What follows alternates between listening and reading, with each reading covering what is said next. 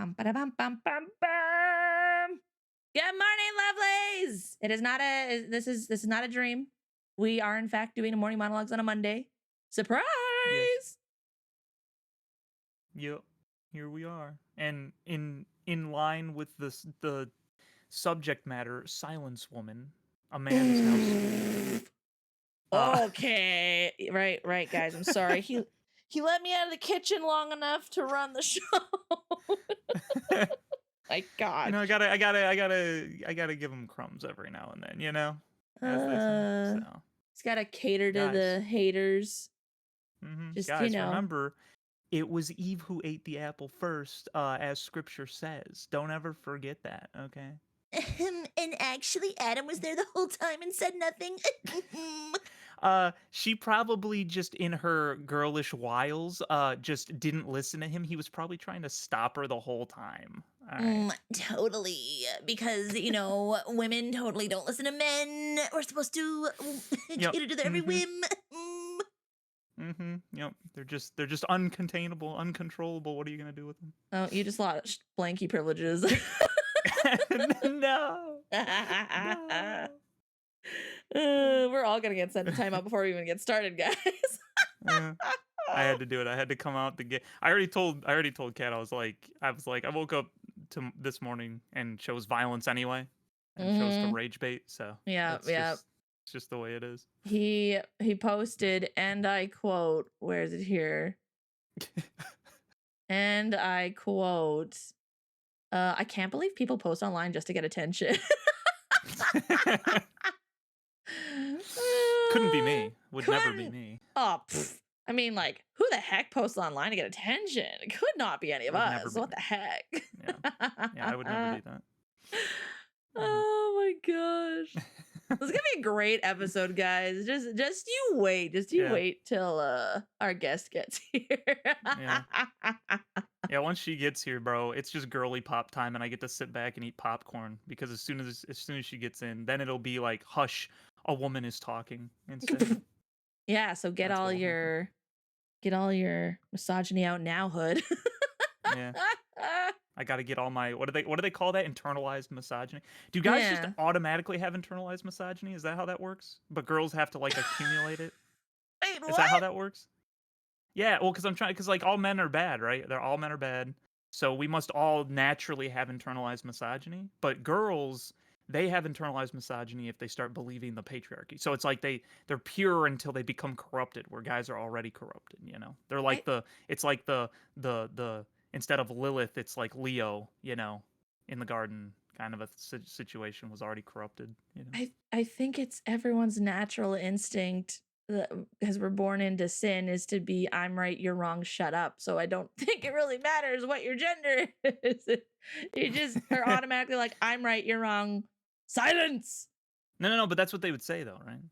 I mean, it's just like you just are naturally, as a guy, you just naturally have it, I feel like that's what the saying would be, probably. Well, then the same could so be I said can't, for... I can't escape it. Is my point? They'll just say there's no hope for you, and you should perish. And I'd be like, oh, okay. Well, then the same could be said for women being feminists.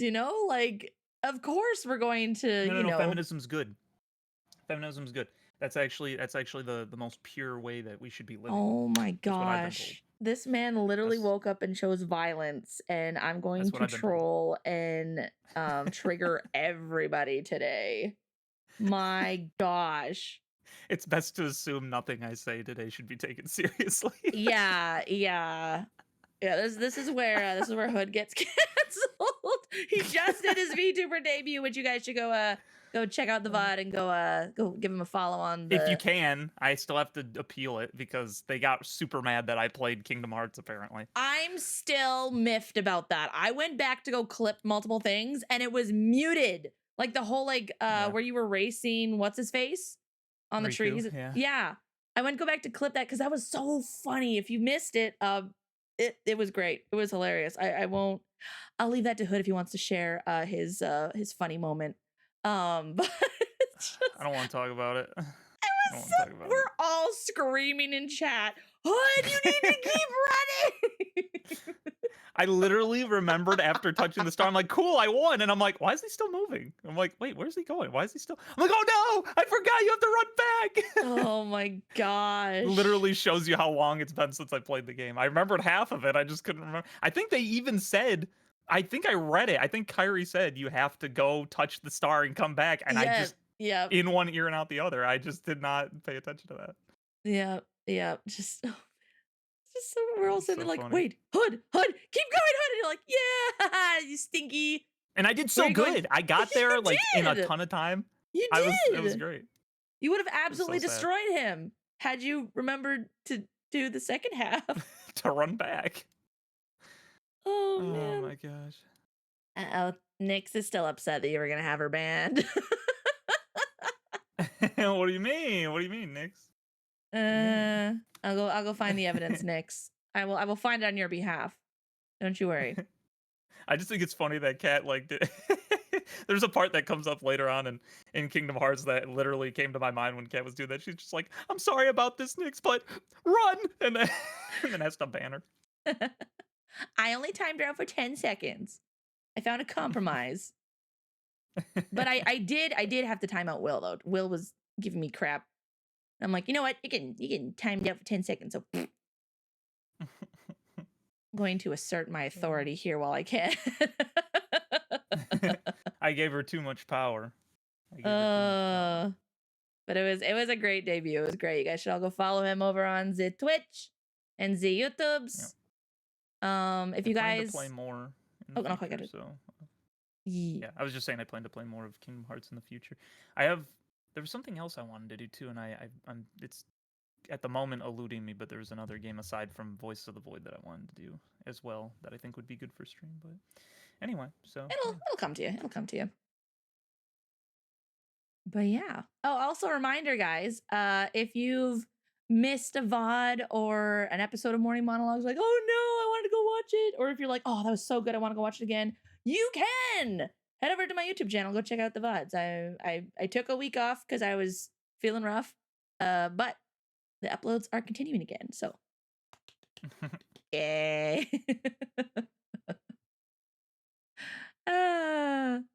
But yes, I believe it was the Dogecoin comment, Nyx. I do recall that. Yeah, that's what it was. Yeah. Yep, now I remember too once you said that. Yeah. Oh man. Oh. I have to give some crap to my fellow alien that I've been. She's part of the ones that I've been hunting. Only she eludes us all. And I'm sorry, you said fellow alien? She's trying to abduct us. You said fellow alien? Huh? Oh, not fellow. You said fellow, like our. You said fellow alien. Guys, alien hunting? Grab him! No. Seize him! I'm here for the misogyny. European.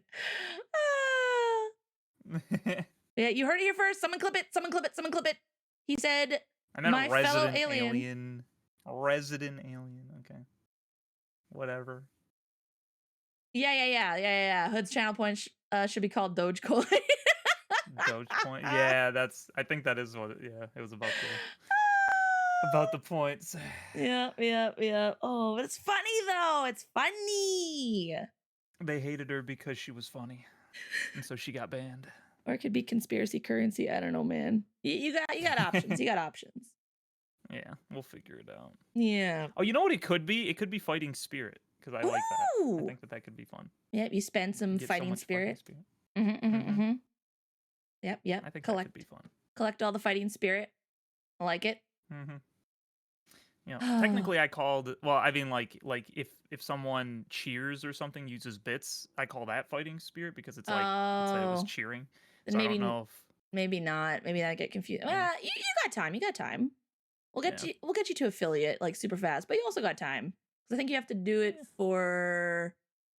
You have to have X amount of streams in X amount of time or whatever. So you got time. You got time. Yeah. It's coming. Yeah. But it's exciting. Gosh. Do you think if I did make it Dogecoin that the actual Dogecoin would go up in value? And then you guys could all get in on it and then all become like bajillionaires?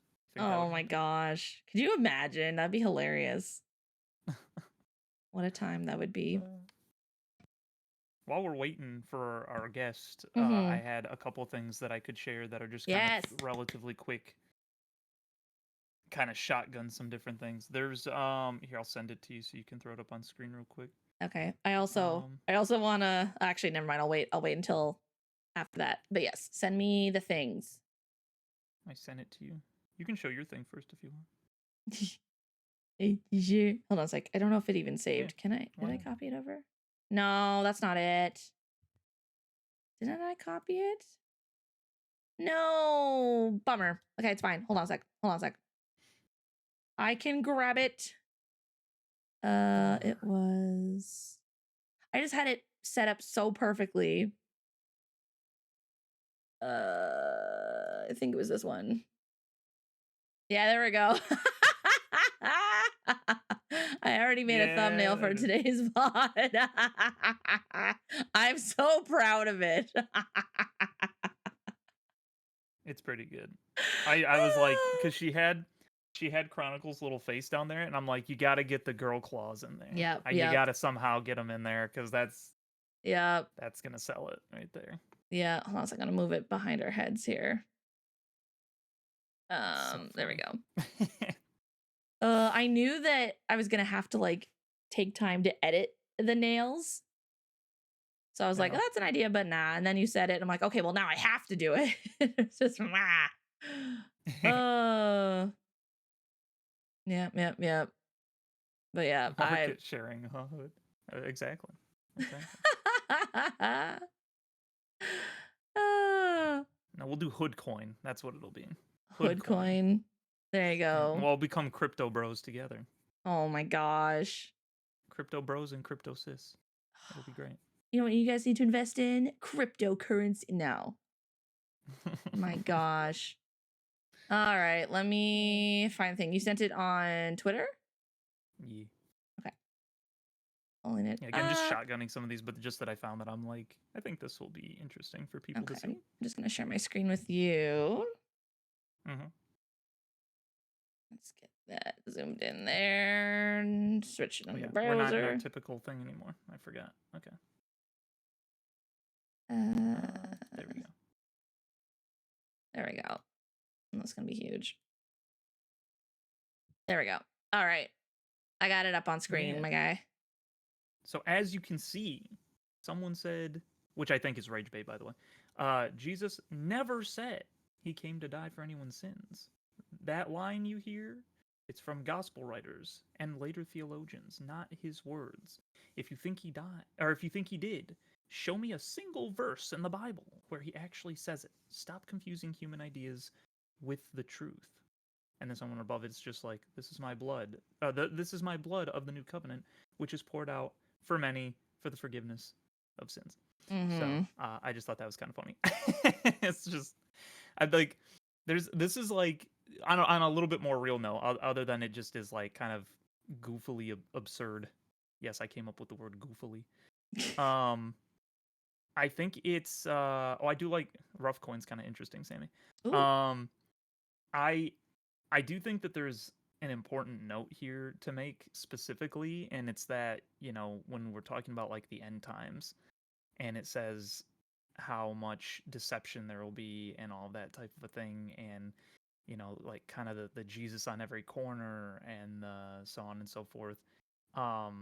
This kind of like falls into that category for me where it's just like people making up things about God that like I don't ever remember people doing this growing up. Maybe they did and we just didn't hear about it, but like I feel like this has become like advanced now, like where everybody's like they and it's specifically Yeshua they try to go after. You don't really ever hear them do that with anything else. So it's like I just think that that's interesting, and it's just something to, and it's something that not only to keep an eye out for, you know, to guard your heart from, but also to guard your heart from becoming hateful, from people saying things that are absurd and whatnot. You know, don't get one guide, don't get you know, rage baited unless you want to. Like if you want to go into the, you know, you want to dip into the rage bait for the fun of it, but it's Mm-hmm. like because it just I just noticed a lot recently where even Christians especially are like kind of starting to get more, I hesitate to say hateful, but that is what it feels like sometimes, where it's like Nah, I'd just kind agree. of going, going cutthroat at people over Mm-hmm. stuff. And again, if it's something like this, like what this person did is the best way to do it, just quoting scripture and then walking away. Mm-hmm. Because you're subverting the lie with truth, but you're not, you know, like you don't need to defend God. Nobody needs to defend God. God can defend himself. He can't be mocked. It's not possible for him to be mocked. Um, in the sense of that it doesn't mean anything, I guess is the best way to say it. So nothing changes if God is mocked by somebody, right?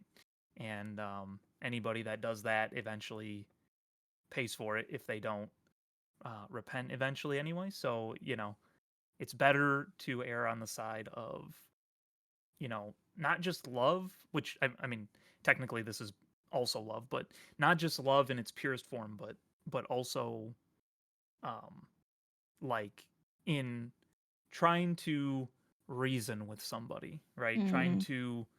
Trying to appeal to, you know, the goodwill of the person or to the like rationale of the person, which not everybody is able to be reasoned with, and those are the people that you shake the dust off your feet and walk away from. But rather than just going on the attack, you know it's often better to say, well, why do you believe that? Well, have you considered this? And because we're trying to help people understand, right? And so that's just been something that was kind of on my mind, on my heart, that I kind of keep seeing is the immediate jumping to attacking and hatred and stuff like that, Mm-hmm. which that's something that Yeshua kind of warns us about, as far as like good being evil and evil being good, and it's like we should be expecting a lot of that anyway. So Mm-hmm. you know no reason to get upset over it necessarily. I mean, you or if you do, to do so quietly, and then again, it's like love covers a multitude of sins, right? So Mm-hmm. because it can be very easy to want to slip into wanting to be like, well, you're a bad person and look at what you believe and this is how you are, and then you look no different than the world, right? Mm-hmm. And people would just look at you and be like, why would I ever want to be part of you, because you're just like everybody else, right? So Mm-hmm. Yeah. I know it can also slip into the, um, oh, I got to jump on this hot topic and, maybe views and yeah, stuff, yeah. but there is a lot of hate as well too, which is heartbreaking. I like Hmm. what Nick said here. Like with the rage bait posts and stuff like that. Because they are also trying to get the goat/rage bait as Christians to prove we aren't truly following and acting like Christ. Right. And it's like, Yep. ooh, good point. Good point. Yep. Yep. Crab That's Muffin. very true. Oh, sorry. No, I was just saying that's very true. That's all. Mhm. Crab Muffin says there were some crazy street preachers who would show up at my college.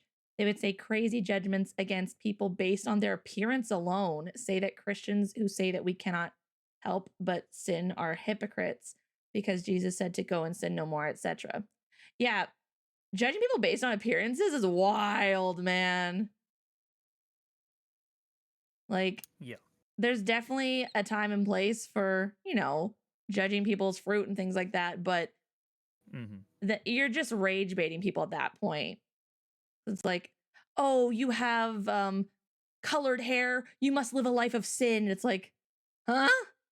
Maybe they just like dyeing their hair a fun color. I don't know. Like, you can't just sit there and anyway, I digress. Yeah. Yep. So that was just my little thing. I just wanted, that was one of the little things I wanted to share. So Well, it's a good reminder for especially as Christians. It's like, okay, it's the whole answer fool and don't answer a fool situation. And it's like, okay, check your heart. Ask the Lord about it before you post or before you reply and things like that. Because I can tell you, I can promise you, there have been times where I've had a full post or reply typed out and I sit on it and I'm like, I don't think I'm supposed to post this. Because Mhm. I feel convicted in my spirit, or I just feel like the Lord's be like, should you post that? It's like, no, I shouldn't. So, Yeah. but anyway, I Very true. digress. It do be a struggle. It do be a struggle. 'Cause sometimes you're like, I just gotta smack. Ugh. Anyway, but speaking of Yeah, smack, it's no, just easier. kidding. Sorry, go ahead. It's easier if you just like try to remember that they just don't know what they're talking about, you know? Mm-hmm. And a lot of the things again like that I use with people is that I say, you know, like you don't know who the father is because Mm-hmm. it's still a retort, but it's not something that is, you know, name calling and attacking and again, not that there's not ever time for that because Jesus did it, but he knew when the appropriate time and person was to use that, and so that's kind of a Holy Spirit thing, Mm-hmm. but the one that I'm saying is it's a very safe one that still can be cutting, but it's not attacking. It's just, you Mm-hmm. know, someone being like, you know, oh, you know, you say this and then the other thing, but you're this and it's like, well, you don't know who the father is. So, of course you would Mm-hmm. say that because you don't understand. And it's universal. It works for secular people and people who are pretending to be Christian. So, Mm-hmm. um you know, but Yeah. Man, I have no way how to segue this, but I believe our guest is ready. oh, I'm just she's gonna, ready? yeah, I'm just gonna double check and make sure she's good to go. Okay. Um, kicks down the door. Did someone say misogyny? Speaking of misogyny, hold on a second here. I gotta get things set up here. All right. Ahem. Hold on a sec here. Where's I can multitask. Speaking of misogyny, guys, have we have Chronicle of the Stars with us. Let's go. Hey. Hello. Hello. Let me There just get you she on the is. screen here. Oh my It's Big gosh. Sis Chronicle. Oh my gosh. Am I older than you for real? Yeah, I think so, yeah. we're both older than him, sis. Yeah. Oh, baby. You're just a baby. I'm there's just a so many baby. there's so many babies on this platform. Girl. It was like, first of all, hi, good morning. Good Hope you guys are morning. doing well. Happy Monday. Yeah. I came across this VTuber. She like went viral for her like rigging and like how much she had to like move her face and animate like puppeteer the whatchamacallit, her VTuber model, and she's like 35 years old. So I think that's freaking awesome. I'm like, oh my gosh, Whoa. yes, Let's more. go. For sure. Yes. Love it. Ah, it's so good to have you. I love your little PNG. Oh my gosh, it's so freaking cute. Yeah, girl, Yeah. I'm really digging the bunny girl look, and I think I may end up just like keeping it forever. It's so cute. I was gonna say, how's your bunny girl era going? Girl, it's been too much fun. Oh, I bet. Oh, but it's so great. It's been so I don't know what it is, but it's been like a hit with my chatters. It's like people really like it. And I'm like, all right, cool. Yeah, all right. I Is guess she I'm sticking sipping with on a it. drink? It looks like she's hmm sipping on a drink when she's not talking. Hold on a sec. I gotta get rid of the blankie. I had the blankie so that you didn't feel left out, but oh my I gosh! I Yep. take a sip and I'm not talking. Watch Oh, this. This too. Watch She's this. just All right, hold on a chugging second. that boba, dude. It's coffee, excuse me. Oh, okay. oh, I thought it was Watch boba. I this. got excited. Yeah, watching. Oh. Yes. Just Hold like on. And if I do deafened, it's something else. 1 second here. Just gotta Yeah. figure how do I deafen myself, dude?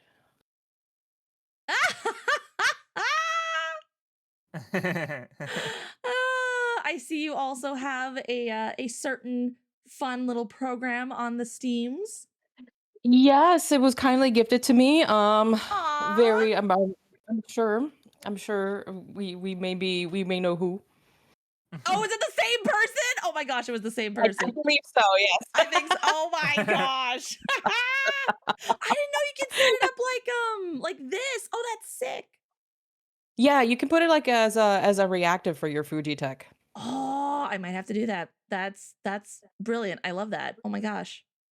Mhm. So, I love it. I love it. Oh, and that whole time ads were happening. Gosh dang it. I forgot to catch that.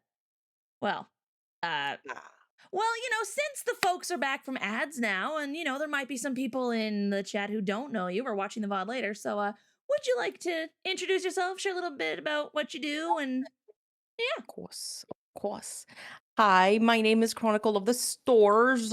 I am a quote unquote galaxy fairy, but I'm not short, okay? Well, I'm actually short in real life, but not like small short, right? She's Anywho, never beating this I short play a allegations. lot. I am Christian. I don't consider myself a Christian VTuber. I think that Mm-hmm. tends to fall into a certain category. I am a VTuber who is Christian. I'm very open about my faith. I tend to play a lot of retro games and JRPGs, but my community is locked to only 18 and over, and I am very, very strict on that. So if Mm. you are under the age of 18 and I find out about it, it is an automatic ban, and I do not unban people, especially if I've banned you because of being underage. I take that very seriously. Mm. And yeah, usually on Monday through Thursday. But truth be told, I'm kind of burning the midnight oil. To Kat can attest to this. I've been streaming like almost every day of the week. Uh-huh. But yeah, yeah, yeah. Am I missing anything? I think I got everything. I think, yeah, I think that's everything. Trying to think. Did you say no, you did say wait stream. Okay, okay. Just want to make sure. Yeah. Can I get a shout out for Chronicle mods? Chronicle for Chronicle. Shout out for Chronicle. Also, I am KJ and IG, thank you so much for the follows. Dude, I am like so sad that I missed Hood's debut and I had it in mind, but I was so busy like the past couple of days that I Yeah, likely couldn't like story. Likely story. I'm, brother, you have no idea how stressful my work my day job has been, okay? Oh, girly, no. I'm sorry. Too much work, too much No, it's work. fun. But hey, I'm blessed to have a job, like in this economy, girl. Amen, Uh, amen. Praise no, it the was fun. Lord. We'll catch you another time. It was fine. I was freaking out for like the first 10 or so minutes anyway, and then I eased into it. You didn't need to see me fail playing Kingdom Hearts. Let's just put it at Oh, that that. would have been So great to watch just to be like, huh, thank God I don't plan on playing this. I'm gonna watch it through you. It was great. It was great. Although we got to figure out the VOD stuff because it muted a good chunk of it. It's like, what the heck? yeah, I just put in the appeals just now as you guys Oh, were good, all good. talking and stuff. So Okay, That okay. sucks. do you guys have it like when you're doing stuff on Twitch where your browser doesn't show you the options like below it, like cuts it off and you can't scroll down? Do you know what I'm talking about? Like Yeah, you that Yeah, hit yeah. happens accept once or in a while. yeah, and I couldn't figure out if I actually did it or not, so I had to like test it and be like, okay, if I click this, does it go through or does it cancel it? And I had to, so I was spending a lot of Mhm. time doing that. Fair, fair. But no, I appreciate you thinking of me though. Thanks, Chronicle. Yeah, I was so upset. Like I found like I saw a post from I think it was like a repost from Kat, and I was like, no freaking way I missed this. And I was like keeping it in mind the entire week too. I was like, Aw. Oh, oh, it's on Saturday, it's good on though. Saturday. And Saturday comes and I guess I got kind of busy on Saturday and now I'm like, oh brother. Aw. Yeah. Well, I found out kind of late too that apparently Saturday for a lot of people was like kind of like, oh shoot, I can't make it on a Saturday. I could have made it on a weekday, and I'm like, oh really? I figured the weekday would have been a little bit harder, but um, yeah. So it's alright. It's alright. There'll It's be all more right. in the future, There'll always be and next hopefully time. less scuff too, because I had a little scuff trying to get the game to work. Apparently, when you are in the title screen, that's a separate screen than the actual like because it has multiple games in it because it's Kingdom Hearts 1.5 to 2.5 or whatever. So there's like Yeah. 5 games in the one series pack, and whenever you select a game, it puts it on another screen so no one could hear the audio for a minute, so that was the thing. It's very interesting. Hey man, that's very minimal scuff compared to other streams. At least your stream didn't crash like twice. Just tell me about it, girl. That's fair. It's like, this is fine. This is fine. It was also Valentine's Day, buddy. That's true. That is true. That is very true. I mean, it should get easier with time. Like, I know for me, the majority of my audience knows that I do evening streams, so they show up at that time because they're aware that that is the time that I get on. Right. So with time, it'll be like, okay, Hood actually streams in like, I don't know, the mornings or whatever, and they'll be like, okay, now we know Hood is in the mornings. It'll like settle in. Don't worry. Yeah. Yeah, I have a feeling I'm gonna be like the if when I do streams, it's gonna be like I'm the late night streamer because that's usually when I can do it. So I'm gonna be like when everybody else is off, I'll be there. I'll be the one that I'll be the Batman of the streamers. Yeah, that is okay. There's nothing wrong with that. Mm-hmm. I was gonna say there's a couple people. Who is it? There's like oh, I always butcher her name and I feel really bad about it. Aristrea? Oh yeah. Hold up. I got you. Hold on. She's usually a later night streamer. Which if Aristrella, I believe is how you would say it. I was told the L's are pronounced wise. Oh, is it like Latina? Yeah. Ah, I see. Okay. So, well, I just said it as white as I possibly could. So. Can't confirm, guys. Pasty white boy over here. Aristrella? Jalapenos? Buenos dias. Como estás? And Chronicle never speaks to me again. It's just like, woman, shut up. Diaz? Is that what you're trying to pronounce? Diaz? No, I was saying buenos dias, como estás, but I was saying it like as white as I could. Can I you said it so white she couldn't understand you. It's fine, guys. It's fine. Yeah. Oh my goodness. Oh, but man. Yes, we are here today to talk about misogyny and girlfo. And Chronicle, I basically was like, today is my day off. I get to just sit and listen to the girly pops talk. So this is gonna be fun. Yeah. I've had a lot of conversations, unfortunately, very not so happy ones with Kat in regards to today's topic. Yeah, it's been rough. Should I get straight into it, or should we do you like segue or do something? Well, if you want to This ease is the segue. Okay. I was gonna say if you want to like slowly ease into it, I'm sure there's some people in chat who have no idea what the heck girl foe is. So if you want to sure, yeah. Why don't you tell them that? Yeah. Do you know who Saren is? Saren, yes. Yeah. So there was one time we were talking. I was trying to explain to one of my older chatters what a GFE is and what a BFE is. In the YouTubing space, it's a girlfriend experience and boyfriend experience, respectively. Right. And I forgot how the topic came up, but he was like, instead of girlfriend, because I always tell my chatters, I am not your girlfriend. I am just a lady on the internet. We are not a couple. He goes, oh, instead of girlfriend, it's the girl foe experience. And so I kind of stuck. So it's not even a term. It was something you guys came up with. Yeah. So it was let's go. It was like on in like stream too. And so I tend to use it as like saying like, no, I'm not like I will never be your girlfriend. We will never have a relationship together, but I will be the person who will try and push you to be better, especially because I know, and you probably understand this as well, Kat, as women on the internet, you will have a predominantly male audience. Oh yeah. And one of the things that kind of pisses me off about a lot of the VTubing space is that it's kind of predatory on like the male loneliness and how men feel, and it's very easy to take advantage of somebody in that position, whether man or woman.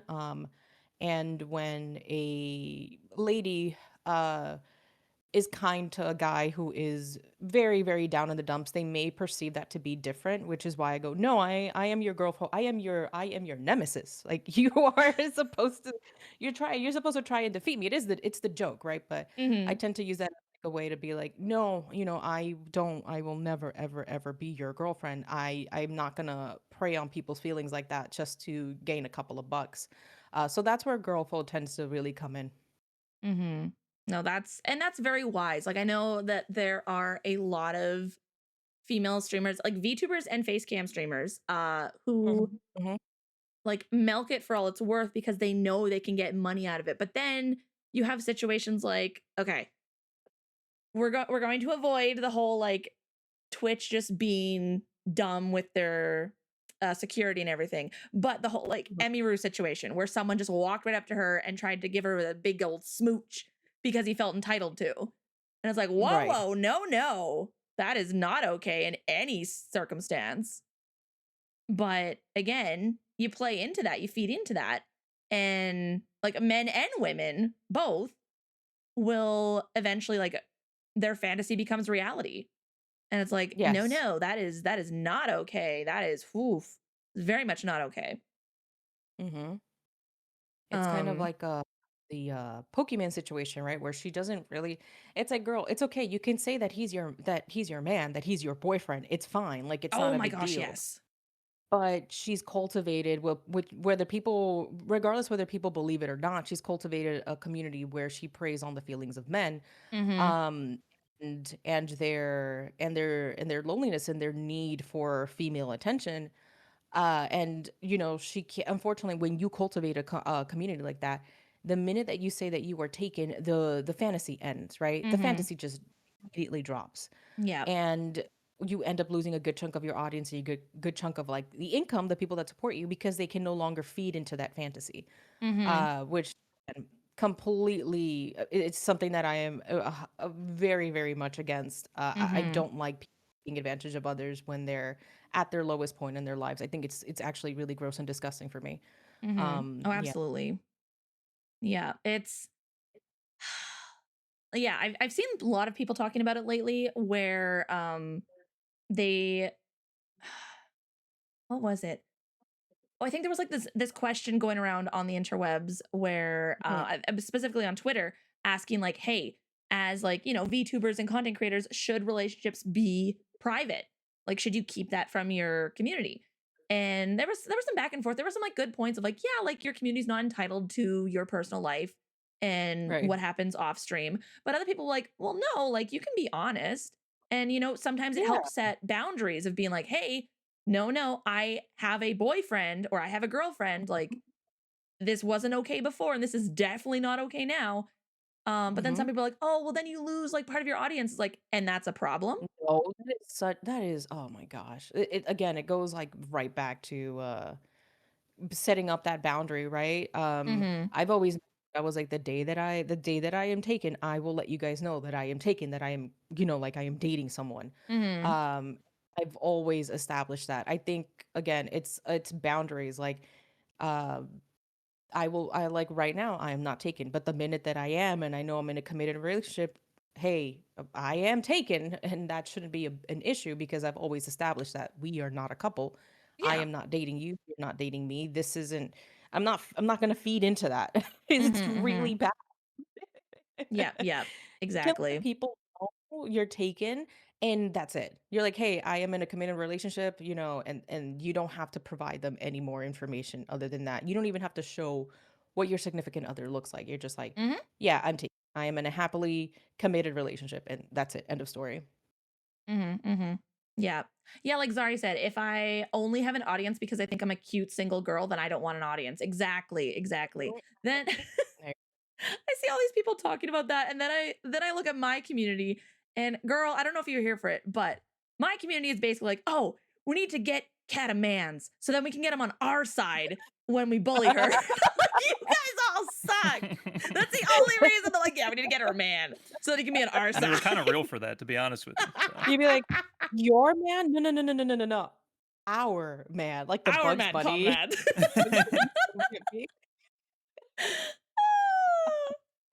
Oh man. Yeah, man. No. Our man. Chat's man. Oh my gosh. Okay. Hours. Hours. I will say, No longer I've seen some clips of what is it? There's some VTubers who, they have their spouse or their partner or whatever join them for streams. Or my favorite one was, I don't even know who she was. Just this TikTok clip came into my feed, and apparently she had been like really sick and things like that. And she's like, "All right, guys, like I'm not a bad girl. I'm good." And then all of a sudden in the distance you can hear, "What?" And then, but she's like, oh no, guys, I'm not here. If anyone's like, why are you streaming? You're supposed to be in bed. Like, you're sick. And she's like, ah, just like freaking out. I was like, all right, I'll stream. It's just like, it's cute. It's funny. I don't understand why people are like, oh no, I need, if she's in a relationship, then no, I can't watch her. It's like, no, it's wholesome. It's cute. It's funny. Like, what do you mean? Oh my gosh. That's actually there was another one that I saw, and it was and the VTuber put her, like, her boyfriend, I think, or her husband or whatever, was joining her for the stream. And it was because her chat kept asking for him. They were like, "Where's so and so?" And they kept like bombarding him with questions, but not like any inappropriate questions. They were just like, Oh yeah.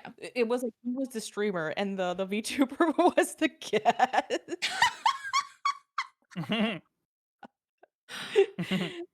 They were like, "No, no, no, no, Oh, no, no, no, no.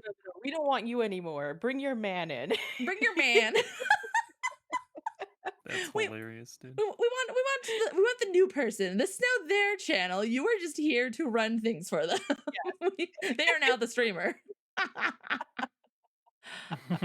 uh It's fantastic. I love seeing like people be in like actually healthy, happy relationships. Obviously, we only see a facet because it is social media. oh yeah. Uh, but it's nice, and they're like, yeah, I'm in a relationship and my chat's very supportive. It's nice to see that where people are just like, we want to support you because we like you as a person, not because we like you as a potential partner, Yeah. for our romantic purposes.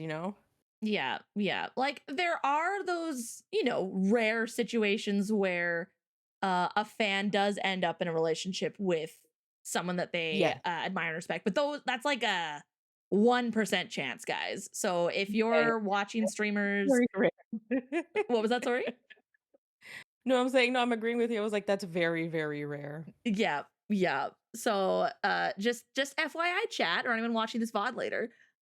If you're watching a streamer or content creator, YouTuber, whatever, with the hopes that eventually senpai will notice me and we'll get married and have babies and live a happy life. Honey, please don't do that to yourself.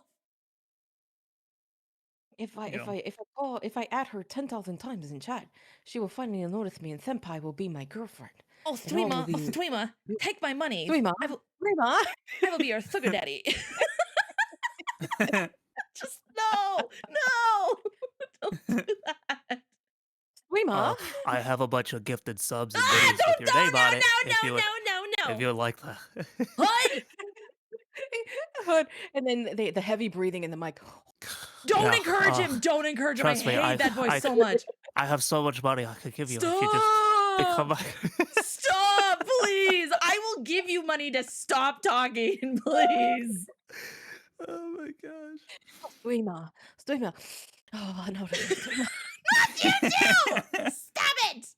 I'm gonna ban I knew both Chronicle of would you be. guys. I knew Chronicle would do it with me too. That's awesome. You're both getting bonked. No, you dog man, I will be the number one in Suima's heart. I will give her 10 times. You don't have the money that I do. Well, you probably have a job at McDonald's. You probably don't even have a. No.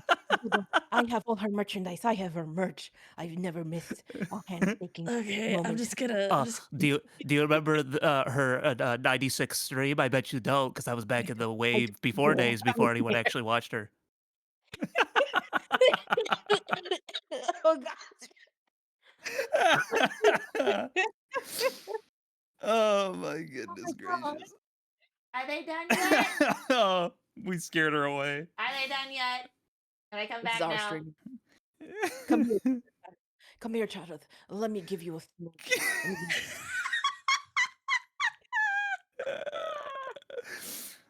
Oh Oh my my gosh. gosh. I know, but also Mom, Patrick, come thank you for the pick me up. bits. I'm scared. Please accept my McDonald's wealth myth stream. Oh my gosh. I'm sorry, Oh Tunist. man. You came into chaos apparently. just another Oh Monday. man. It's so Oh funny. my god. No, but like to me, like just Good. throwing my 2 cents in from like a guy's perspective with some of Yeah, that, by it's all like means. I think like it's the parasocial kind of relationship thing is the opposite side of the spectrum. I don't know if it's the exact opposite, but it's like it's like a product of the anonymity, I think, you know? Like just like how people when they are anonymous can say the most egregious things that they would never say to you in person. Like they would never say it to you in person, but because there's the anonymity Mm-hmm. there, they feel like, "Oh, it's okay to say this." Well, I feel like the same thing happens with the parasocial thing is it's like I feel like I can be more confident behind a screen and in a Mm. way they think like like it's a really messed up way of trying to have a relationship but with like a lot of disconnect because Yeah. you're not in the same room with the person. There's like not really risks the same way as people talk about it, right? Like, when you're in a relationship, there's like, risks involved of like, oh, maybe they won't like me and they won't like, how I look or this or that or the other thing. Mm-hmm. It like takes a lot of those variables out, which I think is what causes people to become more confident and also to, for lack of a better term, like take, like, I don't want to say like ownership, but you know what I'm saying? Like, cause like Mm-hmm. people get like super, like when they believe that this person is like potentially like theirs or something and then they find out, oh, you're now in a relationship, those people go insane. And it's Mm-hmm. because to them it literally feels like a betrayal. And it's like Yeah. that, that parasocial thing is more of a product of a bigger issue that I think that we have, which is that people, like people talk about the male loneliness epidemic and stuff like that. That's the way that guys I think try to get by without, is because the person on the screen is acting in one particular way, whereas like in real life it's very very different. So it's Mm-hmm. like, it's like Chronicle said, it's like in many cases people can play into that fantasy and then it becomes like, I can't think of the word I'm trying to say, but yeah, it's just it becomes a very like unhealthy thing because they're so desperately wanting somebody that they kind of impose themselves and almost like get to a place like, especially if there is like a lot of like financial backing, they think, but I gave you all this money, therefore you owe me, Mm-hmm. almost. I think is what, like, it becomes like this really messed up kind of a mindset. So it's but again, the main reason that I'm even bringing that up is I think it's coming from a place of just this like deep hurt because you wouldn't see as much of that if people just weren't so chronically online, and Mm-hmm. weren't so, you know, constantly unable to socialize with people in real life.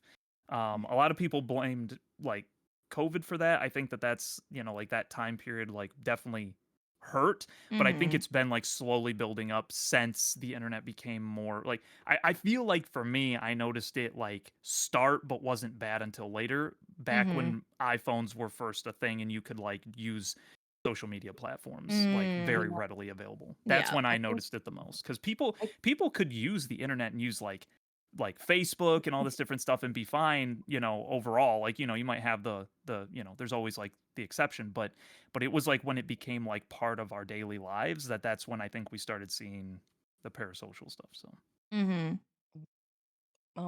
I think that goes into the destruction of third spaces. There's like a whole discourse about this because they're essentially not existing. And third spaces, for like those who don't know, are like community centers, arcades, yep. places where you Yeah. can go and meet people. And they're not necessarily, we're not talking about bars. These are like places that you can Yeah. go Yeah. and socialize with others because of a shared mutual interest. There's like a whole discourse about how that is being destroyed, and I think that plays into people being more chronically online because let's be honest, a lot of these things are now moving to an online based community where before it used to be that you had to go to, I don't know, your local card shop, right? And I know Mm-hmm. that there's still that exist.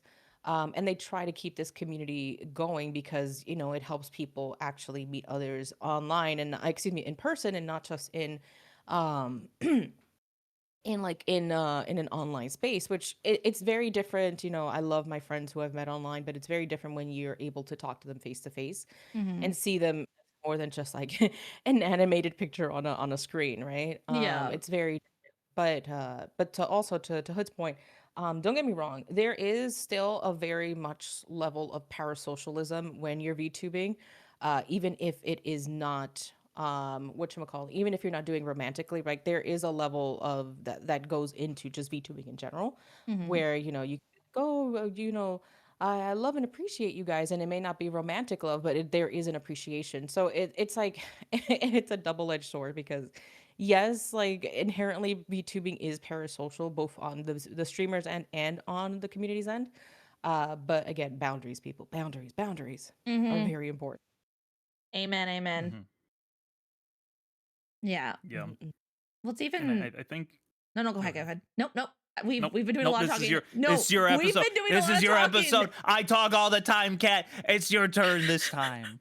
I don't It's even your remember what I turn. was gonna say anymore, so go ahead. It'll come back. Okay. If it was important, it'll come back to me. Fair enough. Yeah, and like yeah, you're totally right though, because like again, I think that that's again more product though of just not being in physical social situations, which the world that we currently live in, people are like petrified of being in front of people. I'm like extremely introverted, but I know how to be with people. I know how to interact with people. I know how to be outgoing. It's just I'm Mhm. on a battery. That's all. So once Oh my yeah. battery gets low, I'm like, all right, time to go recharge, or I'm gonna start getting a little cranky, and I'm gonna try not to, but it just starts to happen after a while. Mm-hmm. Um, so again, like there's just so I think it's not just the not having the physical spaces. It's also like the fact that online there's such a disconnect that it feels like there's no risk. Like if something gets messed up in this quote unquote relationship, whether it's, like you were saying, people are playing into the romantic, or it's just Mhm. the, hey, you're my followers, you're my whatever. Um, if something goes awry, there's a lot less risk in that, like of rejection, I guess is the best way to say it. It's like, oh, okay, this person's just whatever, and then you move on to the next one, and you move on to the next one, and you move on. It's like it's not the same. So, I think a lot of people would do better if they did separate themselves and actually go and take some of those risks in real life to like allow your like it's easy to say that because like if you struggle with this it can be like really really hard, but taking Mhm. those risks in real life is what helps that not occur. Like where you can just watch Mm-hmm. streamers and not form this strange parasocial bond where it's just like, hey, this is just someone I enjoy watching. I think they're funny. And that's it. And it's like me watching TV and then I go and do whatever else, afterward. Um, Mm-hmm. so yeah, a lot of it really is just in my opinion, a lack of risk that makes it super easy to fall into that kind of Mhm. world. Mm-hmm. So Yeah. Very tall, princess, very tall, Mm-hmm. very tall, I was gonna say, I very tall. think, which I know this is more of like the touchy subject that we're about to get into, but I think that kind of segues perfectly off that Mhm. is another thing with, the whole parasocial relationship is then putting your, how do I want to word this? Your expectations, your responsibilities onto Yep. Mhm. streamers. Mhm. I know that there have been many cases where we're in ads. Never mind. I'm gonna hold on. I'm gonna hold off for another minute. Sorry. I was trying to keep an Dang, eye on the cliffhanger, ads. Gosh bro. dang it. Uh, Because I realized we got a lot Don't of worry, new people. don't worry, my little soda pop. Oh, I will be here for you, princess. The betrayal, Pookie. The absolute betrayal. I don't even have to meme on Cat this time, bro. Chronicles got me covered. This is great. I can just sit back and I need you to shush. and I need you to enjoy. shush, sis. Sis. Oh my lord, girl. My Pookie princess. Why? Princess. Girl, I can go on about the expectations, but I'm gonna let the ads end my princess. It's okay, my little soda pop. No, woman. I think my favorite retort. Go ahead. Nope. Go ahead. Go ahead. I think my favorite retort ever that Cat ever gave to that when you were saying stuff like that was my Pookie in Christ. Stop. Do you want to know who started that? Chronicle right here. She started my Pookie in Christ. That's awesome. It all comes full circle. Oh man. Don't worry, dog man. He too. Hey, you know what? It's all right. I'm immune. You know, you can't out cringe the cringe master, Chronicle. Who says you're cringe? Oh my gosh. Okay, all right. I see it. Getting them brownie points in. All right. All right. I mean it. I don't think he's ever been cringe. Has he been cringe? I like Hood. I don't know whether we're being sarcastic, whether it's opposite day. I don't know what's going on anymore. I like this guest, Cat. We need to have Chronicle on more often. I was so excited to have my wonderful dear sister here today, and now I'm like,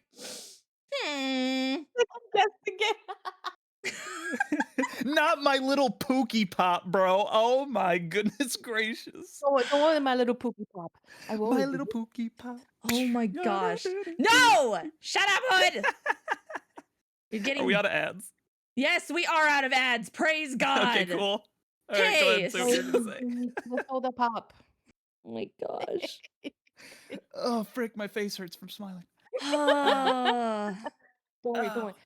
You're all I can think of. No! Chronicle!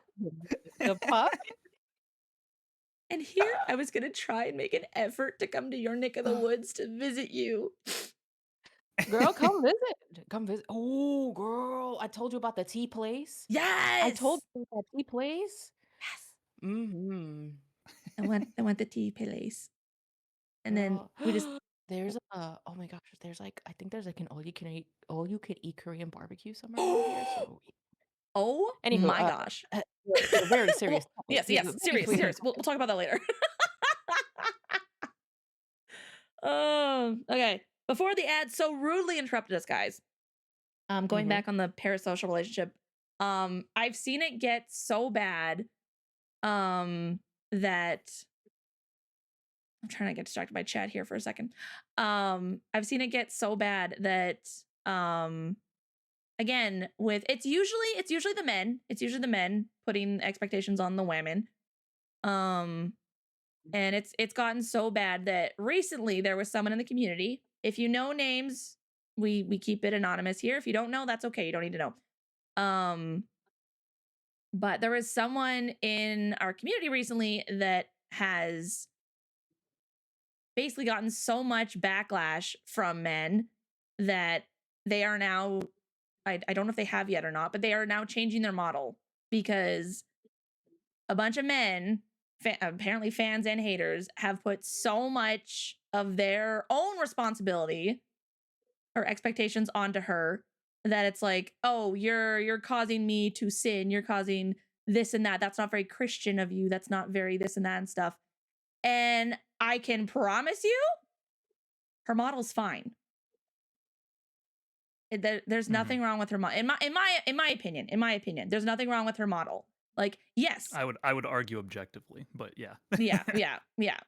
Like from my perspective, like the only quote unquote issue that I would blame, that I could allude to whatever, is that, you know, larger chested, but we've had many conversations, me, Chronicle, even Honey, about like women have boobs and you men need to get over it.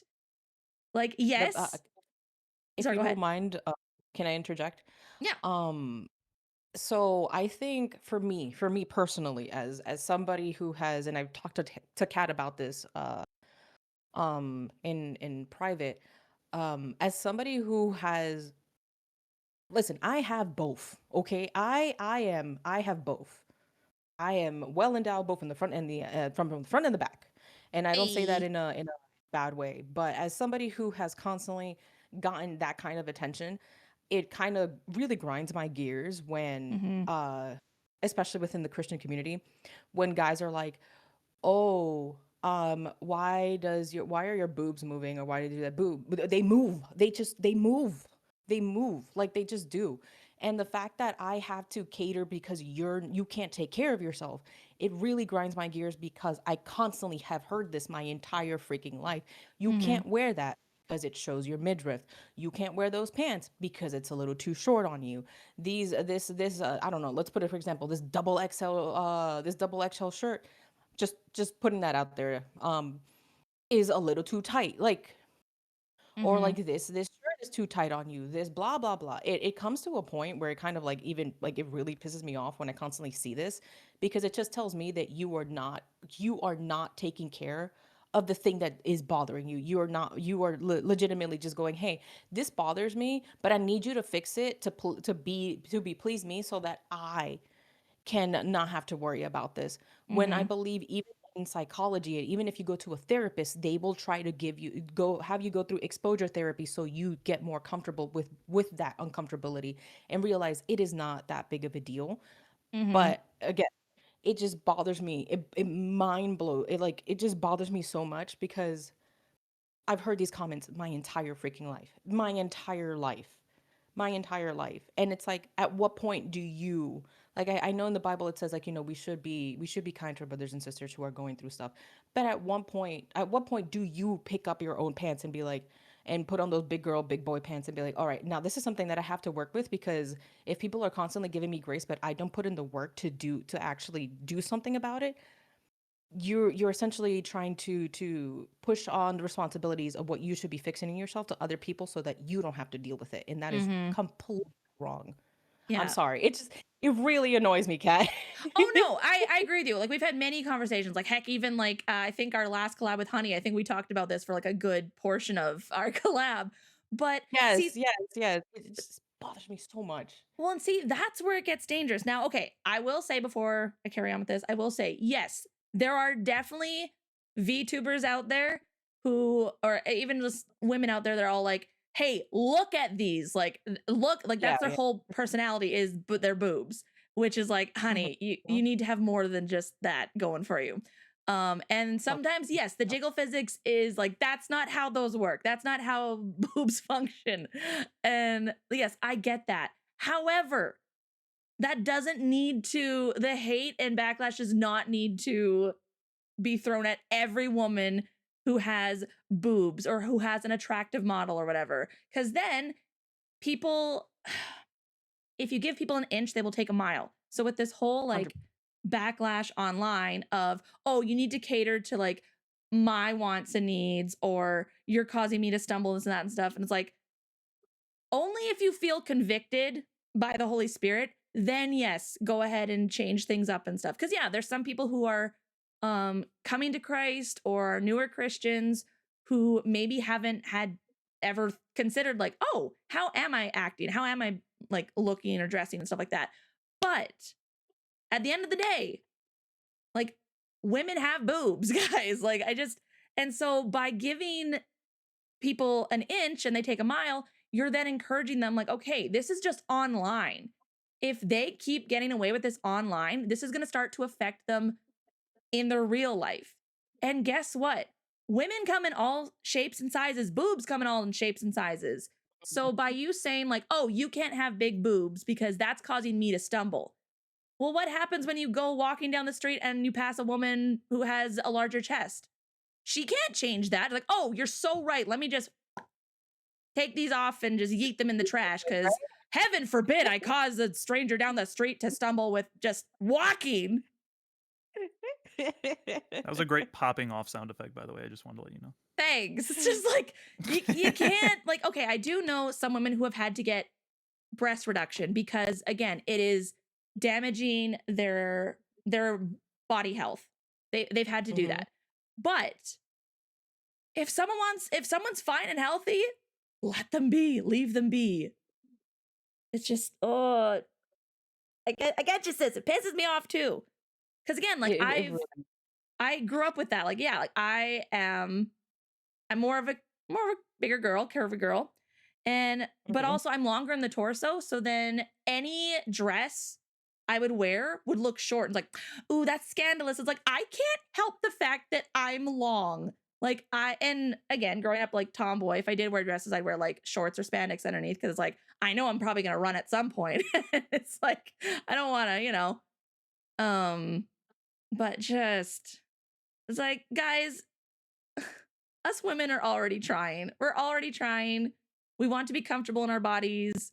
We want to just live our lives without people breathing down our necks of like, you have boobs. Oh, that's causing me to sit and stumble. You have to take that upon yourself to now. It's like, okay, there's hundreds, thousands even of VTubers, streamers, content creators online. If someone's model or someone's design or whatever is causing you to stumble, you can turn it. You are a powerful person. You can turn off the screen. You can go to somebody else. It is that easy. mhm. Yep. I, I, It is oh my and I gosh, don't I don't girl. say that Oh, to degrade people. I say that like you guys are powerful people. You can say no. You can resist the devil. You can say no to things cuz God gave you that Yep. power. So mhm, don't let the enemy convince you like, "Oh no, you have to stay or you have to do this, you have to do that." But then also mhm, don't put that on someone who's just trying to make content for people and encourage them Yep. or bless them or just help them take a break from the stresses of life. Like don't do that. it's like I've always been very honest about it. Is like there are times that my current model has different outfits, and sometimes some Mhm. of the outfits look a bit more revealing. Like they'll show like the little like the chest line, Mm. and I just want to wear a cute outfit. I don't even I like I'm not trying to seduce anybody. I'm not trying to Mhm. make my boo personality. I just want to wear a cute outfit, and it Mhm. kind of sucks because if I wear a tank top, my boobs will still show. Like Mhm. the kind of like the outline, like, I'm not talking about like a whole entire like Yeah, V-neck, yeah, yeah. right? Like Yeah. Yeah. it's like I'm like even in real life, I wear a tank top. Oh, oh my. It's her boob lines are showing. Like I can't do anything unfortunately about Yeah. the stuff that like, we have biologically. Like I can't do anything about that. Gotta go Mhm. bubble Um wrap chronicle. Gotta go bubble wrap. My gosh. what am I supposed to do? Anything that I wear will can still be perceived sexually because the person across the street or across the street doesn't know how to control themselves. I can't I just want to wear a cute outfit. I'm sorry that I'm busty and that unfortunately half of the clothes sit a little bit more revealing on me. And my intention is not to seduce you. I just want to live my life. Like Mhm. I just shit just want to live my life and wear cute clothes, and unfortunately the fashion industry kind of sucks in that regard because a lot of it I feel like they've made the clothes shorter and so everything fits like a tank top, which freaking sucks because I have to wear Mhm. high waist or high waisted jeans for that. Mhm. Yeah. Mhm. Yeah. I mean, and again, so coming from a guy's perspective too, but I'm probably in different ways at odds end with like the typical mentality, I think, because what I have noticed, and so, I'd probably be considered more progressive in this, but I don't really care. I don't think it is. I believe that this take is more biblical and people aren't looking at scripture for what it is in many cases, but like handful of things. So first off, yeah, like typically this is like a guy issue. That's like the stereotypical thing. Girls can have issues with this too, and I think that that's like another conversation because it's actually on the opposite side of the spectrum where for guys toward girls, it's always like that's like socially like everybody like blasted in your face all the time. But like it's almost never talked about the other way where it's like, Yes, thank a girl you. lusting after a guy Thank and you. whatever else. Mhm. And I think that that's interesting, but that's besides the point. So, you know, in this case, though, the way that I've always looked at it, because I have a lot of people like I am not a proponent of what I call the hyper purity culture in Christianity. I don't think that that's the way it's meant to be taken in Scripture, because a lot of people just read, for some reason, they read the things that have to do with attraction and sexuality, and they read those very flatly, while other places in Scripture they're willing to kind of embellish is the wrong word, but like expound upon and say, well, I think what they mean is. And in a lot of these other ones, they're just like, nope, this is what it is, and it's cut and dry. And my personal opinion is the reason that a lot of churches and a lot of pastors and whatever preach the idea of women cover up is because they don't know how to handle themselves. So they make it your problem to cover up for their sin because they Mm-hmm. don't know how to get rid of the lust. That's ultimately what I think it's coming down to. They don't want to admit that they don't know how because they're supposed to be Christian, they're supposed to be following God. So, Mhm. oh, well, the only reason I'm having this issue is because of you, because of the way that you look right now. But the things that I always go back to is one, we were all supposed to be naked at one point. So to say that the body is the problem means that God must have made a mistake because, you know, they treat it as almost though that you should be ashamed of the way you look if you happen to, and really, let's be honest, it's if you look attractive. If you're attractive, you need to cover up. If you're not attractive, they don't really care so much. That's what I've noticed, and Mm-hmm. that's kind of the That's way that actually it a seems to really be. solid point, yeah. Yeah, it's like Mhm. and that's just the broad, brutal truth of it. Is like they don't, if someone is less attractive, they don't get yelled at. It's the ones that are. And so they tell on themselves, right? But scripturally, the thing that I always go back to is people always say, you know, I've seen people say it doesn't say you have to learn to handle sexual immorality or whatever, however it's worded. You have to flee from it, it says. And I say, okay, yes, I hear you. What does flee mean? Can you tell me what flee means? And they always say, well, it means you got to get away from it. It means that you have to cut it down wherever it lies. I'm like, okay. And I'm like, so then, if you believe that, tell me then, how do you flee from your mind? Because that's where all this is starting at. Mm-hmm. Okay, so I can get away from the visual elements, so to speak, but I can't get away from my head. And Mm-hmm. anyone that's a guy probably understands what I'm talking about when I say that. Is you could be out in the middle of the woods and something just strikes you, and it's like, what do you do about that, right? Um, so, and I actually do have a way of dealing with that, but the point is that nobody talks about how to deal with that. They say they always Mm-hmm. make it about the physical, and then the rest is just like, well, you know, I've literally had people be like, you know, they're like people say like, well, there's just, you know, there's really just nothing you can do about it, talking about lust. So it's like, so you just, you know, you just kind of deal with it and you ask for forgiveness afterwards and you move on. I'm like, that's really what you're that's my answer, right? That's Are you serious? That's the way we deal with this? And I'm like, so I went on a hunt back when I was younger to be like, there's got to be a way because like nobody knows how to handle this. The only way they handle is they say guys don't look and girls cover up. But in my mind, the way that I got to was I'm like, you should be guy or girl, doesn't matter, but I'm talking to the guys specifically. You should Mhm. be in a place that you have such self-control, which is a big virtue in the Bible.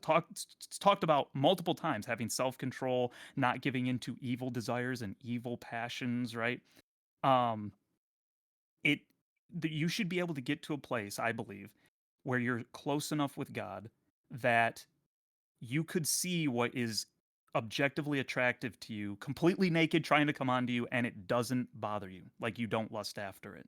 And I think the problem is that we as people think that is just physically not possible. And I I always counter that with, well, for man this is impossible, but with God all things are possible. That's literally what it Yeah. says in scripture. So, you know, I think a lot of the time is what it really is coming down to when you get to the brass tacks is a lot of people don't want to have to try and overcome it because it's hard to overcome it. So they make it Mhm. somebody else's issue. And this is why we have this hyper purity culture to the point that they came up with the Christian side hug, which I think is the most stupid thing I've ever heard of in my That entire Christian life. side hug. That Christian It's side stupid hug. because I remember no, I'm legit about this too. I know it's funny, but I'm just saying legit. I Yeah. remember I went to a youth group and they told us we had to do that, and it actually made everybody think about the problem where Yep. they weren't thinking about it before. You literally brought it to their attention. It's like, oh, Yep. I can't hug frontward facing because of girls. It's like, are you kidding me? Like, I never thought about that until you brought it up.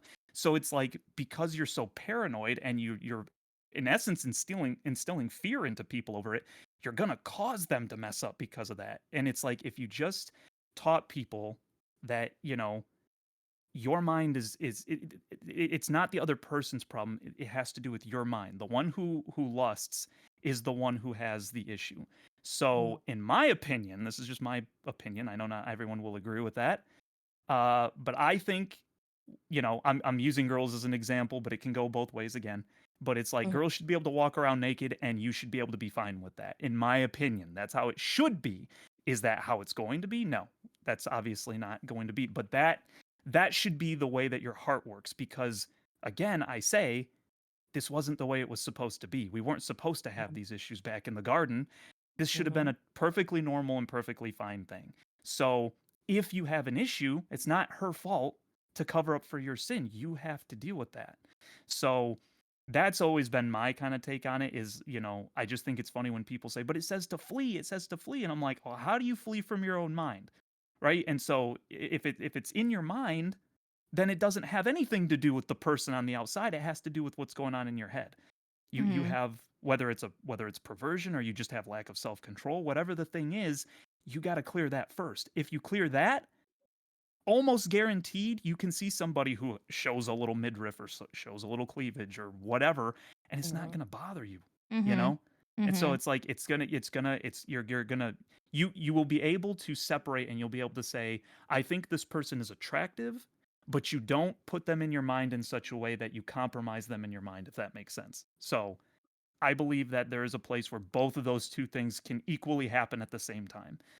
Um, so that's just my personal opinion. That's why, like, I get irritated when I see stuff like that, where people are like, I'm more irritated with the people that say they believe in God doing it, because I'm like, you should know better.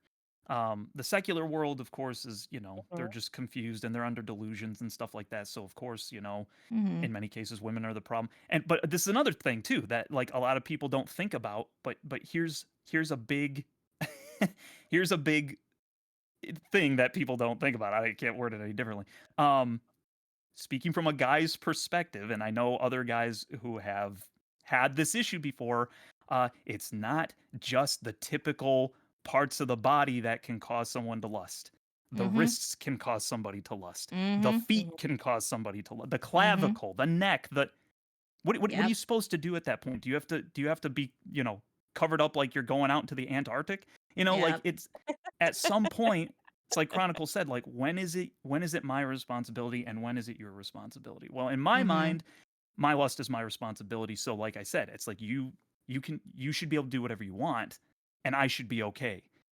That's it. That's so I just take it upon myself. It's like if you feel like, hey, I want to assist you in not having that issue, so I'm going to dress in a certain way.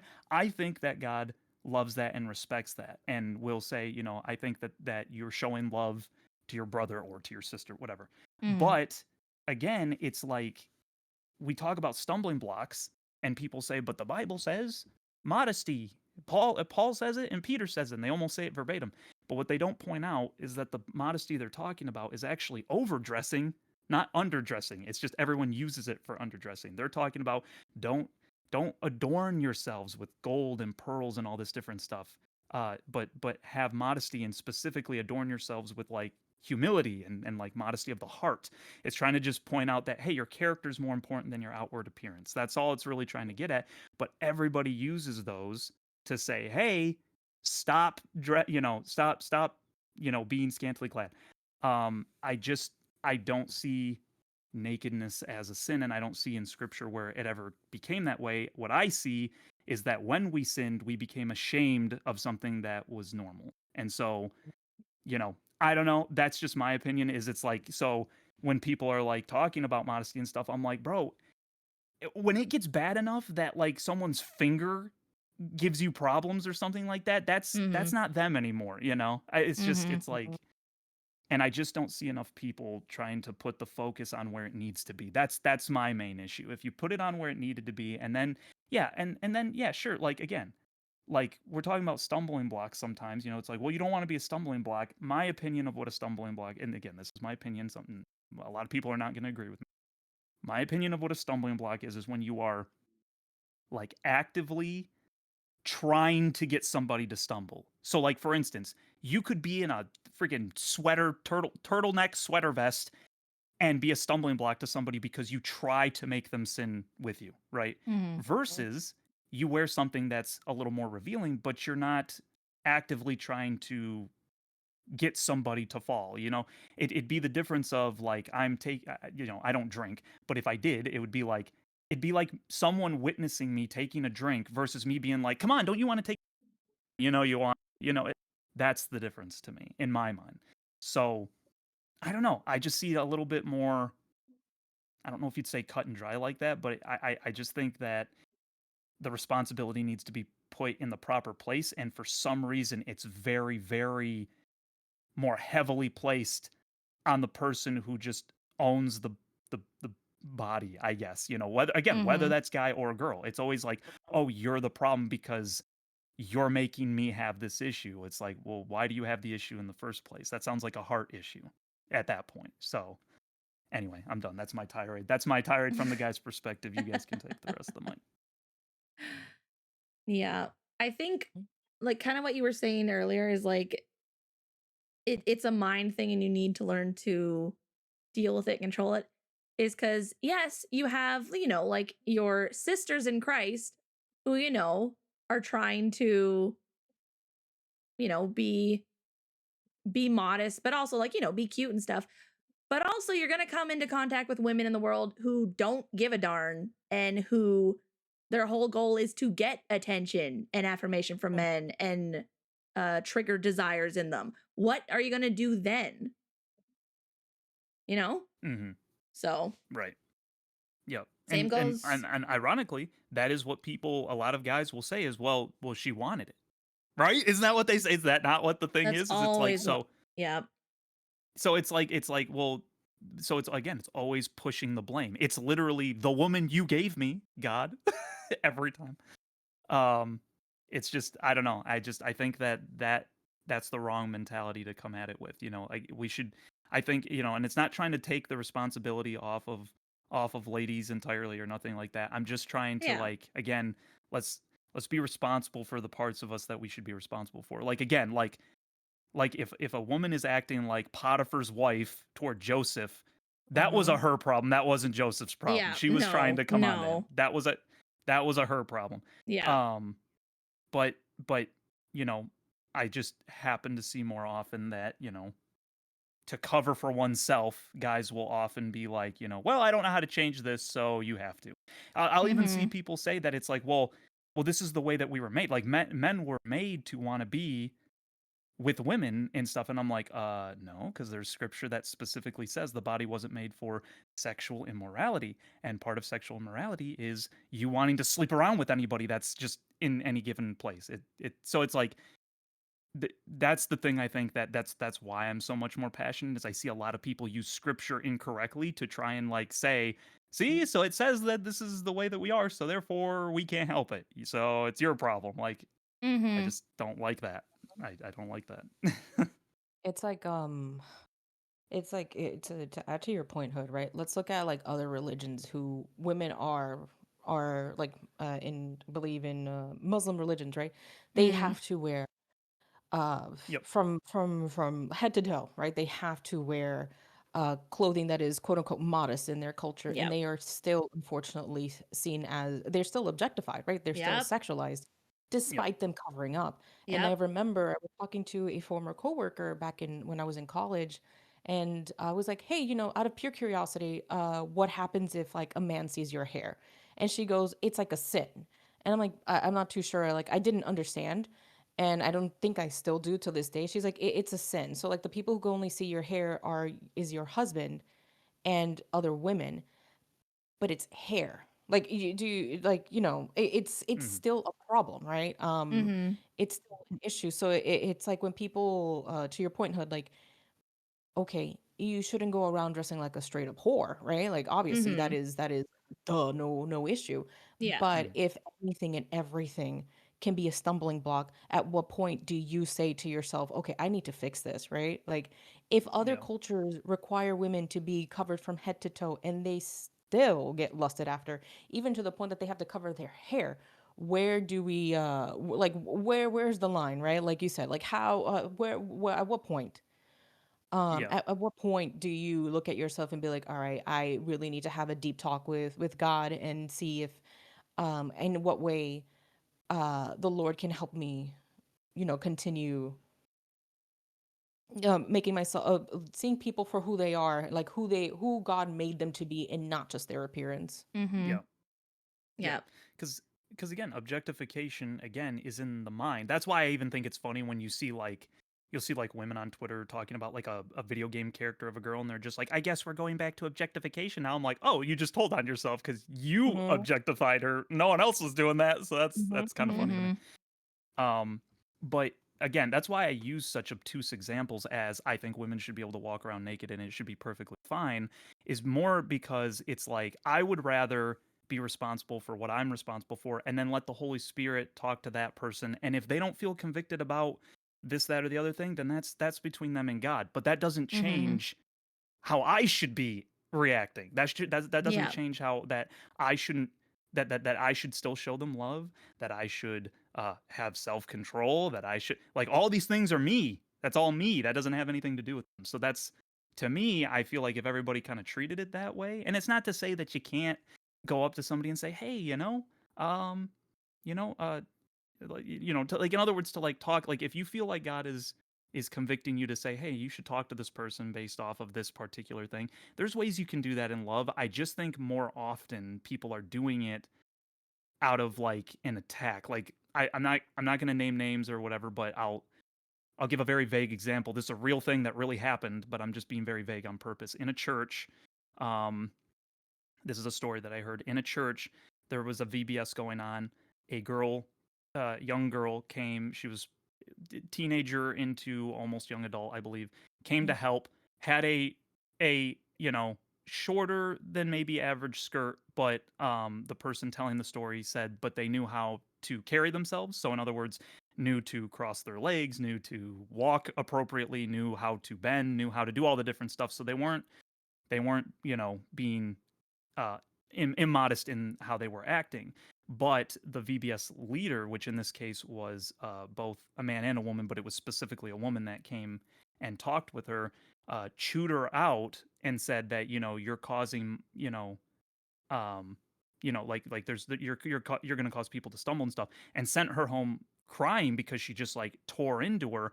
And then it came about that people found out that the reason that VBS leader did that was because she had younger boys, and so she was like and when I, like in other words boys of the same age that she perceived, oh, they could have issues with that. But it's like, so you yelled at the girl but you didn't talk to your own sons about Mm-hmm. having self-control. That's the problem. So see, you instead of showing love, you attack somebody, make them feel bad, but you say, oh, but I'm not condemning them, I'm convicting them. This is what the Bible tells us to do. I'm convicting them, after you just tore them to smithereens. They came to help at a VBS, and then they were sent home crying. And it's like, that's not to go on a completely different subject, but like that's a lot of the time where church hurt can start to set in, because people Mm-hmm. get Mm-hmm. chewed up and then they're like, oh, if this is what God is, I don't want none of this then, because there's no Mm-hmm. love here, and so on and so forth. So that's just an example, like real world example, that actually happened, where it's like, oh my gosh, what are we doing? what Mm-hmm. what are we doing? Yeah. So, It's Uh, but like anyway. I wish there was a right or wrong answer, right? But yeah, it's a tough subject. mm-hmm. It's one that uh I know I'm very passionate about because again, unfortunately I've heard it from every single aspect of my life. So it kind of sucks. Mm-hmm. Um, to constantly be reminded of like things that I can't change about myself, Yeah. Mm-hmm. Yeah. It was worth Mhm. it. Um, which I don't know. Like this is another topic that and Kat, tell me if I'm crossing any lines here, but All right. Good. I've I've brought this up to a couple of people and it's made me kind of sad. Where it seems that the way that a lot of people are thinking is that they're making like jokes at the expense of women. They're like, everything is women's fault, and I've seen it like being very Mm, pervasive in the online space, where it's like the newest talk of the town is just essentially hating on women. mm-hmm. Whether it's men hating on women or women hating on women, and I'm just like a little saddened because these are coming from people who are usually within the same circle I'm in, Mm-hmm. and just like we shouldn't even be talking about this. What are we doing? I know I had a private conversation with somebody and I was just kind of like, why are you saying these things? Like we were just fine, and all of a sudden, like these jokes started flying around, and I'm like, what's so funny about them? I don't understand. What is the joke? What is the joke about now making women the brunt of every problem that society has when it's a Mm-hmm. two-way street? Hmm. Um, it's just it's just a little sad. It saddens me because as a woman, right? Yeah. And for I don't know, I already don't fit the typical whatever stereotypes Christians have for a woman. I don't fall into a lot of these like traditional roles or whatever it is that people want, that people are currently talking about.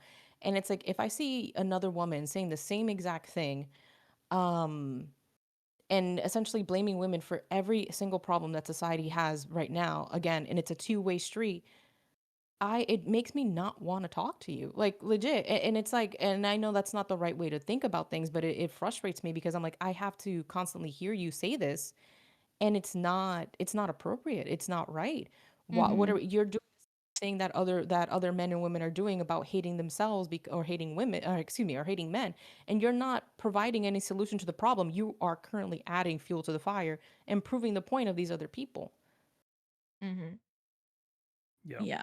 And I think a lot of that is happening too because of the I kind of can see the pattern of when it happened, because in my mind, like, to your point, it's Mhm. like, so you see a lot of both men and women kind of, I would almost say, cashing into the current Yes, yes. societal concept of being like, oh, women suck and women are the problem and women, it's always these women, right? It's like sure, I think it's healthy to be able to make fun of yourself and stuff like that, Of and Oh be like, yeah. course, ah, yes. okay, we Yeah. get it. But like then you think, okay, but think if it was like a guy doing that, right? Yeah, guys just suck and they just are bad all the time. You'd start to be like, weird, you know. But I think the reason that kind of happens, though, right now in the world that we currently live in, is just Mhm, because feminism did become so rampant and Mm-hmm. did like mess up a lot of different things, like in the minds of Very our world. toxic. Yeah. mhm, Yeah, that because that's like the king, that's the one on top. That's why that one's more okay to make fun of, even if when it's overdone, it starts to be like what you're saying, where it's just like, well, let's not just put all the blame on one side, after all. Mm-hmm.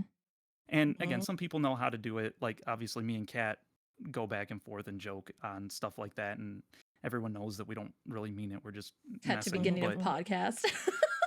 yeah, yeah. But But like, yeah, no, go I was just gonna say equal rights, equal fights. Am I right, guys? Like, ahead. if we're gonna What is hate it? on the These women, ones we're are gonna rated hate. E for everyone, right? Yeah. Yeah, But but that's why I think it's happening. So yeah, yeah. Mhm, And like I do agree with you, Chronicle. I do feel that it's like obviously it's gotten bad because yeah, like the feminist movement have pushed men to the breaking point of like, all right, well, you know what? You guys suck too. So here. Um, mhm, but then also like it has been appearing more in, mhm, our circles and the Christian community and stuff like mhm, that, which like I'm all for, teasing and joking and stuff. But mhm, when mhm, it becomes, I don't know, there's a certain line, there's always a yeah, where it line. stops being a joke anymore. Yeah. And then it's like, okay, this is becoming a habit and consistent and normal. And I don't feel comfortable with that. I don't agree with that. Like this is mhm, mm. So, but no, I feel you on that. And it's really sad because I get that, there's probably a lot of hurting brothers mhm, um in our spheres, in our circles and stuff. Like heck, my literal brother who went to college was basically bullied the entire time by his profs for being a straight white male. And he almost dropped out of college because he was like, I'm getting like lower grades, not because I'm doing things wrong on the tests or exams or anything, but simply because I am a straight white male. And Oh, boy. he finally I think I shared the story already before, but finally went to the prof and was like, what is going on? And was met with like, oh, well, you don't understand like the pain of different cultures and stuff. He's like, bro, he's like, some of my best friends growing up were like, it's like, I had friends of all different colors. Like, what do you mean? Like, oh, well, you don't understand what it means to be like disabled and handicapped. He's like, bro, 3 of my brothers are all like on the spectrum. What do you mean?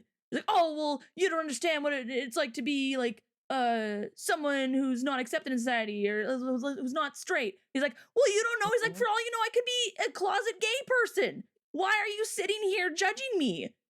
And that's what finally like caused his prof to be like, oh, I'm so sorry and stuff. It's like, yeah, you're not like, you are, gosh, you're throwing the same accusations that you say others are throwing on you at me. Mhm. And it's like, what is wrong with you? That's the funniest part too, is that he like cowered after hearing that. It just kind of, again, it just kind of shows you the fear that's been instilled by a lot of these kind of different agendas that are out there to manipulate and control people in many ways. And again, going back to the topic too, it's like that's why I think I have the mindset that I do, because it allows for the greatest amount of freedom for both parties involved, while also maintaining the purity of both parties involved. If you allow each party to be trying to handle the issue with the Holy Spirit, then I think you would have a lot better results in the grand scheme of things. But instead, what you're getting now is a lot of people thinking they're doing good by tearing other people down, and that's probably the brunt of it. So yeah, it's and again, like you said, for immutable characteristics too. So it's like you can't. That's just, you're just built that way. What are you supposed to do about it? You know, you know, like, I don't know. Just as I don't think men should have to apologize their entire lives for being born a man, I don't think women should have to apologize their entire lives for being born a woman. Like, yeah. Which we could go down another rabbit hole with that, but we'll save that for another day. But it's just God designed us this way. God made us this way for a reason. And when you feel the need to have to apologize for being born a man or being born white or whatever it is, like you're thus pointing back at God like, oh, well, God made a mistake, so it's not my fault, it's his fault. And it's like, wow, when did we get to a point where even as like, Christians, it's like, oh, well, it's a shame that God made you that way. Yeah. Be so and for that's real. the stuff that starts to tick me up. Or tick me off. But like that, so, and that, I guess I'll say this too, because I've said this, so if people in chat have been here long enough, I'm sure they've heard it before, but I'll say it again. Works for both guys and girls. There actually is like a 3-step process that I have found, because I couldn't find it anywhere else. Kind of ask God and have him show me, like, if you struggle with lust and you don't have self-control, how to have self-control. It takes actual effort. This isn't something that just, like, at least from my experience and many other people's experience, doesn't just magically get taken away one day. Typically it's a discipline. It's something you actually have to put in the work to do a lot of the time. So it's a 3-step thing. You first renew your mind in the word daily, like it says in scripture to do, because if you don't do that, it's like not eating, right? It's like not eating and expecting to do heavy labor work. You're going to be weak and you're going to get crushed under the weight. So you have to do that first. And that purifies your mind when you do that, so you won't be as subjected to that as easily. Secondly, you look at any other person you come across, man, woman, whatever, doesn't matter, that they are children of God. Doesn't matter if they're saved or not. That is what they are. They are part of the family of God. They just don't know it yet. They are made in God's image. So, you need to treat them accordingly to that. So it's like, let's say you see a girl in something that's more skimpy or something. You're not seeing a skimpy girl, you're seeing a daughter of God. Totally changes your perspective on everything. It starts to put you in a perspective, not to make it like weird or anything, but it does help to evade that problem of you start seeing her more as like your sibling. It's like, oh, this is my sister in Christ. This is my brother in Christ or whatever. And so that will hopefully naturally push that proclivity away because of that. But if all else fails, because sometimes it still does, or sometimes you just get like nailed with a thought out of nowhere and you're like, hate that. The third option, and by the way, these all have to happen sequentially. You can't do them out of order. If you do them out of order, you will most likely fail. Okay, I won't say you will. You will most likely. I speak from experience. I speak from having other people having the same things. Okay, so is the third option, or not option, the third part of the thing is you have to fight your imagination with your imagination, which is why I say fleeing sexual immorality doesn't really work when you can't flee your mind. You can't get rid of your mind. So you have to fight when the imagination comes up, like, okay, naked girl in your head, whatever. You imagine that, you take that thought and you capture it like scripture says to do. Take every thought captive. You capture it and imagine destroying it in whatever way that looks, whether you burn it and it turns to ash immediately, whether you take a sword and you cut it up into a bunch of pieces, whether you capture it in a bubble and you pop the bubble and it disperses into nothing, whatever you got to do in your to like destroy the image, that's what you do. And if another one comes up, you do it again. And if another one comes up, you do it again. And you do it again and again and again until it takes effort. If you don't want it bad enough, you won't have it.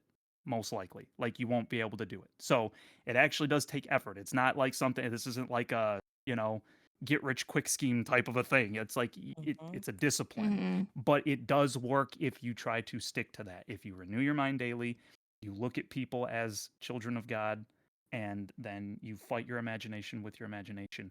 That has worked for me, and I'm trying to remember how many people I've shared it with. All I can say is I know it works for me. But again, if you don't stick to it or you do it out of order, that's when I found it's like now everything becomes way harder and you're more susceptible to screwing up. So that, and I think that's broadly applicable. It's not just for guys. I think girls can do the same thing and it works just the same way. So. Yeah. Yeah. Not excusing the girlies. Yeah. Yeah. And girls, the girl, oh, go ahead. Sorry. No. Go ahead. Finish what you're gonna say first. Mine was kind of a little off topic, but yeah, go for it. Yeah. I was just going to say that it's like, that's, we've talked about that a handful of times, talking about like the different, like smut books and stuff that are out there and whatnot. But a lot of the suffering that girls have with that is very much not only overlooked, but it's even encouraged. Like it's an okay thing because well, girls don't have that problem. It's like that's not a problem that they have. It's not something that, and even if they did, it's not that big of a deal. It's not bad. It's not like how a guy has, right? And it's like, what? Oh, it's bad. When is it? It's really bad. It's really bad. How is it different? Lust is lust, is it not? So. Yep. It's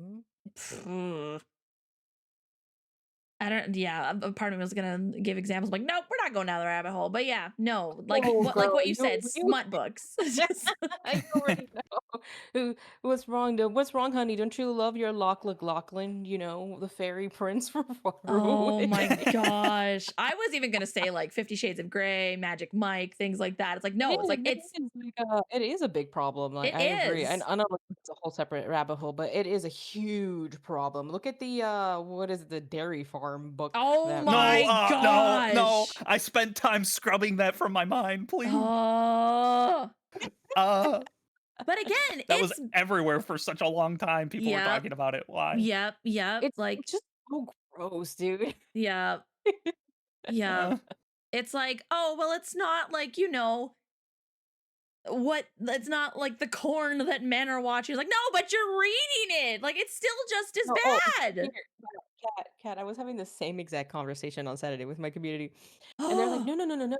Remember, It's erotica. It's more fancy. Oh my gosh.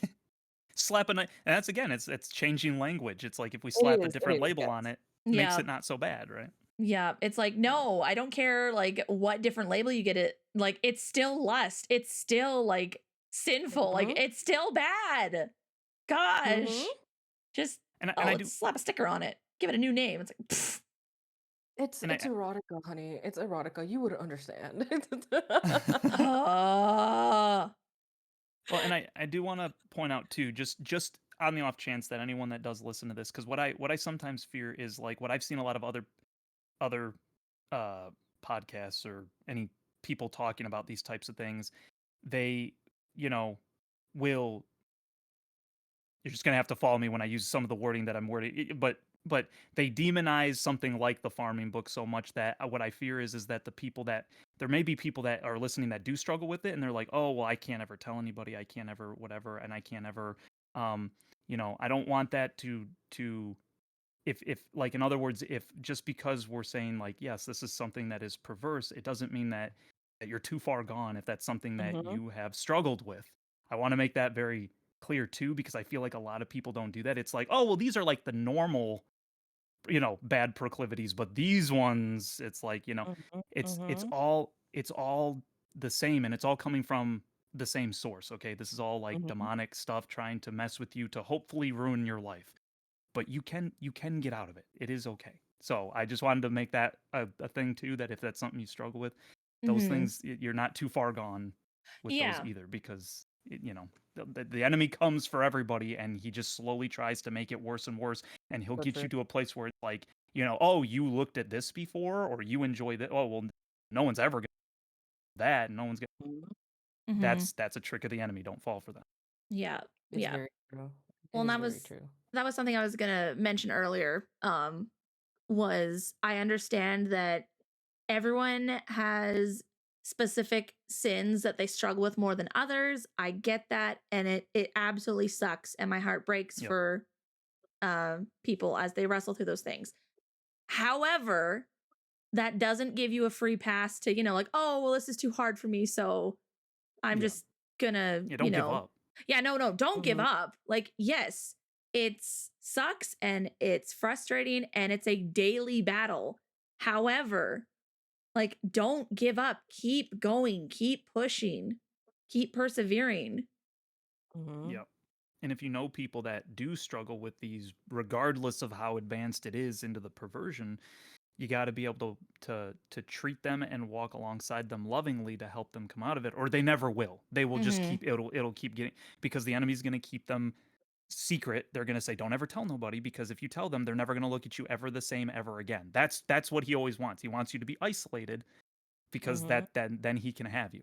So it's like, because I've said this too, talking about these topics, like again, if you're married, and again, we'll use the guy because that's the typical one, but like if you're married to your guy, ladies, and you find out that he has an issue with this, I beg you, do not destroy him. Do not Mm-hmm. tear him asunder, because just even your like loving response to him and saying, hey, we'll get through this together. And if the guy is good, if the guy loves the Lord and stuff like that, I can almost guarantee you, there may be exceptions to the rule. I can almost guarantee you, when he feels like, oh my gosh, that didn't destroy everything, he will now put in as much effort as possible to be like, then I'm going to get away from it. It's if he feels like it doesn't matter anymore because now I can never be seen the same again, that's going to cause it to get even worse. And that's exactly what the enemy's hoping for. So, Mm-hmm. like, if you can lovingly come alongside him and just be like, hey, yeah, this is mhm, something that people struggle with. It's all right. Let's walk through this together. We can do that. He will, because usually what it is that I've seen, especially if it's a guy that is good of heart but struggles in that area, it's they're literally just terrified that they're gonna lose the person they love. And it's they like, I really love them, but I just have a problem, and Mm-hmm. that, right? But if they know they won't lose you because of that, it's like that's oftentimes a big portion of the strength they need to be able to get over it by the time that they're done. That's what I have witnessed on a handful of occasions. The ones that get demonized get worse and things get really bad. The ones that don't get demonized and the ones that get like loved on, they typically try to be like, okay, I can do this. Now, there is sometimes, again, everybody's different because there can be the times where it's like, oh, that wasn't bad. Oh, then it's not such a big deal. That's something that's a whole other Yeah, topic. yeah. So Mhm. you gotta watch out for that. But I'm just saying, yeah, every guy's different, but that's I've seen that work more often. Let me just put it Mhm. that way from my personal Mhm. experience. So Yeah. Yeah. As soon as you demonize someone who comes like again, the best thing to, to do if you need help with something is to ask for help. Mhm.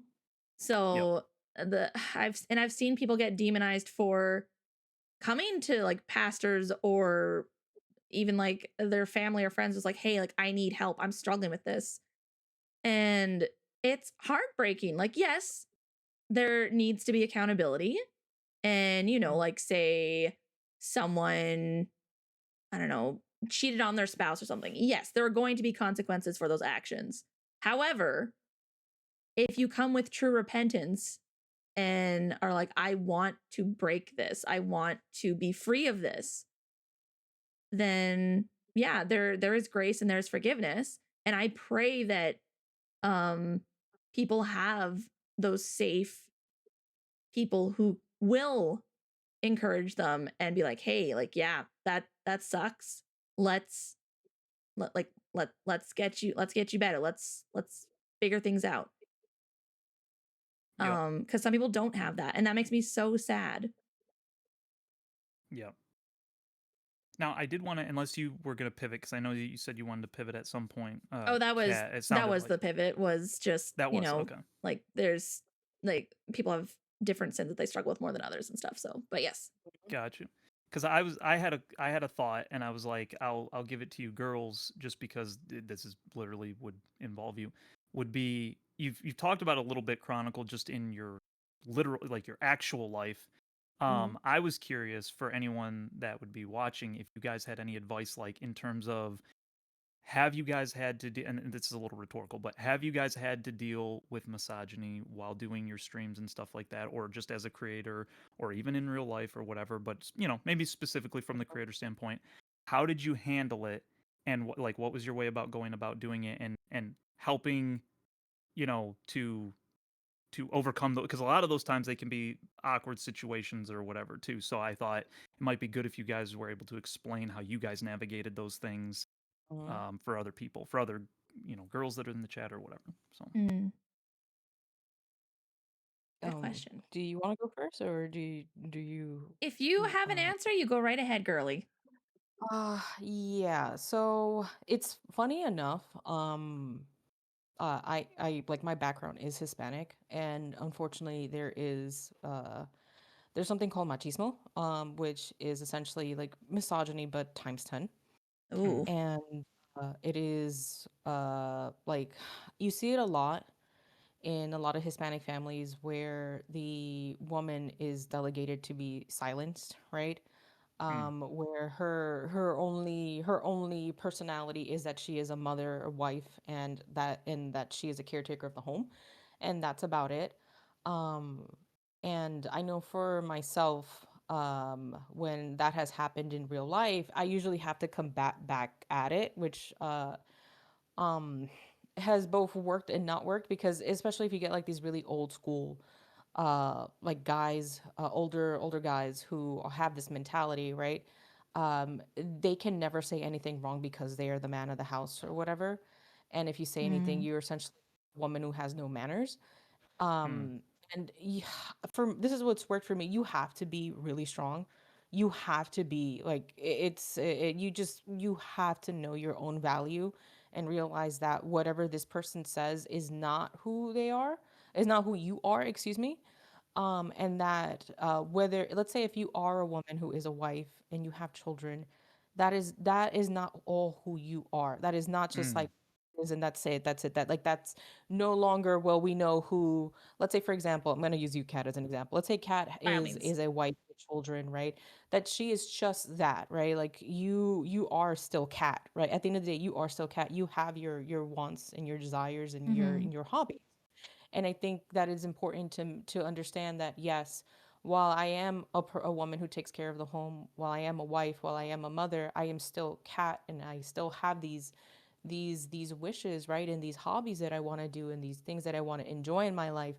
And it's hard because it's things have changed, but it's hard because you will often get a lot of pushback depending on the kind of family that you have. If you have really strong-willed women, it usually ends up being where like the guy's like, you know what, this isn't all that bad. And I'm not saying like where they give everything up to the woman, right? I think Mm-hmm. that the word like having a woman with strong character has been like taken over by a lot of this girl boss movement, and it makes it Mm-hmm. seem like she out of the house. And it's not, that's not the case. It is when the man realizes that at the end of the day we can work together as a team rather than me telling you that you are nothing else but the woman of the house, and you are here to please me and make sure that the children are taken care of, and that'll Mm-hmm. never be part of these guys' of these children's lives. um it's a very good balance because you can either swing in the other direction and become a full girl boss and you'd be like, men ain't nothing, and that is not the case.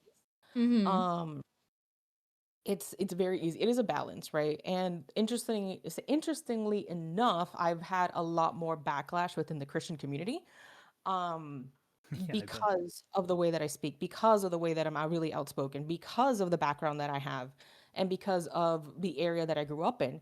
You have to have a certain kind of personality. And because I'm often not as demure or docile as some of my other sisters, and I'm not putting them down, Mm-hmm. it has often I bumped heads with a lot of people online because I am not what they typically tend to view when they go, this is a Christian woman, right? Mm-hmm. Which again, that is a people problem. That is not a problem that God has said that this is an issue.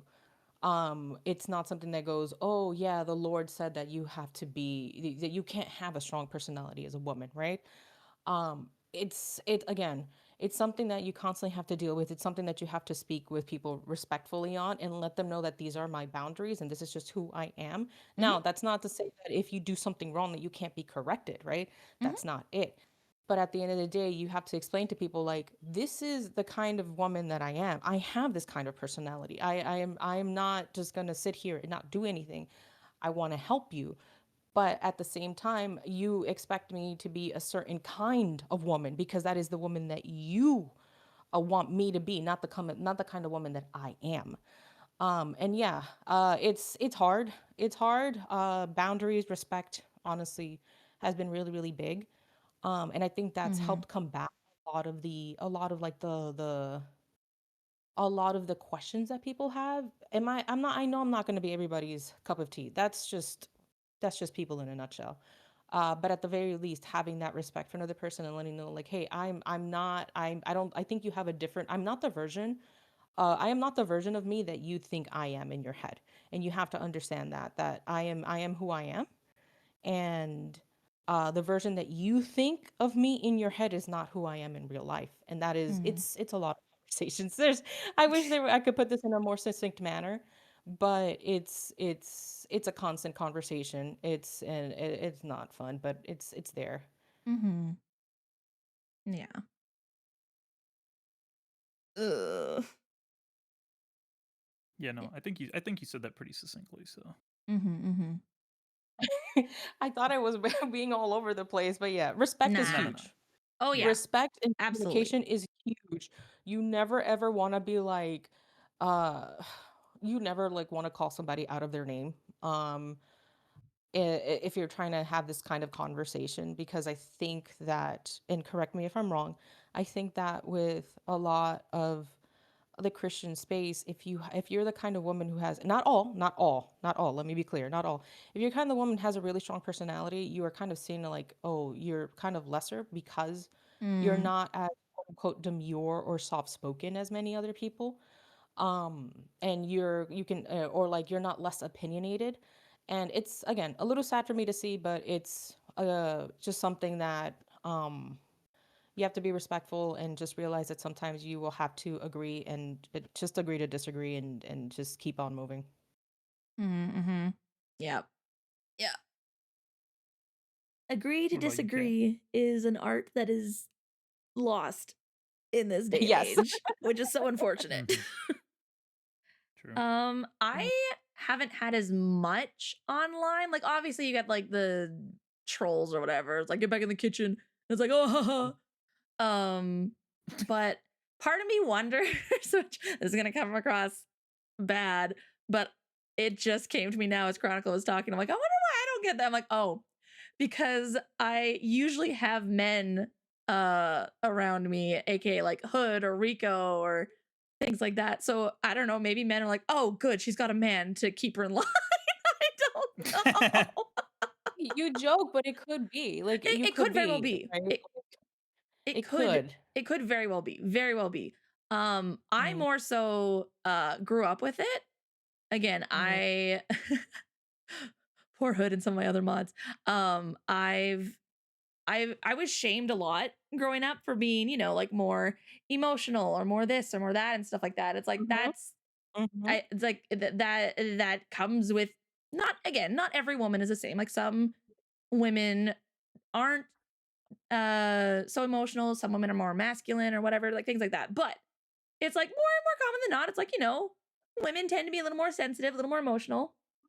And mhm, I was stuck in this weird situation growing up because I um I didn't have an older brother. I didn't have any older brothers. So me and my sister were kind of expected to take on the role of the sons for a mhm, while also, um being like told to, oh, well, you need to wear dresses and learn how to cook and this and that and stuff, which teach their own, whatever. But then it was like that weird in between spot of, okay, I don't wear skirts, I wear shorts, I run around, I play sports with my brothers, I do this and that, but heaven forbid I cry or no one listens to me because I'm a female and things like that. So that was really frustrating growing up, which kind of affected me later on in life because it was like, oh yeah, like what I say or think doesn't matter because I'm not a man or things like that. Or mhm. it's shameful to express emotion because I need to just suck it up and be a man, even though I'm not a man. Um, so that kind of affected a little bit of when I first came online. Um, I was just Mhm, pretty much afraid to be my true self or say what I thought or believed or whatnot. Um, Mm. because I'm like, oh, I'm gonna get hated on, I'm gonna get judged for it or whatever. Um, mhm. but eventually over time, uh crap happened but God worked through it. And um who knows, maybe it is because there's men in my life who support me and affirm me. I don't know. Got to keep cat in line. Yeah, keep You cat in Uh, gotta line. you gotta show her the ropes, dog man. Oh my gosh. ah. Yeah, but yeah, I think a lot of the stuff you guys are talking about too, like again, guy perspective that I've seen, because I've talked about this before, but I specifically in like the Christian sphere have seen the older generations have some of the biggest issues with the stuff that like you were talking about, Chronicle, where Mhm, it's like very obvious you did not marry your wife. This old guy did not marry his wife for her to like make her dreams and wishes and desires come true. You married her so that she could fulfill you. That's mhm, the reason you married her. Mhm. And it comes out in every single word you say. Like you call her mhm, a nag, but all I ever see you do is tear her down, and all I ever see her mhm, do is lift you up. Why is that? Well, Mhm. that's just because you don't know what she's like at home. And I'm like, I don't know, man. You're kind of wearing your heart on your sleeve. Mhm. I think you're this way at home too. So, and the irony is that I try to point out too, because I am somebody that I'm like, I think based off of like what we see Paul says, right, is like the man is so basically so man is the head of the woman in a relationship, and then Christ is the head of the man. And mhm, in that regard, that means that the guy has more responsibility as far as I'm concerned, which means more responsibility to maintain self-control, to be the pillar, to be all these different things, because with great power comes great responsibility, right? So in my mind, the way that I see it is, especially based off of other little bits you see in scripture, it's like if you see something in her that you don't like, you probably are doing that to her and she's reflecting it back toward you. That's probably so it's like, oh, my wife is a nag. You probably are being that toward her. And that you could never tell a guy that, especially older generations, because they usually have too much pride, which is usually a big issue, is that guys often this weird pride, like you're talking about, the machismo type thing. And it has always triggered me because I've had so many situations where older guys will come to me and be like, you need an older mentor. And, my mom, for instance, is like, she's been my spiritual mentor my whole life. She's an amazing person. She has more faith than anyone I've ever known. She's a big reason that I am the person that I am today. And I remember telling these people that, like these older guys, and I'm like, well, I mean, like, that's fine, but you need like a man above. Are you? You like you're better than her, like with all that pride that you have? Are you serious? I'm like, I don't want to be anything like you, bro. I didn't say that to their face, but that's all I could think the whole time they're talking to me. And I'm like, I see how you treat. Go ahead. I'm sorry. You're like bombastic side-eye. Yeah, honestly, dude. Like, I'm just like, I don't want to be nothing like you. And then the irony is I would see men that were like younger than me, like 3 years younger, who got married and stuff, have a kid. Never, ever. You could see it in his eyes that he was like tired. And like, I would be like, hey man, how's the wife and kid doing? We'd go out to lunch or something. Dude, you could see it, like he's dead in his eyes. Like he's just so tired and from working and all this stuff. Never, not once did he ever have a bad thing to say about his kid or about his wife. Ever, ever. And I'm like, that's what I want to be like right there. I'm like, and he's younger than me. That's a shame that I am taking tips from someone 3 years younger than me than someone that should have much more wisdom than myself, who's way older. But that's what I've noticed is most people get married to have themselves be fulfilled. Most often it is sexually. So it's like that's the path of least resistance to get to that. So you marry this person not because you really care about them. You care, but like I won't say that they straight up don't care about them, but they don't care about them the way that they should. They only care about them the way they know how, and that's a problem.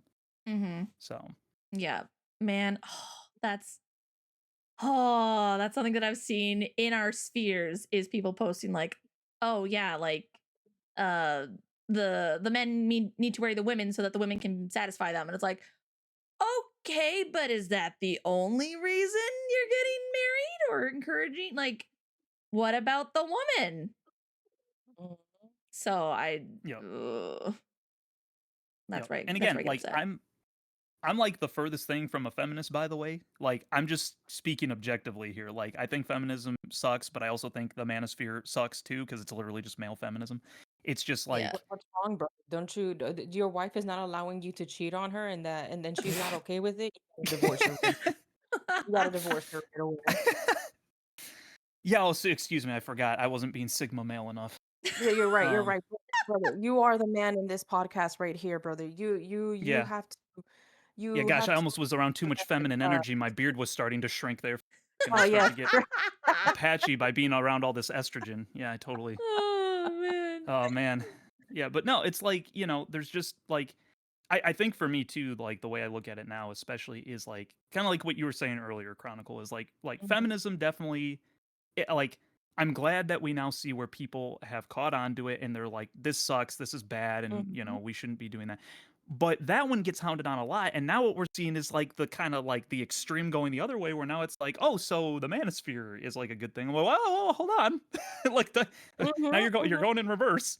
Yeah, it's and now I'm so sorry, Hood. I don't want to cut you off, but I just remember this. Go It's ahead. like, yes, in regards to the manosphere. So the joke that I just made, I saw a post on it, and and the guy was like, your wife should be okay with you cheating on her, and if she's not, you got to divorce her because that woman doesn't respect you.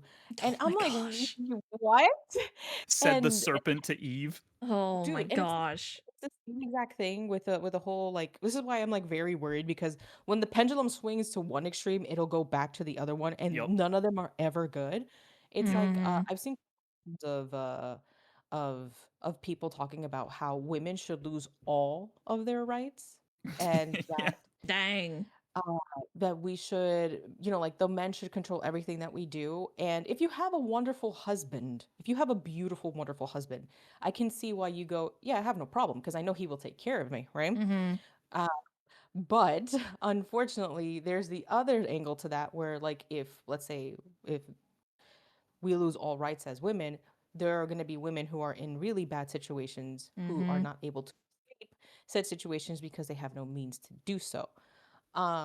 And yeah, and this is all because the pendulum is swinging in one extreme. And I just want to remind people that both extremes are wrong. Yeah. And we need to have a balance of things because if we go, yeah, we should all be trad wives, right? And the man should take care of everything. If you have a beautiful, wonderful husband, you're gonna be set for life, right? You're gonna Mm-hmm. be fine. You know you have a great husband and a person who can take care of you and your family, and you know everything will be okay. But if the other side of the coin is that there are going to be people, both men and women, who are going to be stuck in certain situations because they can no longer escape. God forbid their abusers. And again, please, people, please, both men and women can get abused, and they can end up in these situations. The Mm-hmm. extremes are never any other side. Yeah. Yeah. It just often looks a little bit different, typically. Correct. Like, so you just don't see one over the other, I think, as often, but it happens. Mm-hmm. Mm-hmm. Mm-hmm. But no, you guys gave good examples there, so I appreciate that. Because I was like, I think it's good that some of the other ladies like hear how to handle that, especially from like a Christian point of view, because it's like, when you're constantly told women shouldn't talk in church and you need to just listen and you just need to this and all that all the time, that it's like, well, then I feel like what, like you almost start to not real, like you can't figure out like how am I supposed to act after a while. Mm-hmm. And Mm-hmm. it's like, talking to the guys now, it's like if you love your wife, she shouldn't be an accessory to you. She's not like Mm-hmm. a handbag or something. Mm-hmm. When it says that she's your helper, it's like that means that you guys are making decisions together. And Mm-hmm. maybe if you're doing it like in a more traditional fashion, you as a guy just get the final say, right? You hear that all the time growing. Ask your dad, because it's like he has the final say or whatever. But Mm-hmm. like, you know, you are actually like, you want to hear her opinion. You want to know like what she thinks. And like, you know, she has a lot of really good ideas that, you may not have thought of, but because you're Mm-hmm. too prideful or whatever, you'll never hear that. And again, so then my mind goes to like, if you just wanted you to hear your own voice all the time, why'd you get married? Like, Mm-hmm. Mm-hmm. why? Like, if you want to be in a relationship, then you have to. And again, that's why I say a relationship should be 100-0, with 0 being given to your spouse. You should, in my mind, take 100% of the responsibility on yourself, and don't expect anything from them, because as far as I'm concerned with them, you're trying to make their dreams, wishes, and desires come true. And if they do that as well back to you, then you'll both be fulfilled in that relationship. So Mm-hmm. I don't know. So, Yeah. That's not very but manosphere of you, Hood. I'm gonna have to report you to the manosphere police. You're gosh gonna be dang it, man, dude, they're gonna call me gay now, man. Don't do that. You No. love your you're so wife? Oh, that's Uh, so gay. yeah, I've seen yeah, that. man. I've seen that I online. I'm have like, what is to. wrong with people? I have to. Guys, it's gay to like women now. That's oh the man. that's the new trend. You don't have 5 girlfriends? Wow. Wow. Why are we even having this conversation and stuff? Yeah, dude. I'm an omega, dude. I don't know what else to tell you. I'm Oh, sorry. man. I'm Oh Not sorry. very man. alpha wolf of you. What was that? I was like, not very alpha wolf of you, Hood. Oh Yeah. gosh. I was just gonna say too, it's like, it's funny because like the alpha to omega scale that guys do is like the same thing of like the rating a girl on a scale from 1 to 10. It's like just the same thing. It's just using animals instead. They like, baby, I'm praying on you tonight. Oh, Oh, I okay. hate it, bro. This is off topic, but kind of on topic.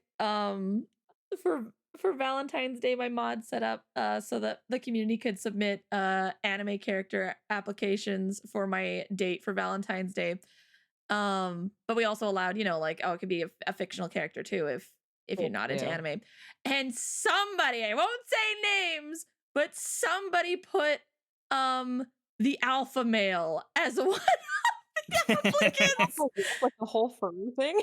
Oh, it was so funny. Like, again, it was so cringe, but it was so funny. We were all crying by the end of it. Oh my gosh. Giga Chad with the cleft chin and the iron jaw. Yeah. Dun, dun, Oh. dun, dun, Dun, dun. Yeah, dun, dun, exactly. dun, dun, dun, dun, dun. That's not Oh. that's not Gosh. Cat, we shouldn't even be in the same presence as a hood. This alpha male. Ugh. Oh yeah, sorry, we gotta go back to the kitchen. I'll escort us there Yeah, Yeah, quickly. sorry if my aura is scaring you guys. You girls. My raw aura, you know. Oh my I've gosh, been looks speaking of maxing. okay, since we gotten off topic, there was a video that I've seen on TikTok, where it's this guy doing skits, right? Mhm. Yeah. And it's these two dudes who have like who have been watching too many like alpha male stuff, and he like goes up to a woman. This is all like a skit, right? And he's Mhm. like, "Hi, lady." He puts his hands together in like that weird like when they're like it feels like they're plotting something, or like Oh, those marketing bros who put their yep. hands in a certain position in order to Yep. sell you something. He does that. He goes, "Hi, I am a high value man, and I see that you are a high value woman. So therefore, as a high value man, my friend and I, who has a really nice Rolex, go ahead, so and so, show your Rolex." And the guy like shows his Rolex. He's like, "We are here to ask for your numbers. And again, I am a high value man. I can provide. So when you say yes, just give me how about a time and he said like he goes, here's a time and place. Now I just need for you to put your phone number in my phone." And she's like, "No." Bro, Rightfully so. the moment I hear high value, it's over. Checked out. The moment I hear that Oh. term, I hate it, bro. Gosh, it just I am a it high turns people value into man. commodities. That's why I hate it. It's just Mhm. it's gross, bro. Oh my You should Oh gosh. yeah. those high value like high roll. What is it that what's this dude who had like a high rollers class or whatever, and it taught you how to be a man and make money or something like that? Yeah. Yeah. Yeah, he told you how to like increase your status Yeah. and all of that. It's just it's so everything it's all so superficial. Everything is so superficial anymore. So Mhm. gross. But Yep, yep. My brothers in Christ, you don't have to be that. You do not have to be that. You guys are Monopoly. You have to look exactly like the Monopoly man, okay? That's how you get ladies. yeah, baby, let's go. Mr. Get you Monopoly. that one-dimensional villain mustache, you know. Yeah, that's how you Let's get the ladies. go. You just stand there twirling your mustache, counting your cash. Uh, Mhm. They Fifth don't have to know Avenue. how much you have. Just get a bunch of $1 bills, you know, and it'll look like you got a lot.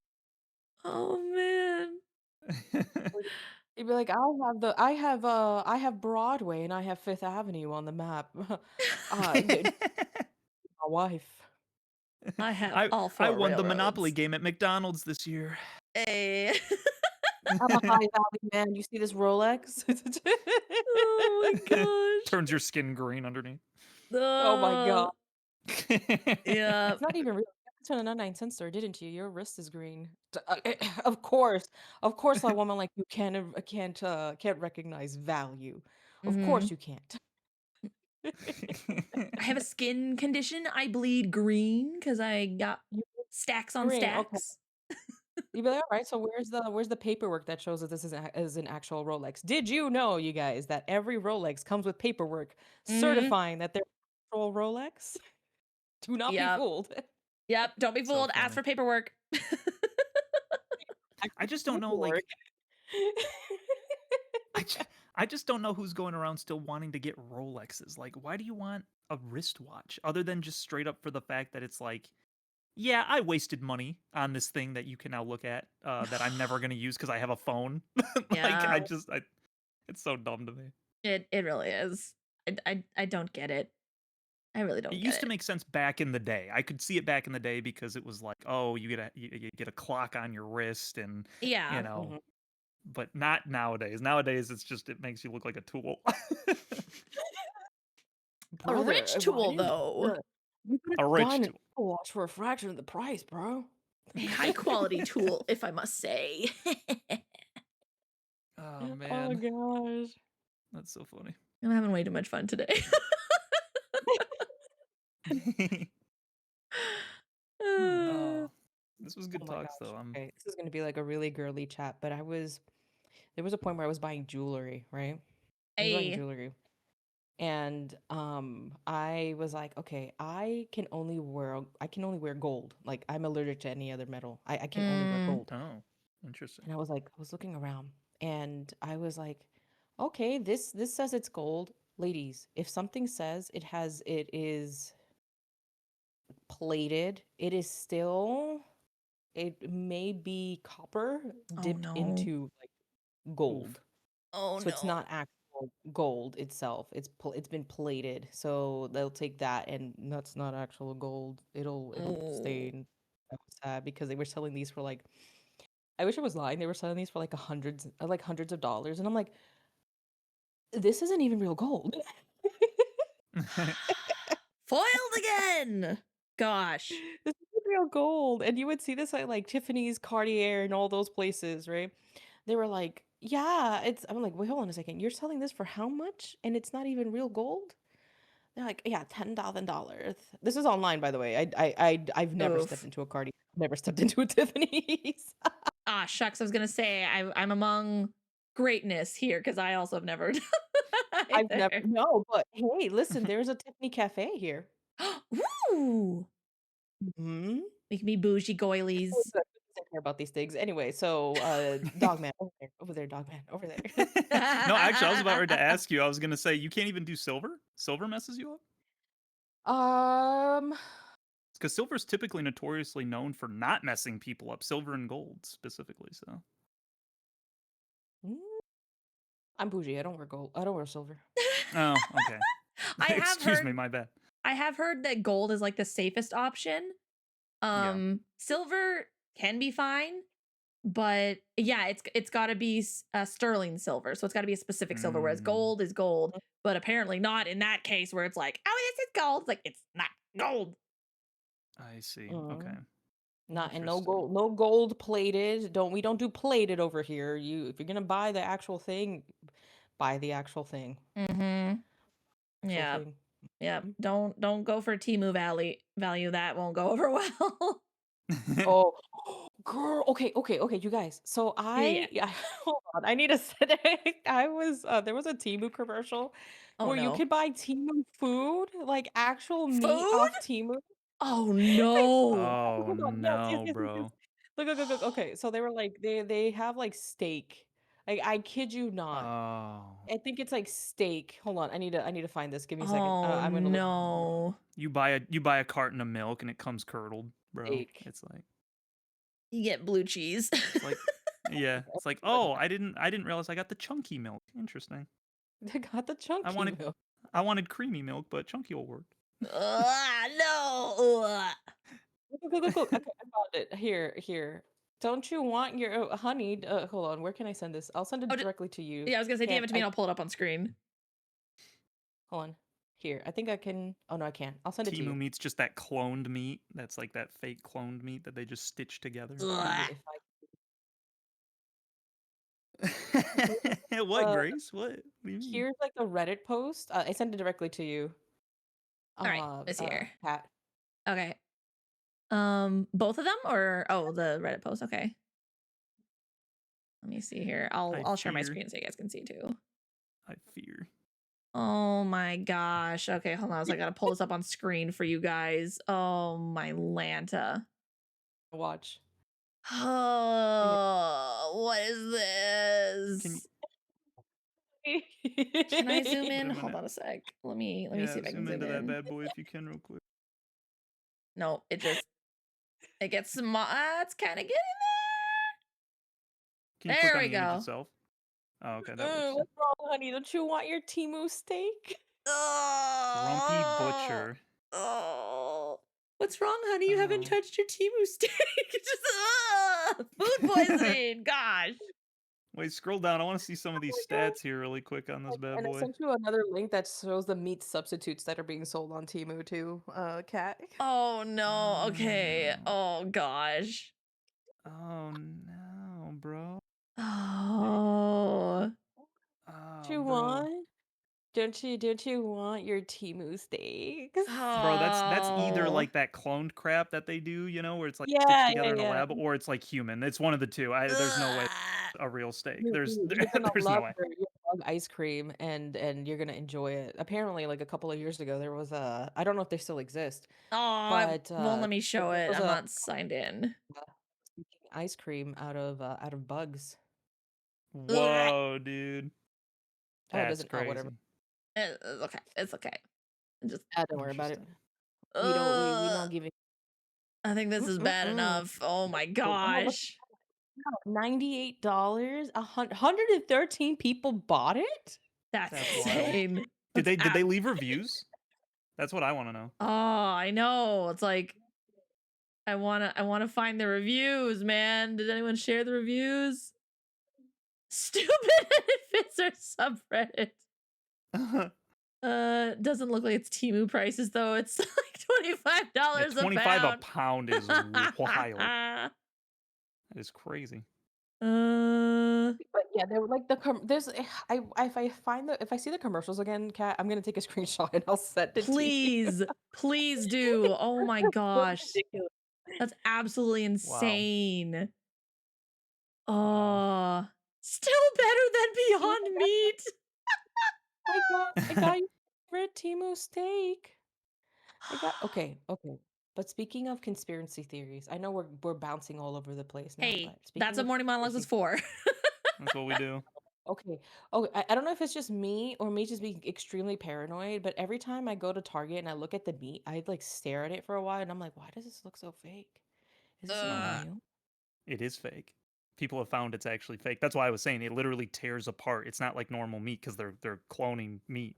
Like it's not real. Ew, no. Yeah, it's real. You have to like check it to make sure sometimes because like I've seen the images that people have had. It like Mhm. it doesn't stick together like actual meat sticks together. Like it falls apart almost like it's like putty almost is the best way to probably describe it. It's like it's not solid together. It like it's really gross, dude.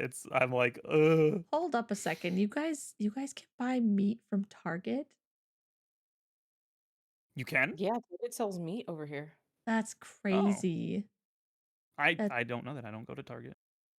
that's the meat that isn't that what you said you saw meat at Target? Me? No, Chronicle. Meat. Yeah. No, I didn't sell meat. They were selling meat. Yeah. At Yeah. Target though. That's where you saw it. Right. Yeah. Yeah. Oh, okay. Okay. I didn't know that there was meat at Target, to be honest with you. I guess I forgot that they have groceries there. So. I didn't know they sold groceries. Oh, I don't like that. What's wrong, honey? Your Target meat isn't up to par? Yeah.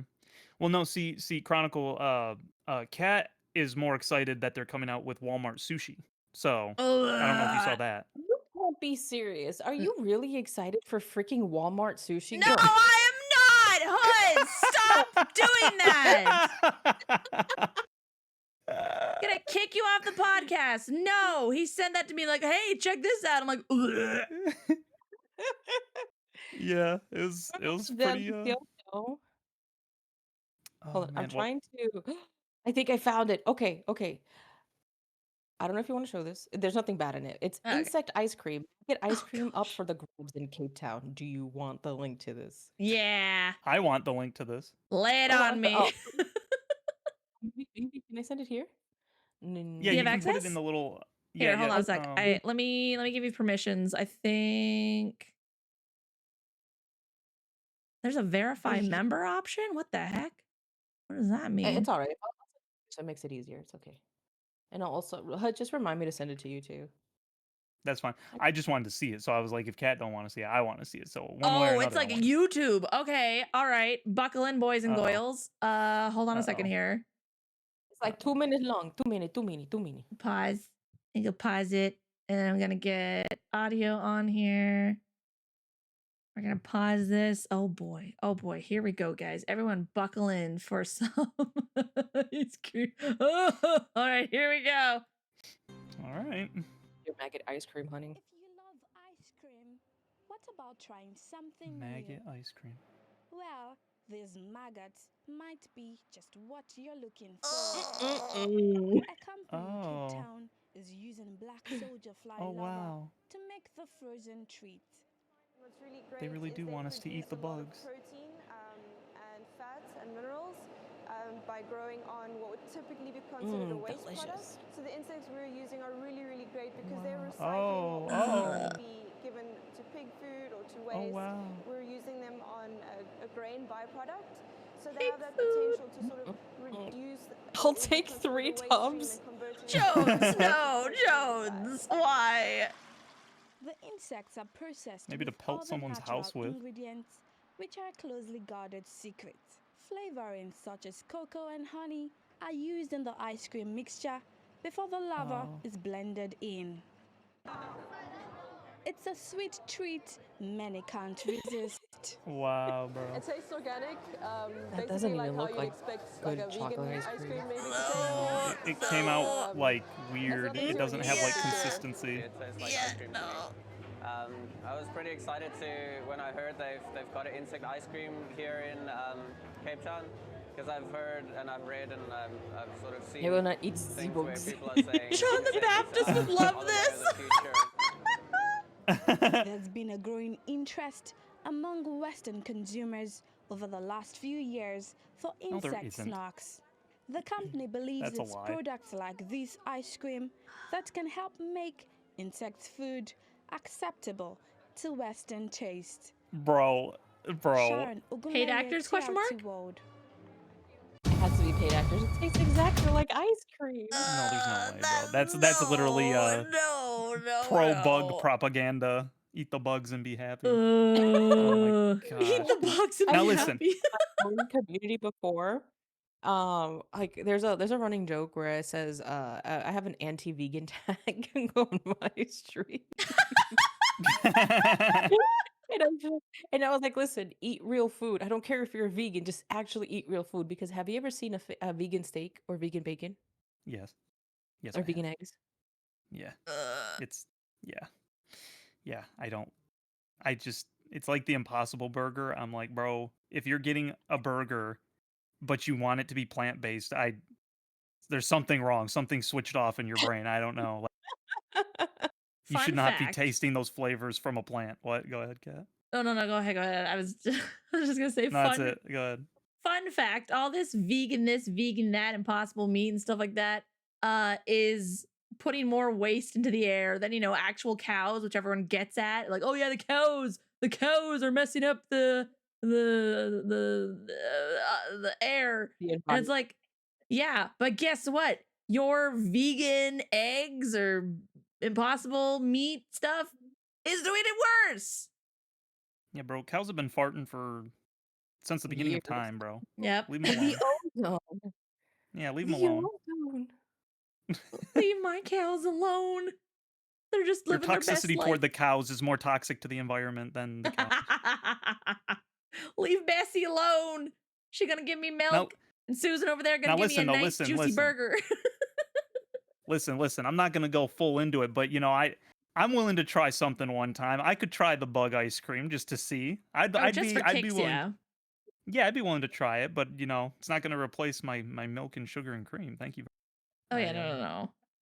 I think I'm okay. Like the consistency can't even be right. Like it won't.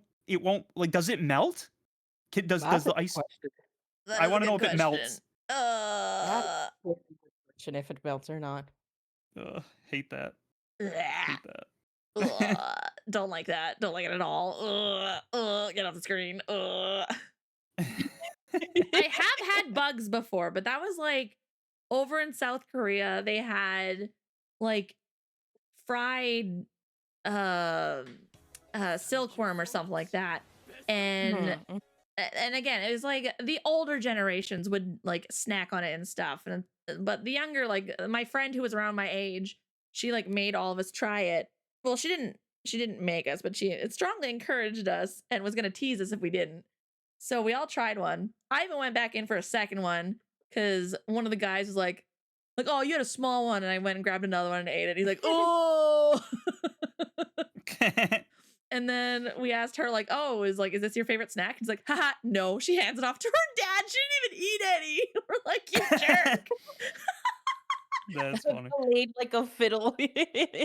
Oh, Dang. man. Chronicle, Pure pressured. you would love that girly. She is like the girl foe of Korean girlies, and I love it. Oh my gosh. Do I am Daegu guy. No, Gangnam guy. You see the Gangnam guy! Oh my gosh! I am Gangnam guy. I can take care of you. You know what I'm talking about? Yeah! Also, Daniel, thank you for the follow. Welcome in. Gangnam guy. Oh my gosh, I haven't heard that in a minute. Oh. I see you. I can take care of you. You going to Gangnam? Yeah. Yeah. Oh, I'm so glad I didn't meet any Gangnam guys while I was there. Oh. Oh, that's funny. You very, very pretty. Yep. Yep. Oh man. Oh man. That's like the equivalent for Korea, like to the Japanese like gaijin hunt, basically. Gangnam guy is like the Kat will probably know more, but it's essentially like the bad boy. Like he's like they're the essential bad boys. But he's gonna be helpful because you are a pretty girl. It's like, oh, that's so funny. I almost had that in China. I don't know what that equivalent would be where I was at, but my dumb foreigner butt, we're walking down a back alley trying to get to another street, and these two guys are having a smoke break, and they like turn to me and like in like their best accent, like, oh, hello. And I'm like, hi. As I walk by, my friend grabs me after, she's like, what is wrong with you? You don't say hi to men in the back alleys. I'm like, I'm sorry. It's a default. Someone says hi to me, I say hi back. I can't help it.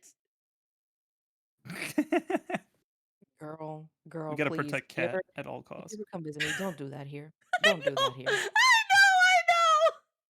Don't do that. I'm gonna be like, she's not interested. She don't want any. I'll just duct tape my mouth every time we go out on the street. Oh, girl, I'm gonna need you to turn that off while you're here. Yes, you're friendly, you're kind. Stop it. Don't do that here. Don't do that here.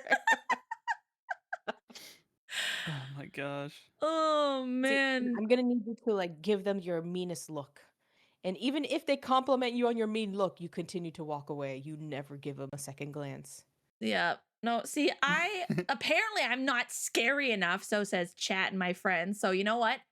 Instead of hitting them with the scary or the grr face, I gotta hit them with the crazy. With the crazy. Girl, I don't think that will work here. Some people would be very enticed. Gosh dang it.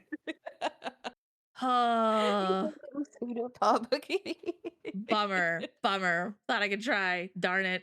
Honestly, Grace, the only reason I'm alive is because I had people all around the globe when I went traveling who would take care of me. And some of them protect Kat at all costs. Some of them, man, like again, like my girl faux Korean friend, like she's not built like your typical stereotypical Korean girly. Like she is actually very how do I describe it? Very muscular, very big boned. But oh man, she has a black belt in Taekwondo. She could have yeeted anybody. And I was like, I feel safe. But she's like the sweetest girly I knew. And we'd be walking around and stuff late at night and stuff. But also like South Korea is fairly safe at night. But also like, you know, there'd be a guy start walking towards me and you'd see her and turn around and walk away. And I'm like, was he gonna say hi? And she's like, ha, no. And she'd grab my hand and we'd walk away.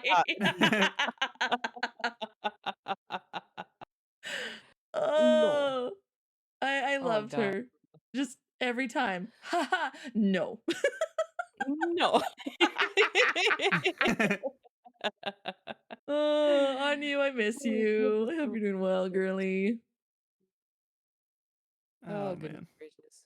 I've been told I have an RBF, so I Hey, guess, but it's the environment I grew up in. You that's know, you fair. can't be too much. That is You ladies are true. telling me that catcalling doesn't work. I That mean, I've will. had a truth be told, Hood. I've had I was in my workout clothes one time, just coming from the gym, doing some chore, not chores, but running to like the supermarket and getting a couple of things. And some dude decided to walk with me and try to talk to me for like the majority, like Oh, half. Oh, I hate that.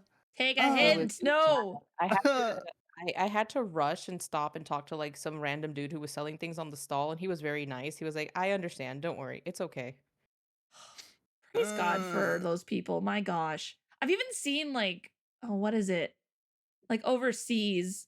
I think it's actually unfortunately been becoming more popular in Japan, but girls will run up to like these white guys and be like, "Hey, pretend to be my boyfriend," because there's like some drunk skunk following them or some, I don't know, somebody else, and so they'll just like play it off, and then afterwards they'll be like, "Hey, like can you get home safely? Do you have like someone you can call?" And they'll figure all that out afterwards. But my gosh. Yeah, that is that is one thing I have to say that I don't think guys really deal with. Like they might get Nope. like the girls that are just like, where they do their own catcalling. They don't get them Yeah. like that I know of anyway, of like following them unless they are straight up like yandere, like Psycho. psycho. Yeah, Yeah. like which would be a rare occasion, I think. So guys don't really have that. So. Uncle Squirrel. Someone asked me, pretend to be my boyfriend. I'm gonna become a 5-star Hollywood method actor. Yeah. Let's go, bro. Yes! Dude, this would become a Korean drama so quick, bro. I would easily do that as well. Oh man. Yep. He's my girl. Who are you? Be like, hello, my little schnookums. Oh, hello. How are you doing, fine sir? Thank you for you must have been helping my girlfriend make her way back to me. I appreciate that. Thank you. Goodbye now. Thanks, yeah, sure. Be like my little soda pop. It's been such a long time since I've seen Okay, you. woman. I'll see myself out this window behind me here. Free bird. It's taking My God. It's taking everything in me not to do the voice again. I'm doing that for you. Yes. I'm Thank I'm you. holding back. Thank you. God bless No, you. join my Pookie Wookie soda pop. You should join the dark side. Join the dark No. side. Join the dark side. Hello, princess. Slaps feet together. Ew, no, not the feet slapping. Gosh. Yeah. You see. Okay, so you know what's one thing I'm disappointed, Hood, that you didn't do for your model, which I saw. Yeah. That you didn't go full on dog boy. I was like, it was right there. Everyone's been saying that. I had to beat the allegations, bro. I had to beat the allegations. What you mean you're right here sitting with a freaking golden retriever with a hood on top? What the heck you didn't do it? It's the mascot. It's the mascot, all right? It's the logo. Oh, mascot. Yeah, right. Yeah. I had people telling me that they're like Hood is actually the dog and he's piloting the human mech, and I can't get that in my head. I think that's really funny. I believe that. I believe it. I was like, he didn't go full on dog boy. It was right there. He did it. But I'm so disappointed. Where are the floofy ears? Where are the floofy I have to apologize for that because that's my bad. That what was it? I think back in the beginning when Hood first joined me on Morning Monologues, after he started to become consistent, and then I asked him if he wanted to be my co-host, and he said yes. Then I was like, okay, well, we need to get him a body. And I didn't really have anything for him. And I was like, okay, well, let's just technically this has always been his logo, not who he is. But I was like, oh, well, for the funsies, because I had all these different faces of his logo that he's used. And I'm like, well, let's give him body. So I gave him body. I'm like, oh yeah, he's the dog now. And a year later, and everyone's like, you're not the dog. He's like, no, that's my logo. And they're like, what? I'm like, I'm sorry, guys. I just wanted him to have a body. Yep, she helped with the narrative, but I was like, even I'm not talking about like full on furry. No. I'm talking about like the dog ears. Like He's in dog ears. So funny you should say that. I guess everyone will get a sneak peek that's here, but that is in the works actually. That was actually supposed to be there with the model, but we couldn't do it in time. So that's thank God. It's on that's an brand add-on now. that we wanted to do. Something that I can toggle on and off basically, where I can have just dog ears, peeking out through the Yeah, that's cute. That's cute. I think that would beanie. be really nice. Yeah, so it's kind of supposed to be part of the whole like Chinibyo kind of whatever thing. So yeah. But anyway, yeah. So stay tuned. Maybe at some point. I know like because my artist had like where she was like, yeah, I forgot to do a couple of different things. So, but she's like, but it works. The model works. Here you go. And I'm like, oh, thanks. Yeah. She's like, don't worry, I'll get those other pieces to you later. So. Yeah. No, she did. She did an amazing job. It looks so good. Yeah, she's awesome. Go. If you find on my link tree, guys, Dysfunctional. She does really good artwork. If you want some commissions done. I was gonna say, let me go find it real quick. Again. Unless you have the link already. I don't have it directly on. All right, I'm gonna go find it then. You play host for a minute. Ooh. Yes, we could just torment Cat right now. Chronicle just. Why? I mean helpful. Jerk. Oh my goodness. I don't. Wait, did you say her links were in here? Oh. No, don't worry. Here. No, I found it. Too late. Oh. Too late. You were joking about bullying me while I was being helpful, so too bad. Okay, well, I found it in the same amount of time while doing that, so. Too bad. Deal with it. The discussion is on misogyny and misandry. It was, well, mostly on misogyny, but yeah. Yeah, there she is. Yeah, there you go. There we go. That's the link tree. We got Dizzy. Mm-hmm. I still gotta send her the. Actually, I used to send her the fan art of me strangling you. Of course, she would want that. She would want that. Pop, my little soda pop.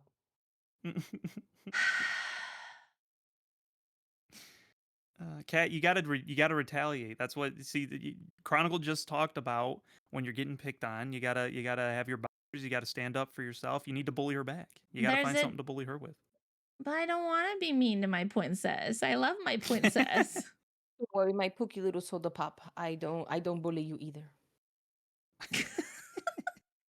Just lovingly teasing. It's fine. Gosh. Yeah. At least it wasn't the whole on princess. Oh yeah. Oh my gosh. Then there's freaking Max. I can't be in voice chat with him anymore. He'll just be like, oh, princess. And I'm like, stop. I mean, at the very least, he does that to you. He keeps doing fart redeems on my end. So. I know. I've seen the perfectly timed ones that he's gotten. Those are so good. Brother, it's just it's all you hear is I'll be just sitting there minding my business, right? Or like having a really serious conversation, or we're just talking about whatever, and all I hear is fart redeem in the background. What's with him and fart redeems? Oh, say that again. What's with him and fart redeems? I don't know. He found them on Blurp, and that's all that he's been doing. It's been that and the release me one. Oh, release me! Release me! I think the only reason he hasn't been redeeming those is because he knows that Soda Pop ticks me off, and so he saves them for Soda Pop. He does, yeah. No, I keep getting fart redeems on mine. Well, see the difference though, Chronicle, is Kat has one of those for free. So people can just use their channel points for hers. I blame Lizzie for that one. That one's gonna disappear one of these days and never return. Oh my goodness. Well, any other questions on this topic of the main topic that anything else you guys wanted to say? Chat, any questions before we wrap things up? Yeah. Drop them now. Yeah, true. Chat. Yeah. Chat might have some stuff. Anything you want to ask the girlies about? Oh, the girls are girling. Oh, the girls are girling. Yes. Like, oh, the girly girls. Da. You can ask them anything. Like, is catcalling okay? Or is never mind. I'll leave that. You can just ask any question that you want. All right, then. It's fine. Do you like mushroom juice? Mushroom juice is misogynistic, confirmed. Is that what that means? I have never had mushroom juice. I've never had mushroom juice either, so I'm gonna say no. Our girls real? No, actually, Chronicle and I are 40-year-old men living in basement apartments and With using voice voice mods. Mhm. So true. Yeah, Girls aren't real. They're just I'm online. Here, Home Depot with the concrete stuff. So it's just one huge wooden slab on top of like concrete blocks. Truly, in the basement. Truly living the male experience. With her rat army. With my rat army. Gosh, dang it. I could. Okay, real quick. Do you understand how hard I try to kill the rat army and they in my chat would never let it go?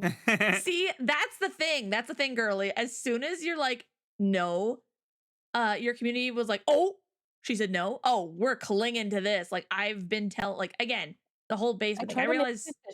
Okay, girl. I try to make them into something cute like sheep, and they're like, nah, no, thank you. I was like, oh, they're sheep. And then I keep seeing them in chat. We are the rat army. I'm like, gosh dang it, guys. She's trying to give you guys something nice. And you guys like, no, we're rats. Rat soup. Just oh gosh. I hope they don't fall into the Kentucky Fried Chicken deep fryer. Why? Do you know? Okay, let me explain to you, Hood, what the lore of the rat soup is. I showed them one time a video of like some restaurant over here that had that like somebody ordered from like a specific restaurant, and when they opened up the soup, there was like the head of a rat in there, and I just showed it to them because I was like, oh yeah, like this has happened. I forgot what the initial conversation was about. And I was like, yeah, see, this is what happened. It's unfortunate. And then they would go, rat soup. And it's just, I was like, out of everything that I've shown you and of everything we talked about, one thing that you guys consistently talk about. It became like your chant. They keep calling rats.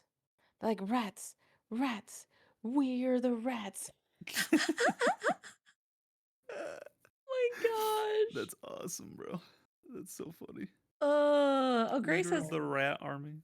Grace has a question. Actually, good question. Can catcalling be a compliment ever? I was gonna say, have you guys seen the guy who respectfully catcalls girls? Yeah. With like, dang girl, you look like you know how to make you look like you know how to make a bed right. And she's like, yeah. Or like, hey, you look like you know how to respect your mama. And she's like, yeah, I do. Or like, hey, you look like an intelligent woman who knows how to math. And she's like, some days not. He's like, oh. You look like you know how to balance a checkbook. Yeah, exactly. Checkbook. I mean, a serious answer, I think so, yes, because I've had moments where like some dude just stops. He's like, listen, I don't mean to be any disrespectful. He's like, but I think you're very beautiful, and I would like for you to have. And it's okay. Like they're like, there's nothing here. I just thought you were very pretty.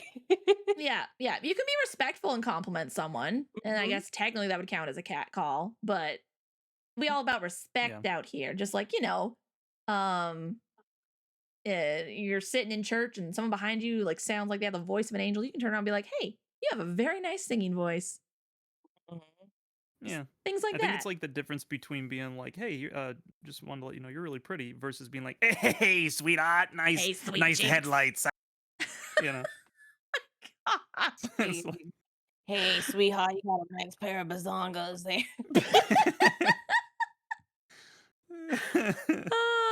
But then of course you can also get like the opposite side of things where you genuinely are trying to compliment someone. Like again, there could be like no attraction or anything, but just like, hey, like you look really good. And it's like, I have a boyfriend. And it's like, Girl. You're like, Yeah. it's you're just saying that you look nice, you look Yeah. pretty. Don't make it awkward. Like if he starts to be like, "Hey, you want to go for coffee?" Then he can be like, "Oh, like I have a boyfriend." Cuz then Mhm. then he's, insinuating that there's something more there. But if someone just like you have a very pretty smile or something like that, you just it's okay to just, Just say take thank the you. compliment. Just say thank Yeah. you. Yeah. Yeah. Oh, okay. I have to ask you girls because this is the one that I hear all the time that like ticks Uh-oh. people off, and I'm just curious. Okay. Have you ever, and does it upset you if someone says, "Hey, smile," or "You should smile more"? Does that irritate you? Go to jail. Yeah, so now I don't wanna do it because you told me to. Yep. Yep. Yep. Like, who are you? Yep. Why should I smile for you? Yep. That's that's the one I hear all the time. I'm a naturally smiley person, but as soon as someone's like, I don't know, like I heaven forbid I stop smiling for a moment and someone's like, "Oh, you should smile more." And it's like, okay, first of all, screw you. Secondly, there's probably a reason I'm not smiling right now. So you telling me to suck it up and smile for you? I'm not your dancing monkey. Mhm. Yeah. Well, and it's like it's funny I too mean, because clap for like me, guys woman, would clap be for me. Yep. like guys would be irritated by that too. That's why I think it's funny that it became like the girl thing because it's just that guys don't get it from like randos. They often get it from like family if they get it from Mm-hmm. anybody. Where like they'll just like nobody wants to be told like especially if they're not particularly having a good time right then. They don't want to be told like, "Oh, fake a smile," basically. It's like, how about you freaking smile right now, you know? Mm-hmm. It's just but like cuz like guys don't get it like just from randos. They'll typically get it from their family telling them that. They'll be like, "Smile." Like someone will just kind of say it and you'll just be like, "Okay, dude, whatever, man." Yeah. So, So, gentlemen, do not say to women, "Hey, you should smile more," or "Smile. You'd look cuter that way." It's like, I'm gonna not make a yeah. comment about my fist in your face. Just, ugh. If you you would look more handsome. Yeah.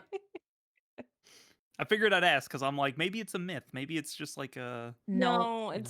it's so true. Let me put it this way. It's Let me like put it this way, gentlemen. If you had a lady being like, you should smile more,"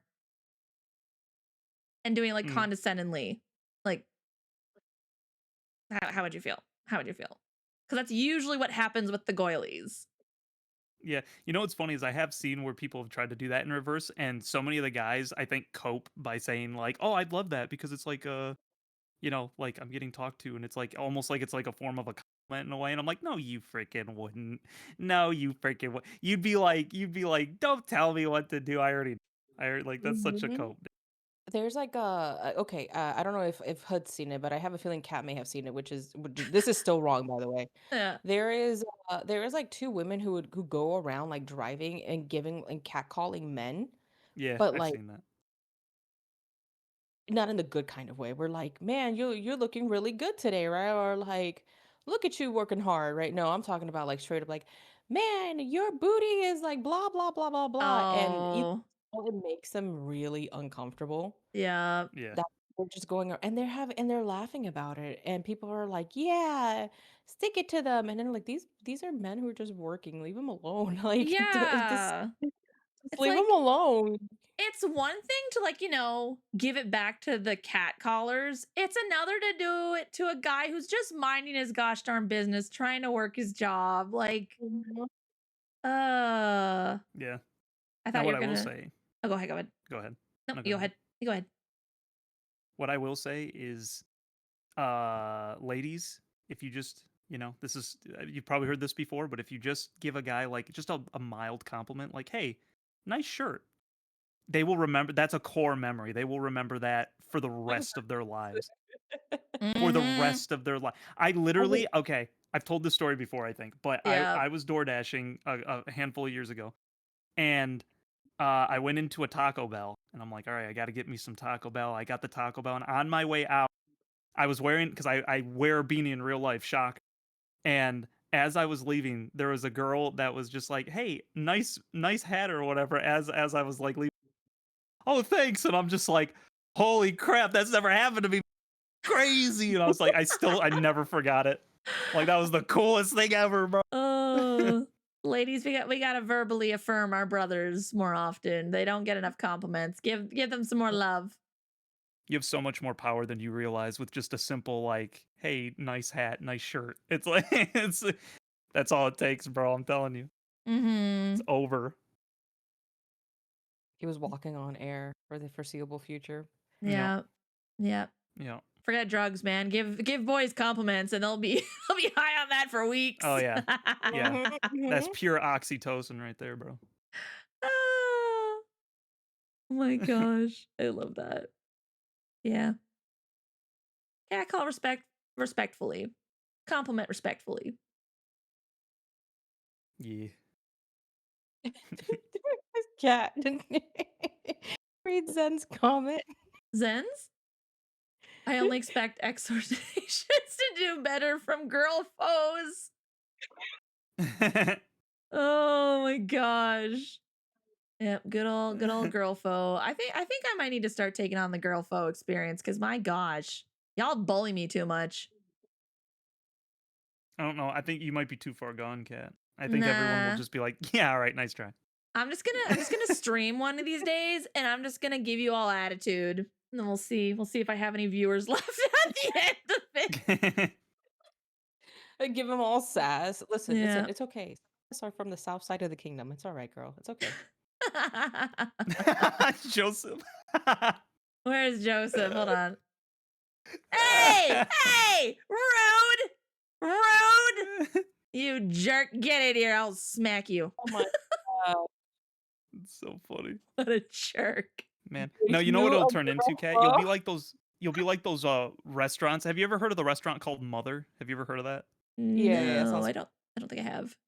Yeah, I think it's an American thing as well. So we have restaurants down here where you go and the waitresses literally act like a strict mom at you, and they'll be like, quit slouching, sit up, and chew with your mouth closed and stuff like that. And they literally just are there. Like, part of the ambiance is that they bully you while you're there. And I'm like, that's what it'll be. You'll be like the strict mom. That's what you'll become. So. Yeah, there you go. I'm never breaking the mom friend allegations, apparently. It's okay, girl. It's okay. See, it's all right. Everything needs a balance. Yeah. Oh, Ryoko, yeah. Some people weren't here when you gave the explanation. Chronicle, would you like to explain what a girl foe is? Yes. It is your nemesis, your enemy, pushes you to do better. Yeah. So in the package of a woman. So instead of the whole girlfriend experience, it's the girl foe experience. Which, surprisingly, it worked really well, okay? I think I've said this before. There was one time, Kat, somebody came into my chat, and they were like, Chronicle, and I'm like, what happened? What's up? It's nice to see you again, right? Like I usually say, And they were like, I did something stupid. I was like, what did you do? And they were like explaining what they did, and what they did do was wrong and was stupid. I was like, why would you do that? They're like, I know, I'm so sorry, I disappointed you. I disappointed my girl. Like, I know. It was so funny because that was the first thing they're like, I did something bad, and I'm like, what did you do? Oh yeah. I'll call my chat up. They're like, yeah, so I did this, oopsie. And I'm like, why would you do that? Oh my gosh. Bunch of goobers. I feel like we need more girl foes out here. Like, forget the whole cutesy, like, oh, let me just, love on you and just make you feel so special and warm and cozy. Just like, nah, bro, smarten up. What's wrong with you? Why would you do that? Don't be stupid. Come on. You're better than that. It's gotten to a point where now I'm apparently a bunny girl who runs a bodega with rats, right? And we have a freaking fight club at the bottom of the basement of the bodega. Oh my gosh. I love how your lore just runs wild. It could be anything and everything, and it makes my heart so happy because I'm like, oh, I wonder what the lore is this week. And chat's like, nah, we don't do cohesiveness here.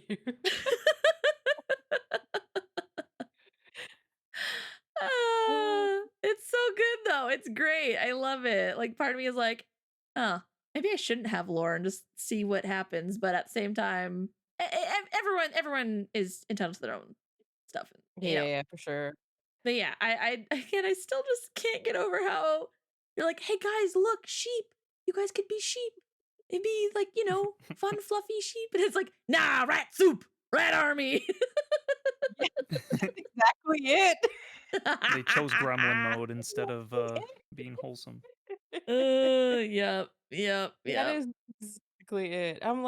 I'm sitting there and I'm like, oh, I would really like, because I think people have this misconception that because I am the way that I am, that I just don't like cute things, like that I'm just like some rough and tough Tomboy. some lady who would like roll in the mud. Let me tell you something. I do not like getting dirty. All right, Mhm. I don't like hands getting dirty. I like very cute things.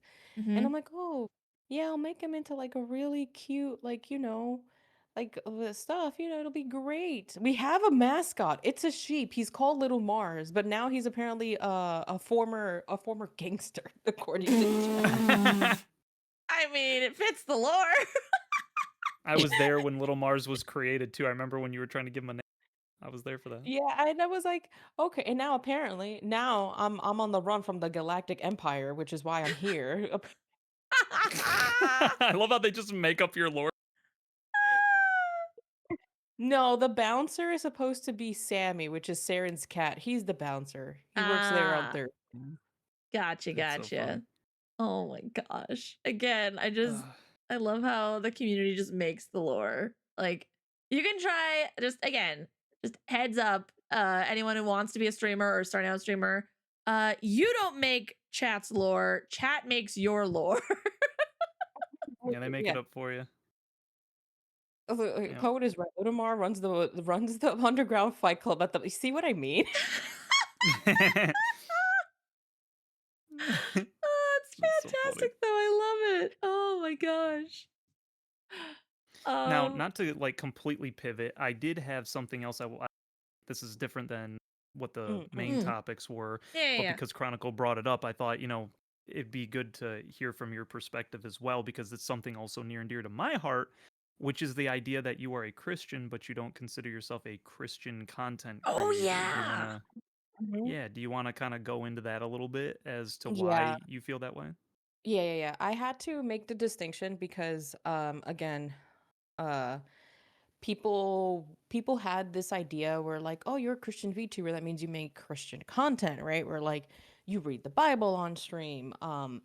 Your content is essentially dictated by Bible studies, even sometimes maybe like real life issues. And I didn't want to do that. I wanted to make sure like that my idea was I wanted to let people know that yes, I am a Christian. This is what I believe, so that way there's no Confusion. like confusion as to what I am, so that people don't go, oh, I never knew, like I feel slighted now because it feels like you've been hiding it. No, I've always been honest about it. Yeah. But I feel that when people say, oh, you're a Christian VTuber, they have this connotation where you're like, your stuff is just for Christians, right? Yup. And that is who your main audience is. And my main audience has never been Christians. Never, ever. They've never been my main audience.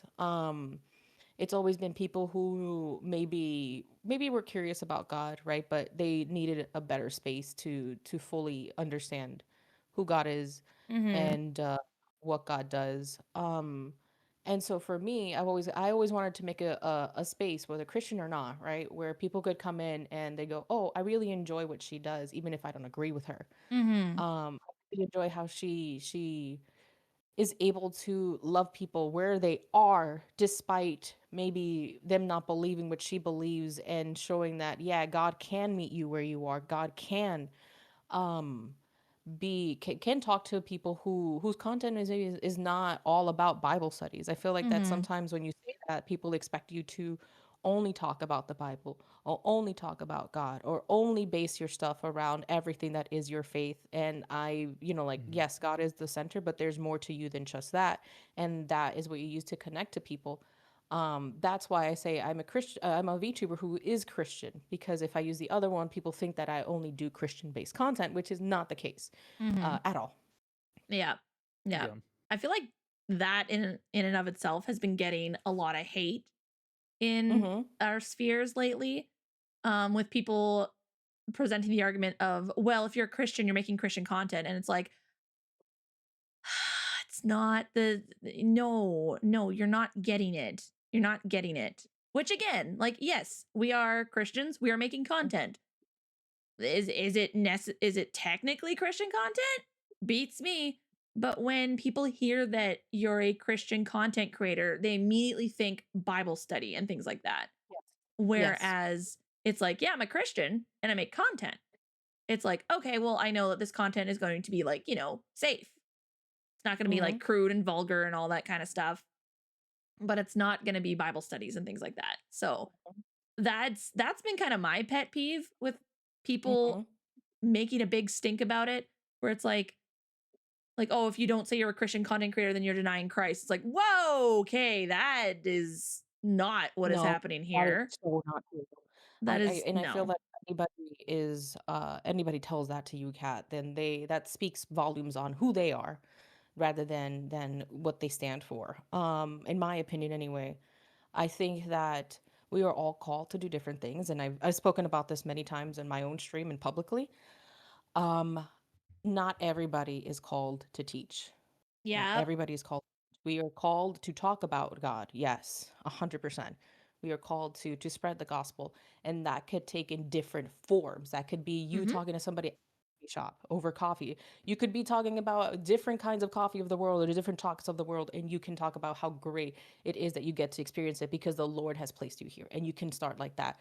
I think that I feel like, and again, correct me if I'm wrong, I think that a lot of people believe that once they start being a VTuber or a streamer, that they're Christian, that they must do Bible studies. That is not the case. Remember that for me personally, I fear teaching anything about the Bible out of fear for being incorrect and leading somebody astray. And we have to remember that it is a very big duty. If you are a teacher of the word, you will be what is it that you will be judged harshly, harsher, more because strictly of it. And think that people have gotten in this mindset, in this position where they're like, if I am a Christian, then I must do this. And it's no, there are different ways, thank God, and we are made in different ways to reach people of different backgrounds and different ways of thinking.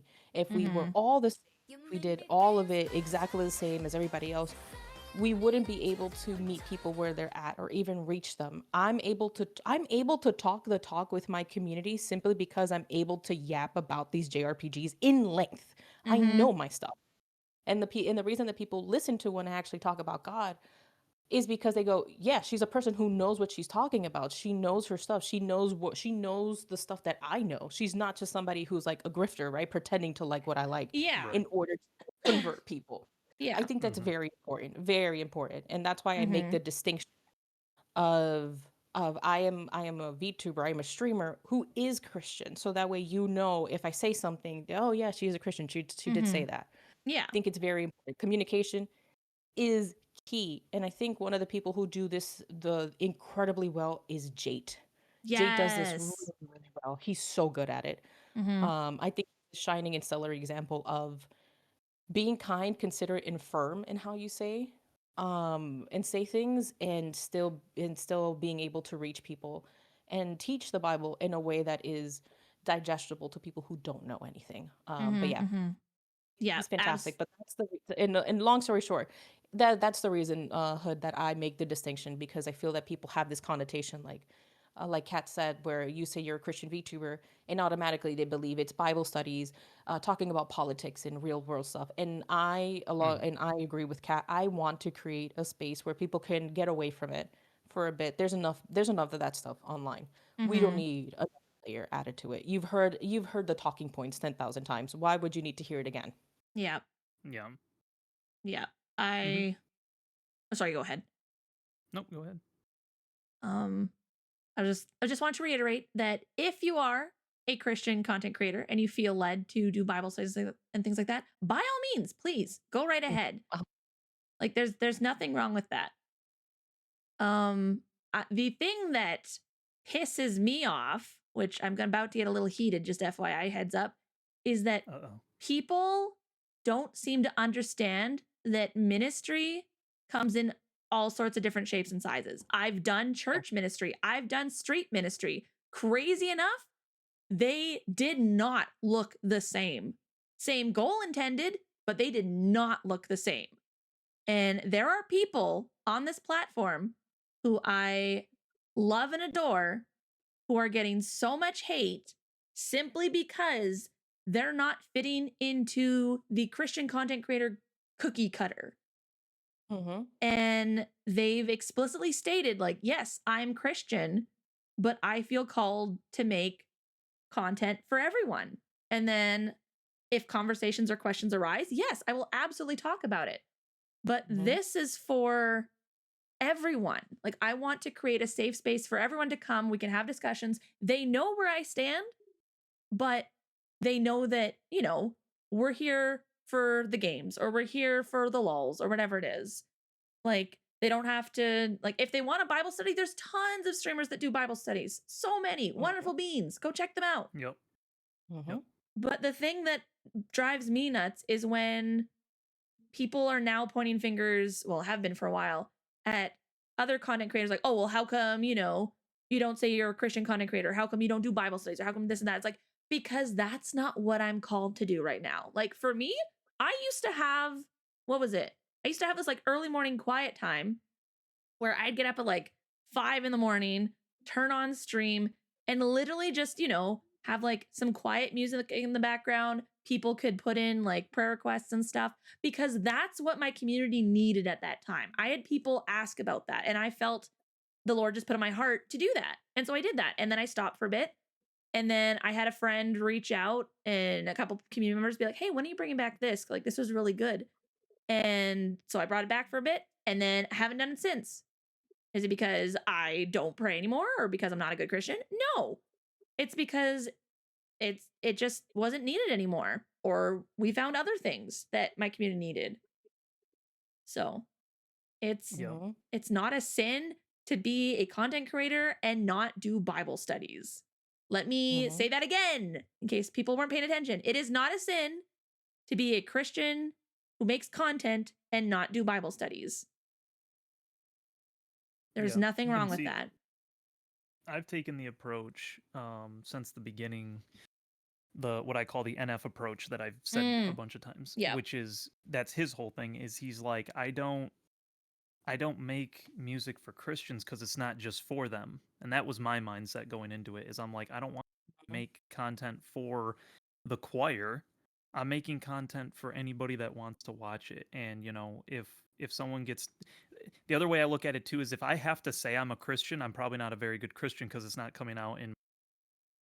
So I'm like, what I would hope is that just naturally, while I'm playing a game or something, if the opportunity presents itself, I'll start talking about it. Like, even in my own content, you can hear me say at different times, like, even just like as a joke, for instance, right? Like, someone will be like, they'll be, I don't know, like a character in a game will be like, oh, we have to go pray, and I'll be like, to Jesus? And stuff like that, I just throw out like a little joke like that, but it's like, to me, it just should come naturally out of you. If it's not coming naturally out of you, then that's kind of something you probably need to take to the Holy Spirit and say, like, why don't I do that? Afraid? Is it because of this, that, or the other reason? Or is there some other reason that, is it innocent, or is it due to me being, like I said, like afraid or something, right? For me, it's just more about my initial goal with my channel was I wanted to create a channel that I wanted to see growing up, which basically was I wanted a gaming channel because I liked watching people play games that played cool games, but that just wasn't so extremely vulgar, because all of the guys or girls that played like actually cool games, not just like Mario or something, like something just traditionally like E-rated, they would be extremely vulgar themselves, and they also just didn't really like try to censor out anything that I'm like, I just wish I didn't have to hear that type of deal or something, right? Or see that.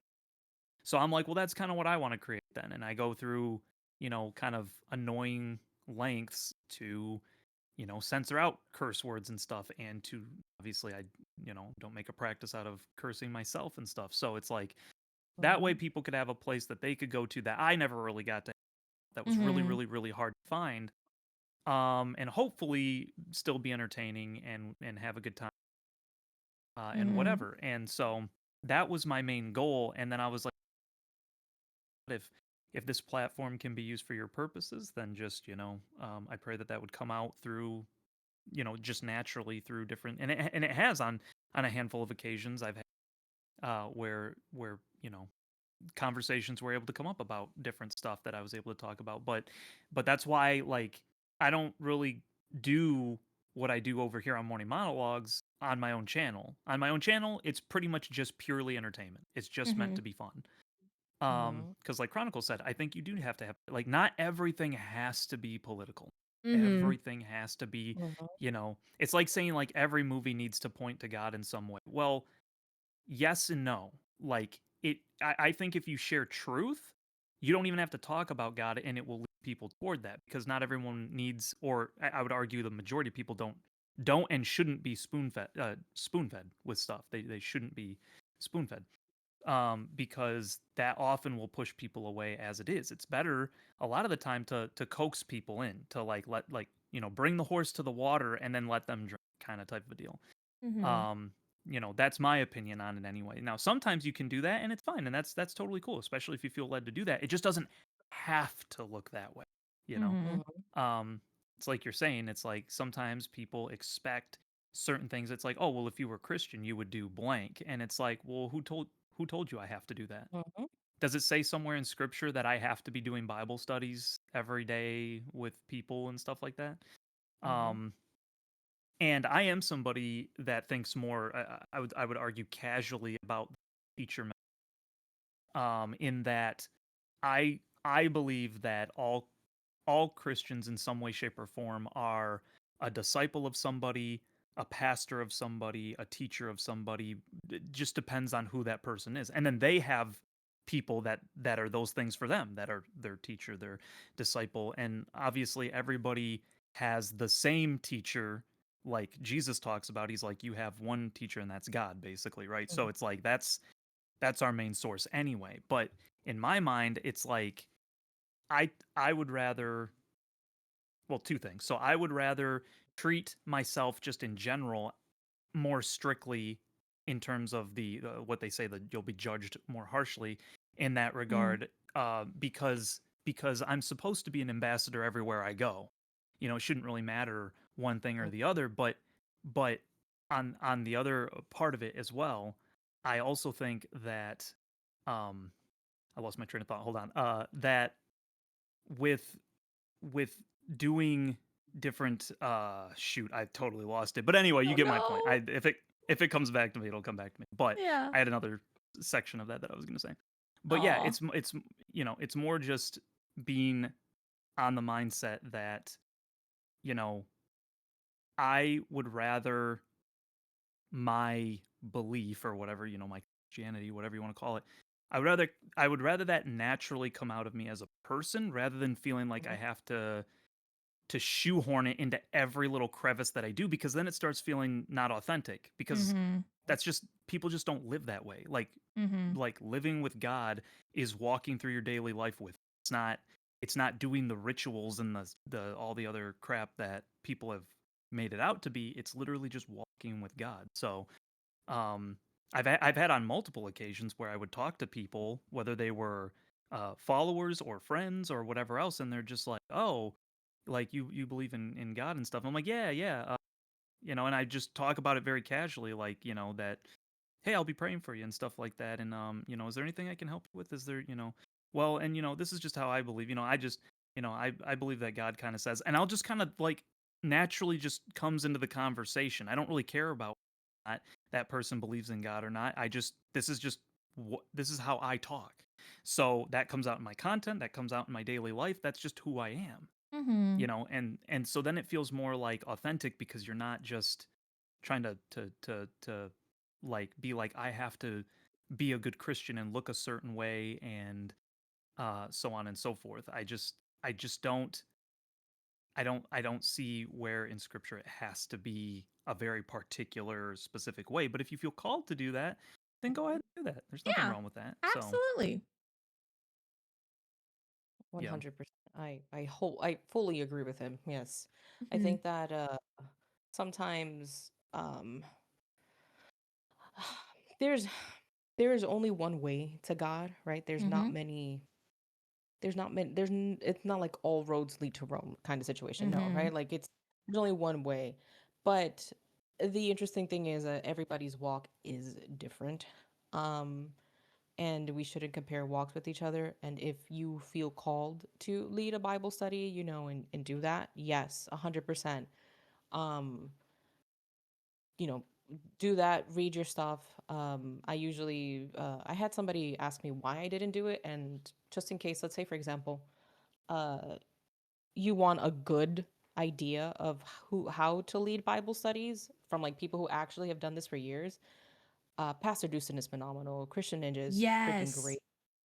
They've been doing this for years. They actually have the experience under their belt. Mm-hmm. And they're actually I don't know. I don't think Christian Ninja is anymore, but I know Pastor Deucin is still a pastor.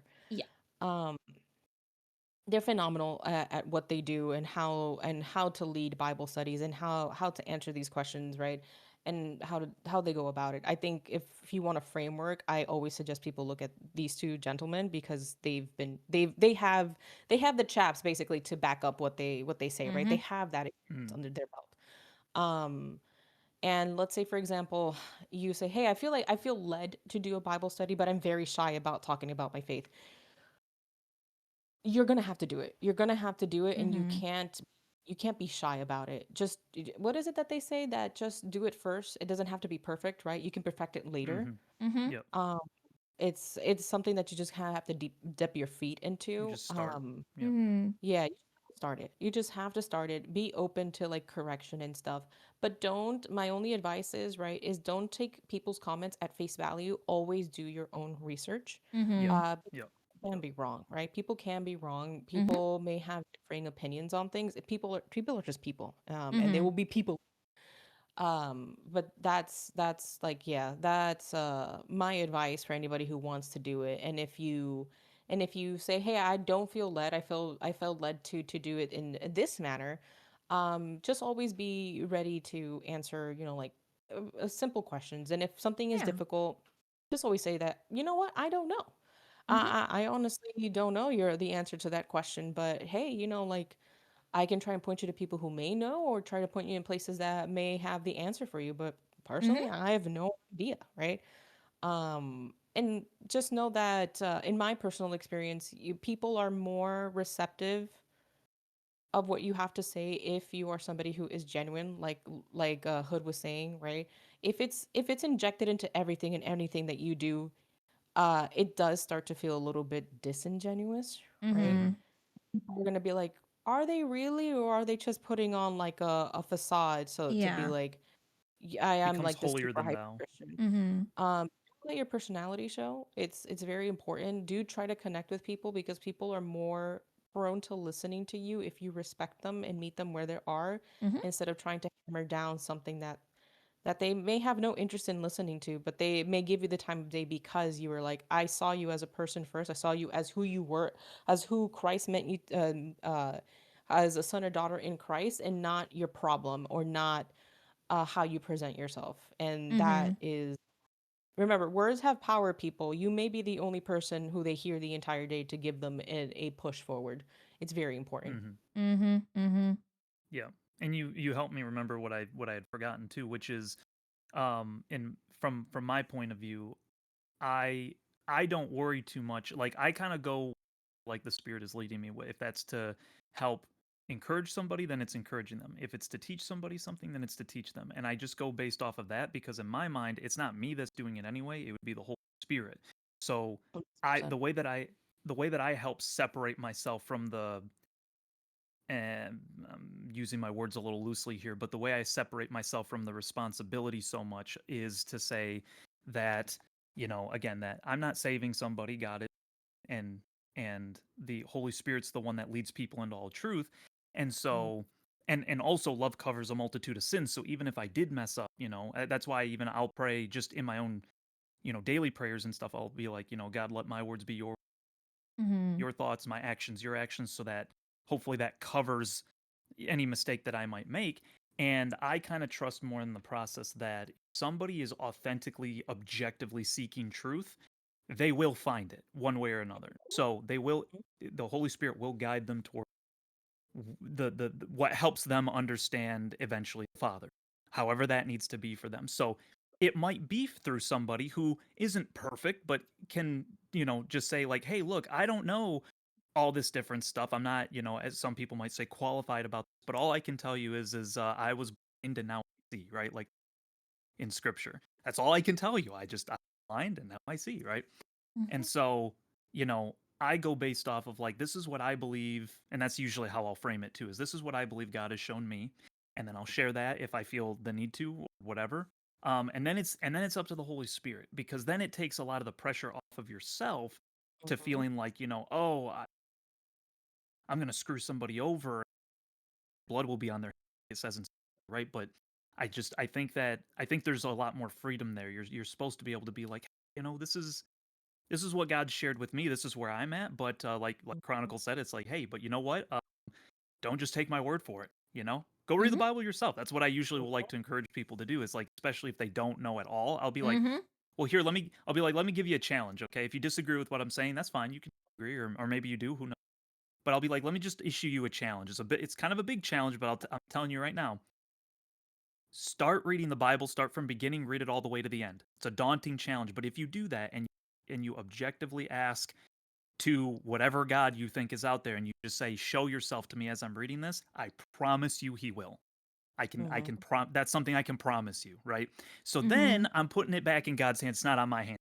You know what I'm saying? Yeah. So that's the way that I kind of feel about that. And it's a lot more freeing. And that's the way I think that, from what I see in the New Testament anyway, that's the way we're supposed to be living, is more free. And we should be able to, talk about things, but also not be like compelled to. Like it should be because we are so grateful of what God did for us.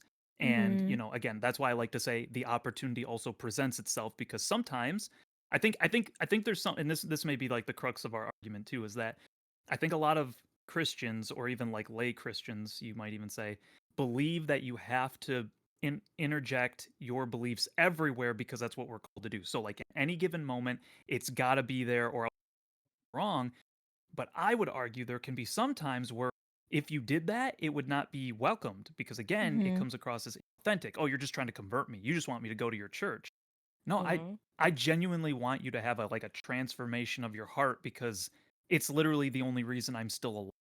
Like that's what I try to get across to people. Like I wouldn't be here if it wasn't for the Father right now. I know that probably makes sense to you, but like that's what I want you to see, the God that I see. I don't give a crap if you come to my church. I don't go to church regularly, and that ticks up Christians off typically, is they don't like. I've talked to a bunch of people that like the fact that I don't go to church. There's something wrong with you if you don't do that. And I'm like, well, I don't have an aversion to it. I just don't feel compelled to go. I do my own studies and stuff like that. And when I do feel led to go, then I go. It's just, it's not a ritual for me. It's a way of living.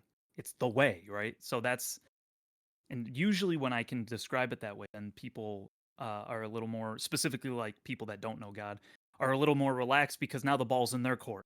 I'm like, well, yeah, if you want to know the truth, daunting task, but read the Bible beginning to end. But don't like, a lot of people like to have them start in Ephesians. I'm like, yeah, Ephesians is good, but you won't get the full context unless you read from beginning to end. So, and and then if they want to do that, that's between them and God. So, Yeah. Very, very importante, princess. Very importante. but I knew that was something that was like a big thing for you, Chronicle, too. So that's why Yeah, no. have a space I to talk about appreciate that. it. Yeah. I've also always been very open about to people. Like, Mm-hmm. I haven't gone to church in years. I have not gone to Mm-hmm. church in Mm. years. And I've always been very vocal and open about it, so people don't go, "Oh, so you are a fake Christian if you don't go." I'm like, "No," but I do try my best to talk to my friends, to my Christian friends, right, and to seek guidance when I don't have it, or to like to seek God more if I don't Yeah. know something, or I have. Oh, thank God I have people in my life who I can like run to and be like, "Hey, I want a second opinion on this. I'm confused about it," right? Mm-hmm.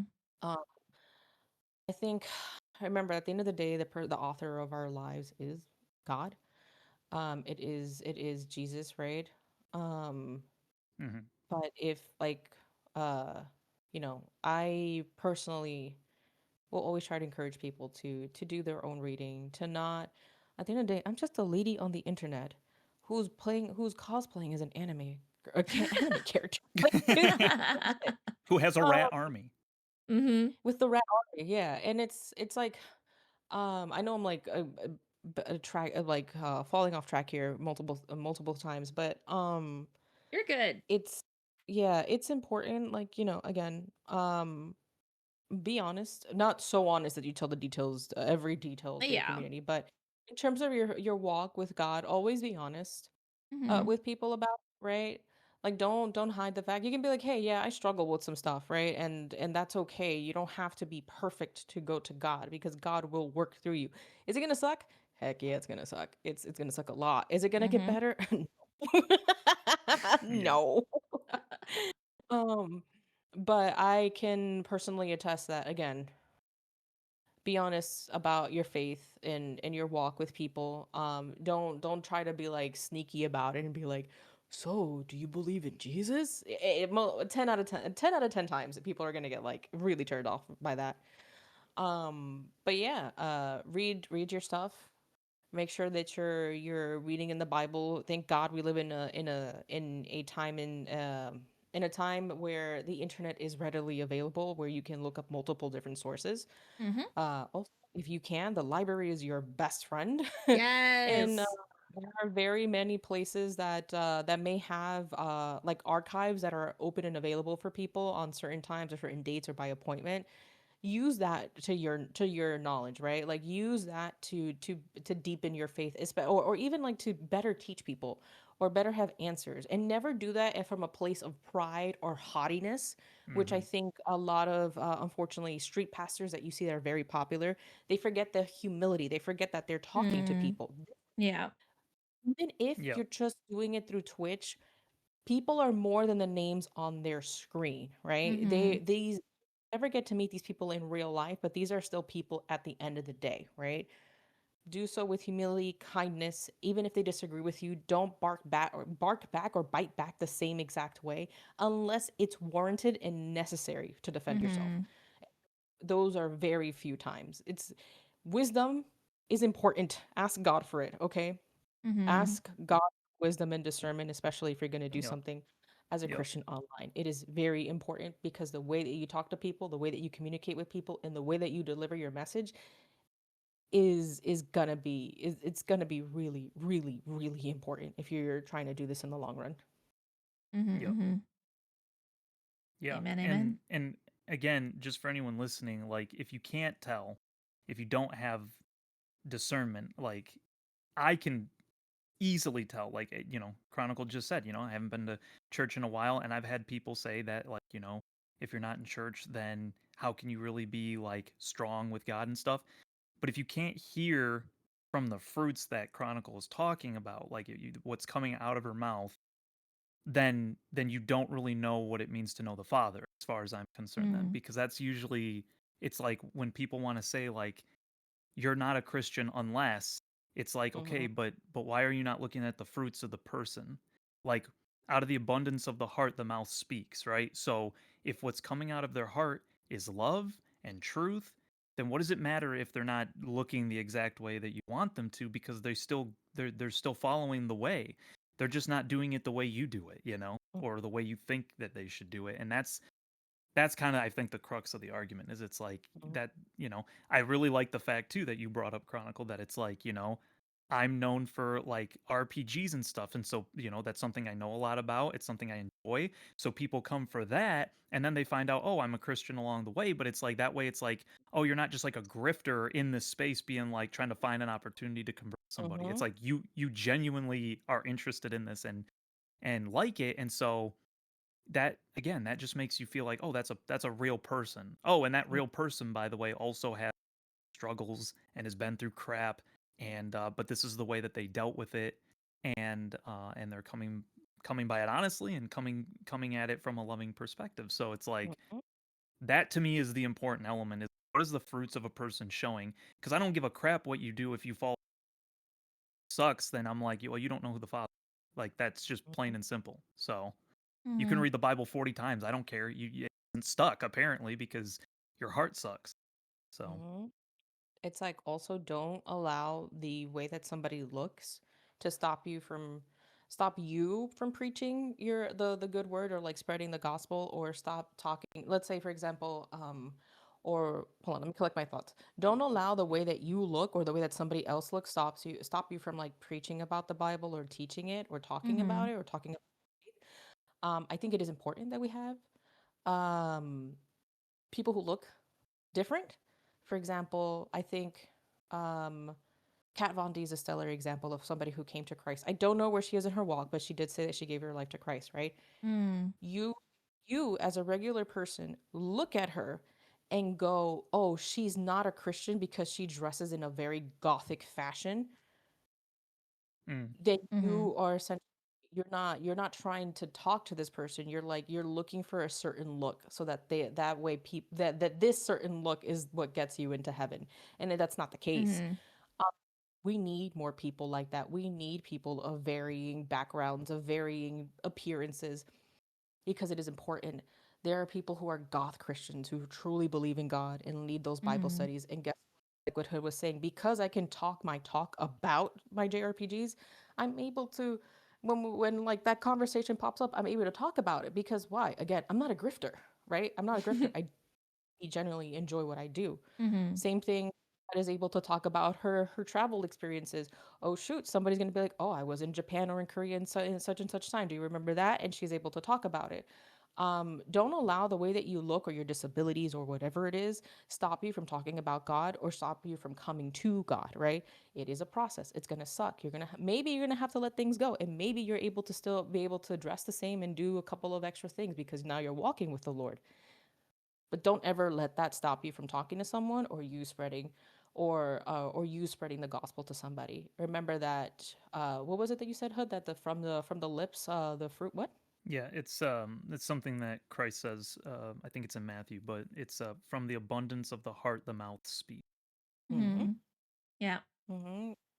I So like to think whatever's of in your heart is what's going to come out of your mouth, basically. yeah, I like Mhm. to think about the picture of it's a biker dude and he's like in full tats, bandana, leather jacket. He's sitting in a pew, right? And he says, "Christ, my heart is yours."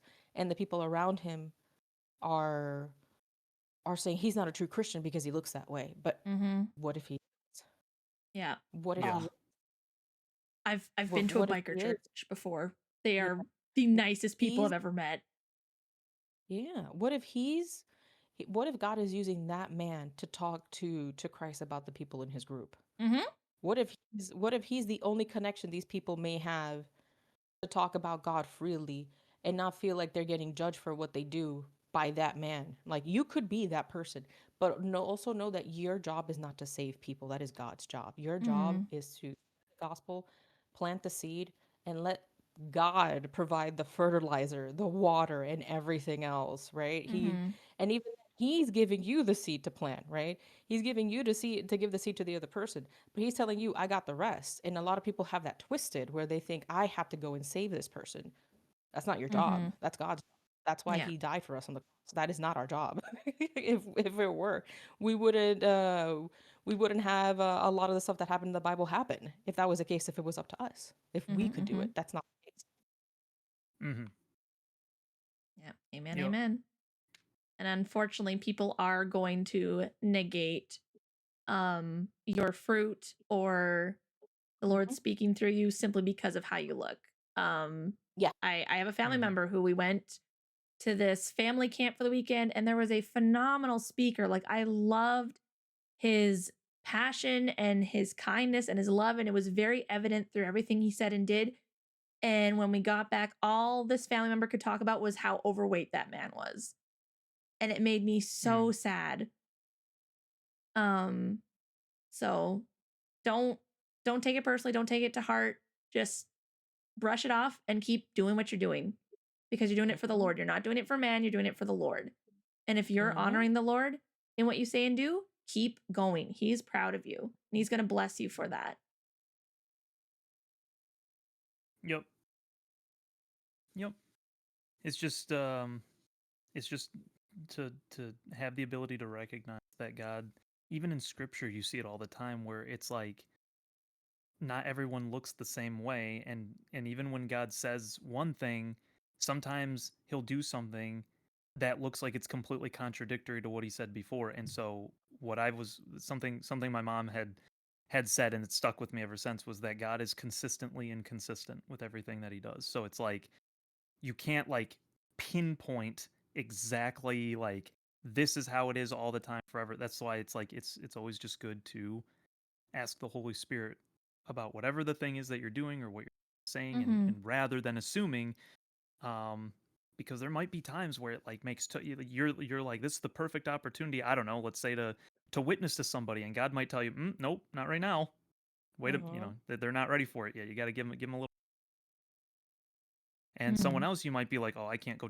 And they're like, nope, they need it right now. You have to go do it right now, or something's gonna happen that you don't know. So that's all part of being sensitive to the Holy Spirit, which happens when you renew your. But anyway, I just thought that was a good point to bring up, and I knew it was you had mentioned before. So yeah, this is a good time. This is a really good time. Yeah, thanks for being here, Chronicle. Yeah, I'm so glad this worked out. My gosh. Yeah, I know. Nice to have a little special podcast day. And I got to sit back and watch Chronicle just bully Cat for a little bit. It was fun. Wow. I did not bully her. I don't. I lovingly poked at her. Okay. There's a difference between her. That's what we're calling it now. I was gonna say there's a difference between her poking me and you straight up bullying me, Hood. There's a difference. I don't know what you're talking about. That's crazy. That's freaking okay. See, now we're relabeling. Now we're relabeling. now we're doing the relabeling. For Chronicle, it's poking. When I'm doing it, it's like murder. She's my sister. She gets it. Oh, okay. Sure. I forgot it's Girly Pop Day. Yeah, it's Girly Pop Day. Sit down and eat your popcorn. Let the women are speaking, Hood. Shush. Yes, my bad. Careful. Excuse me. He may turn into Alpha Hood. The Sigma what is male. The Sigma male Chad, whatever it is. Yeah, I am the man here. Why do I have a coffee in front of me? Where's my sandwich? You have two hands, right? You have two paws. The Lord has blessed you with two legs to carry your weary body to the kitchen.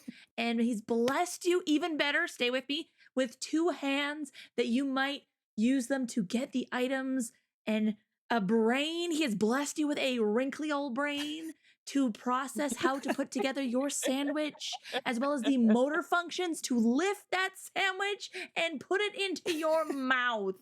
God is good. Can I get an amen in the back? See, well, that's where you lied, because you said I had a wrinkly. It's about as smooth as putty in there. So nah. It's wrinkled from stressing about. What was that? Neurologist. I'm sorry to say, but you may need to see a neurologist for that, Hood. I was gonna say it's wrinkly from the stress of all the conspiracy theories. Welcome in. No wonder his brain is all smooth. Duh, like. Two hands and 2 feet. Well, you guys did see that post, right? That I found, and it said that they're like, hey, look, there's a X-ray of someone who doesn't have 90% of their brain mass and they're still living a perfectly normal life. I'm like, I hey, That what was the heck? crazy. I'm like, where'd you get that picture of me? That's crazy. I didn't tell you could post that. I saw that. I saw that. Oh my gosh. Also, Jesus, hi, welcome in, Raiders. How was your stream? What were you What's up? streaming? Welcome in. Dude, Yeah. but for Hood, right? For Hood, it's that meme, but it's a small little like puppy bird. You know how he was like tricking Hoodla chick. Yeah. Hood at one Hot point? chick, It's just yes. the Hood chick in his brain, and it's tweeting. Mm-hmm. So true. Oh, So just chilling, true. just chatting. Let's go. Good stuff. Yeah. Oh man. It's like I always say, I have spray paint can brain. That's what I got. It's like when you shake your head, it just goes. Oh, it's the Bochi clip. I need to go back and clip that. It just shakes her head and it's like you hear like a little like ding ding ding ding ding ding kind of bounce around her head. It's like, oh, we can make a song with that sound. Yeah. Man. He's like, he's like, ah, yes, the smell of my people huffing. What is it? Huffing the fumes from the huffing paint fumes. Yeah. Just. Oh yes, great. periwinkle paint favorite. I love the smell of gas in the morning. Time to cause some gaslighting chaos. Oh, I gotta let this gas out. I'm gonna go gaslight Cat. It's how I deflate my head so I can get through the door. So true. If you take it out, if you take off the little beanie off of him, it's like flat right now. He needs more. He needs more. He does not need any more gas, sis. He does not need any more gas. I don't know. Chronicle was kind of gassing me up earlier. She said I was based and not cringe. That was kind of crazy. Now, was she being genuine or was she being sarcastic? Was she messing with you? No. I'm pretty sure you are a handsome man, and I like your. Okay, never mind. She was lying. Okay, that was yeah. Okay. Well, we confirmed. She given the full girl faux experience, so at front row and center. I mean, I don't think you're cringe, but I think I am way cooler. So, valid. That's fair. You know, like how I said I don't flirt. Like I don't ever flirt with my chatters, right? So you know how I get them to cringe and stop doing something? Oh no. I go, hi, chat. Oh, you're looking very handsome today. Oh my god. Gosh dang it. That's like calling him champ. How you doing, champ? Chat's in and was like, oh, why? What are you doing? Stop it.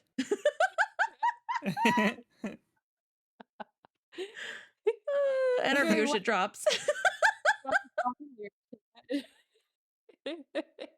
Bro, that's straight up. That is girl photo too, because like I can see it. It's like the anime woman where it's like the down angle. You know what I'm talking about? Where she's like high up in the frame and her eyes are like really dark, and it's like you're looking very handsome today. You know? Yes. Oh man. Oh, I see shoes. Make sure not to crease them. They look very good on you. That's funny. If it works, it works, man. Somebody said back temptress. Wait, what? Somebody wrote back temptress. Oh, we have a third squirrel in the chat. Let's go. I was gonna say we're just collecting all the squirrels. Lady squirrel, uncle squirrel. Now we need to figure out what this squirrel. Grab him. Grab that squirrel. What squirrel are you?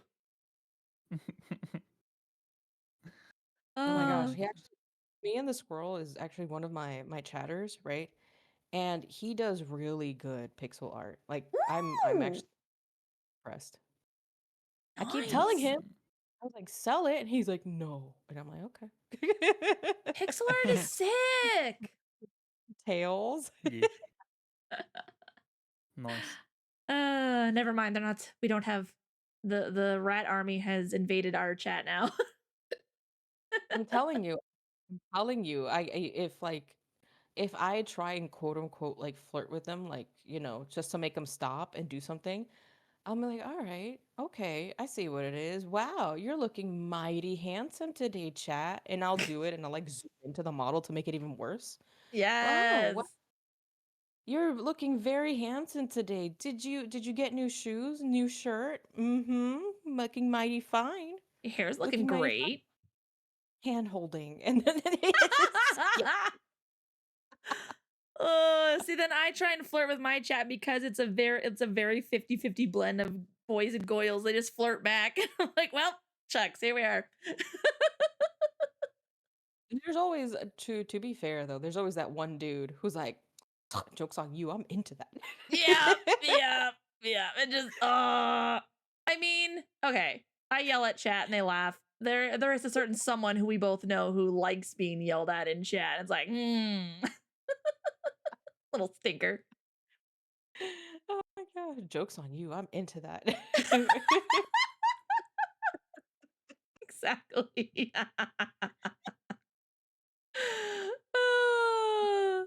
And he's sitting there. He knows we're talking about it. Man, it's somebody who starts with an M and ends with a V. Who could it be? Oh, I was thinking starts with a D, ends with a J. No, both of them. Actually, you know what? Both of them. You know what? You're so right for that. You're so real for that. It's both of them. These two, because you know, Maximum will be like, joke's on you. I tell that to myself every day. Do better. Yes. And then there's DJ like, don't threaten me with a good time. It's like when I threaten to yell at them.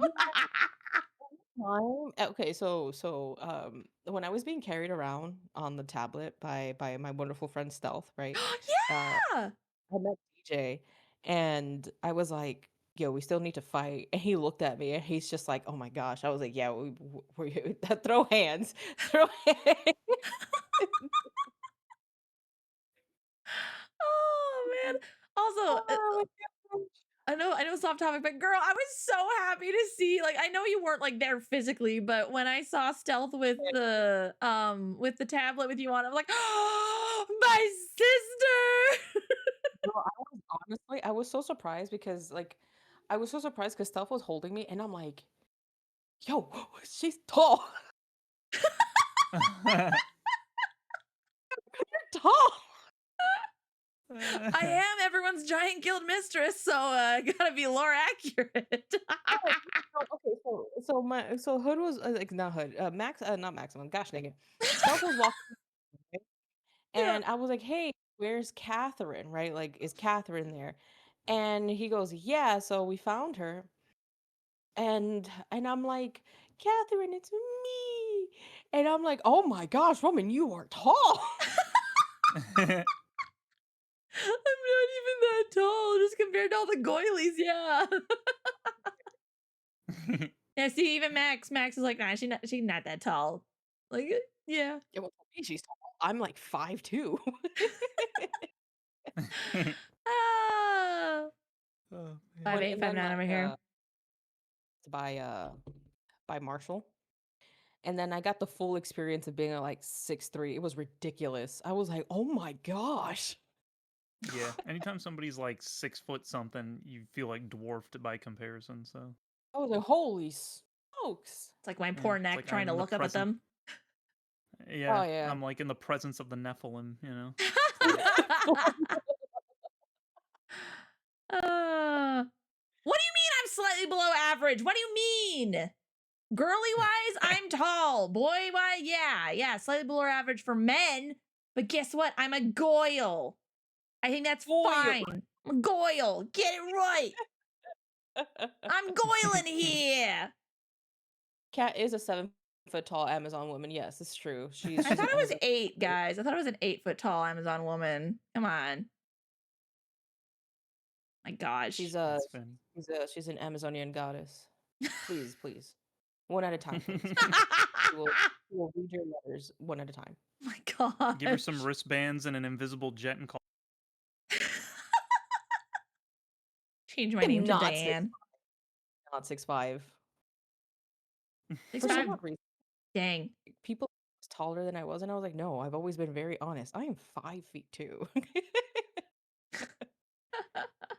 That's dangle from a coat hangerable, as far as I'm concerned.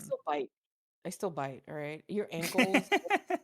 places are free to be hit. Can't hit when you can't get off of the coat hanger. I'm gonna say Very small, small and mighty. Get that right. Small and mighty.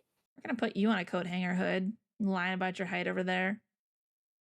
I didn't lie. I was deceived for half of my life. So whatever. We'll get the 6 foot guys to put you on a coat hanger. No. They would never do that. The boys would have my back. I thought for a long time I was 5'10", and then I found out like 5 years, so. No, you cut out there. Repeat. You thought you were 5'10". I thought I was 5'10", and then I found out recently I'm like 5'8" and 3/4. So it's like I couldn't even make 5'9". Apparently, I was like, why? Why this me? poor guy. This poor guy, after the whole like chaos with the airport incident, which if you want to know more, we have the VOD somewhere on my YouTube. But sitting there, we're chatting, and as we're coming down, he looks at me, he's like, so I don't think I'm as tall as I thought I was. What do you mean? Just whips that out of nowhere. Yeah. I was just like, yeah, so I just found that out recently. Males together protect our short king.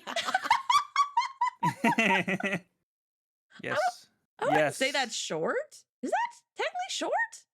It's considered subhuman by social standards nowadays. I was just gonna say, I thought it was average. No. Average is 6 foot. 5'10" is average for American guys. I see. Okay. Yeah.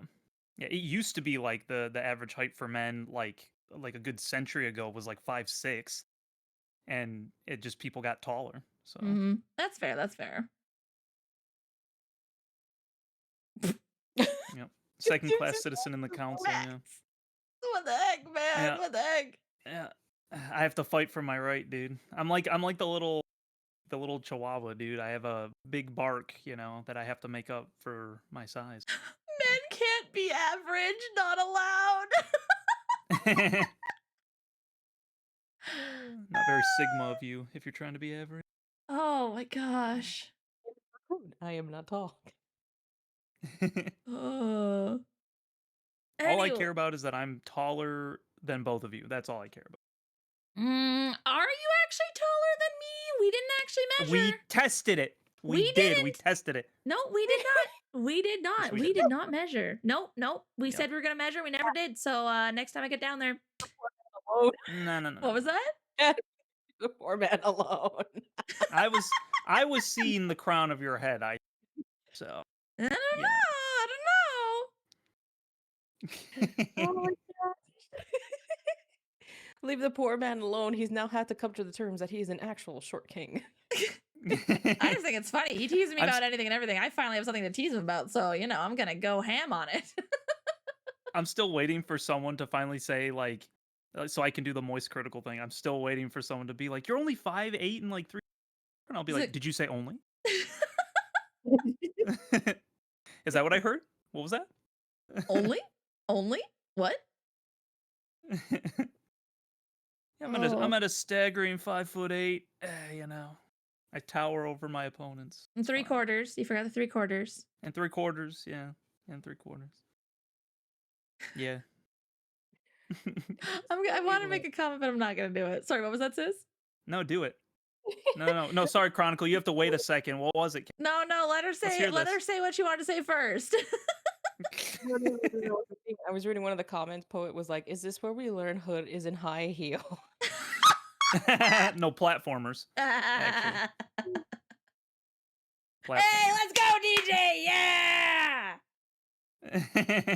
But you were looking at the crown of her head, then treat her like the queen she is. Boom! Bro, whose side are you on, man? Whose side are you on? He plays both sides, just like Max does. Oh my gosh. But yeah. That's funny. Well, that's good talk, guys. Yeah, this is great. This was fun. So glad you could join us, Chronicle. Well, thank you for allowing me to join. Hey, we want her we'll on have to do here it again in the future. Yes. Like we want her on here. When you said you had Monday off, we're like, what if we just, did an extra morning monologues this week and just had it on Monday? I was like, yes. Have a little surprise stream. And we're actually doing pretty good. We've been averaging around like 60 people. So Dang, okay. A lot of people came. They wanted to see the girl phone. Apparently, Yep. They wanted to see the rare in the wild girl phone. So. Oh yeah. That's the thing. I don't really do a lot of Yeah. Yeah. So we were special. We were graced with her presence. Yeah, yes, you definitely were. We're special! Yay! I knew she loved me. You should, of course, girl. Don't ever. But Hood, on the other hand, I don't know. You can't trick me now. You said I cringe, so I know that you don't think that. Brother, now that's all he's gonna say. Now he's gonna look at himself and he's gonna be like, "She said I was handsome." She said I wasn't cringe. Oh yeah. Oh, I go to the mirror and I'm just like, you're not cringe. You're not cringe. Someone said you weren't. A girl said you weren't. Someone said you were handsome. He's gonna go to the local Max and start like buying like shirts and stuff and be like, "Yeah, I'm gonna get another beanie." Yeah.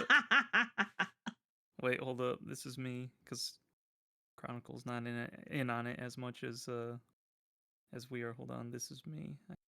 Oh yeah. Can I? How do you enter the chat from your phone? You should be able to tap the VC thing and then an option to join VC or yeah, I see it. Yeah, there you go. Yep. There you go. Yeah, I'm not cringe. My mom said I'm not. Yeah, exactly. This is me after being called not cringe and handsome. There you go. That's me. I'm like, yeah. For anyone who's curious, I'm just gonna pull it up on the screen here in a sec. I can imagine how he goes, the girl foe of the Christian VTuber space said that I was handsome and that I would think they said I was cool. Oh, you guys get made fun of, but I was told that I was handsome and not crazy. Sucks to suck. Drew, thanks for the follow. Welcome in. Oh my gosh.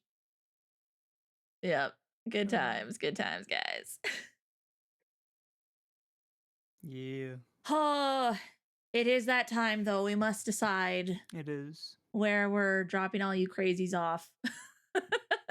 Lizzie is live, but I think is she still live? To her, she's still live. I never get to rate her. Zelda. Let's go. We're rating Lizzie, guys. We're rating Lizzie. I never get to. Lizzie. She always ends before we're done here, and I'm like, no. I'm gonna catch her. Sick her. Get her. All right. With the amount that we currently have at a whopping 70 viewers right now. Holy smokes. Get Hi, her everybody. Past 100. Dang. Yeah. Yeah, let's get her. Let's get her. But yeah, can we get a shout out for Chronicle again, guys? If you enjoyed any part of these conversations today, go give her a lovely follow. She is fan freaking tastic. Love her, support her, become part of the Rat Soup Army. Yes. Oh, brother. Oh my god. I'm sorry I had to. Chronicle streams are fun because she doesn't play just like the normal games. She plays like older games that like, again, the RPGs. So it's fun. It's a good time. Mm-hmm. That is true. I am playing Legend of Zelda Ocarina of Time today, so that's true. Oh man, you're playing the game that everybody conflated and said was an amazing game when it's actually mid.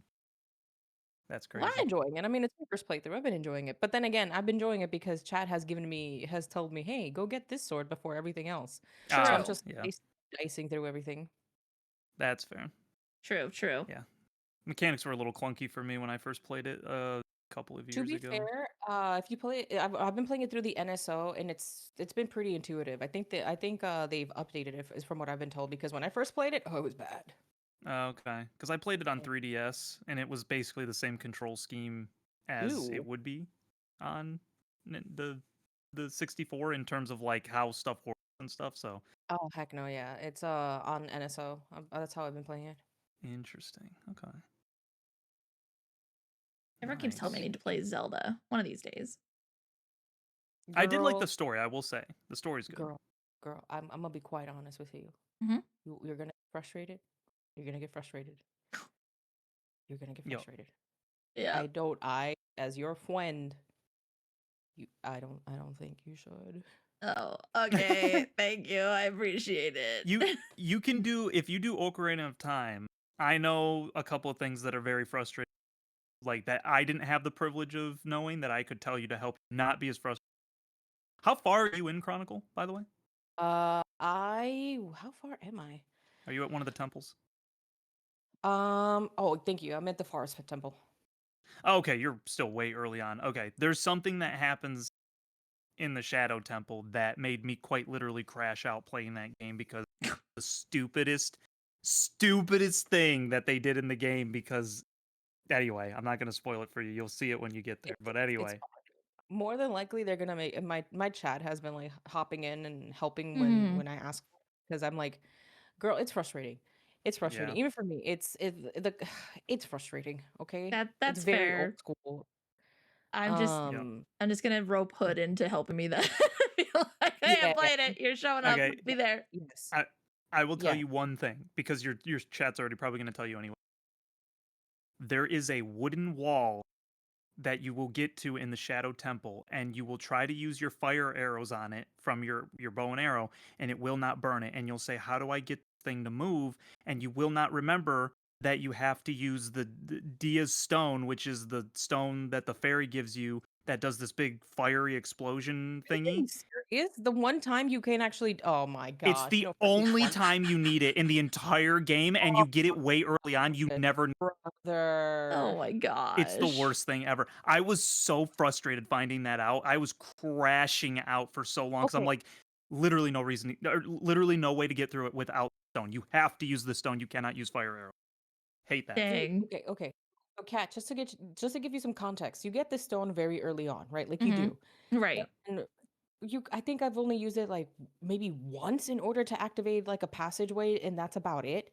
Yep. Any other time, it's slow and clunky. Trust me. Yep. So what he's saying sounds right. It sounds ridiculous, because it's probably the only time you ever use it in order to burn down a wall. That you need it. Like, you need it. You can't use anything else. You need it. That's what I hate.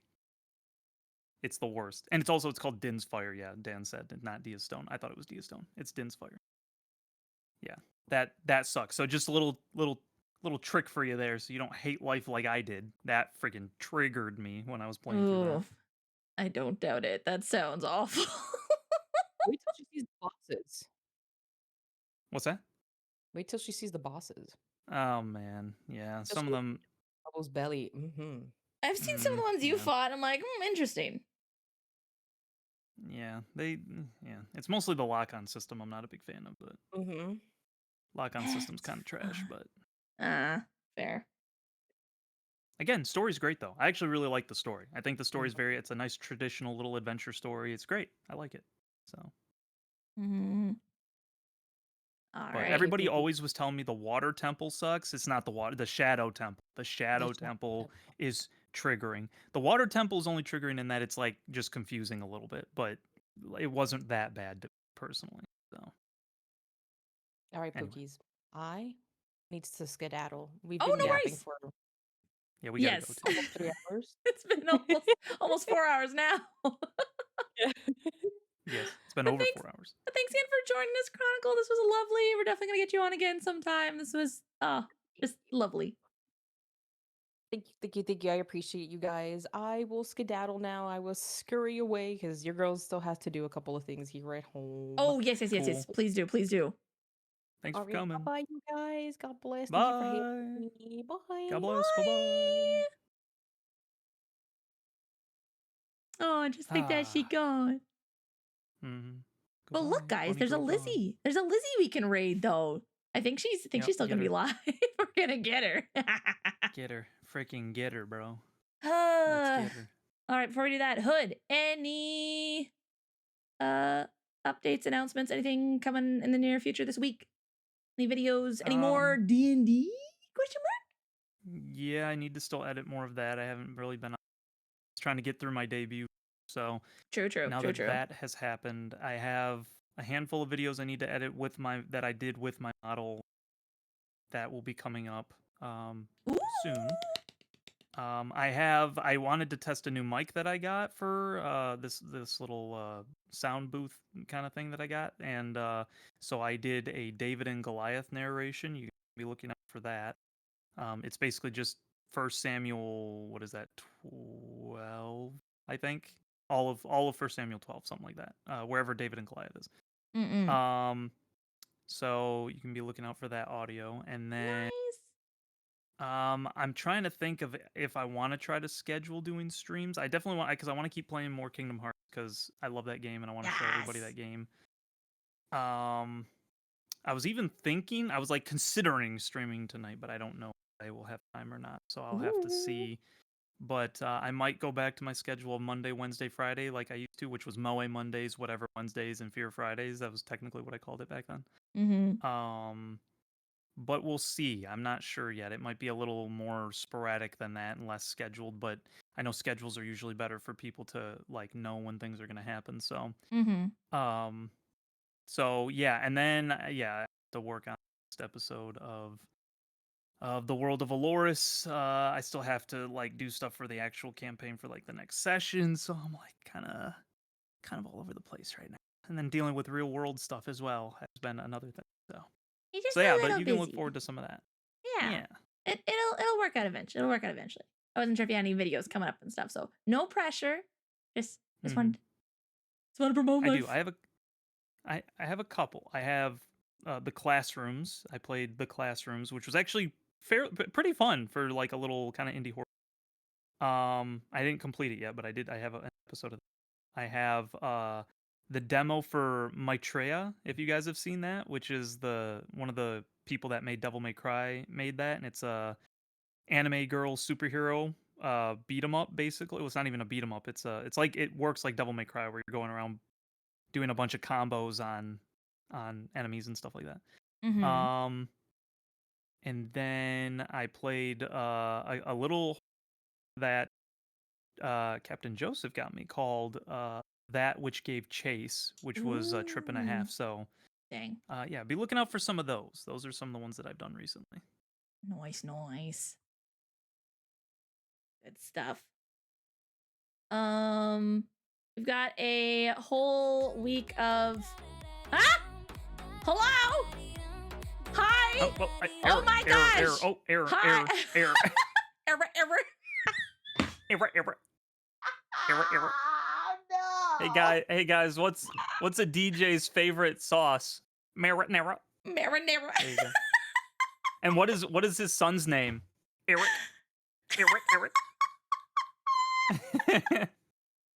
I don't know. I'm sorry, guys. I'm tired. We've been streaming for almost 4.5 hours.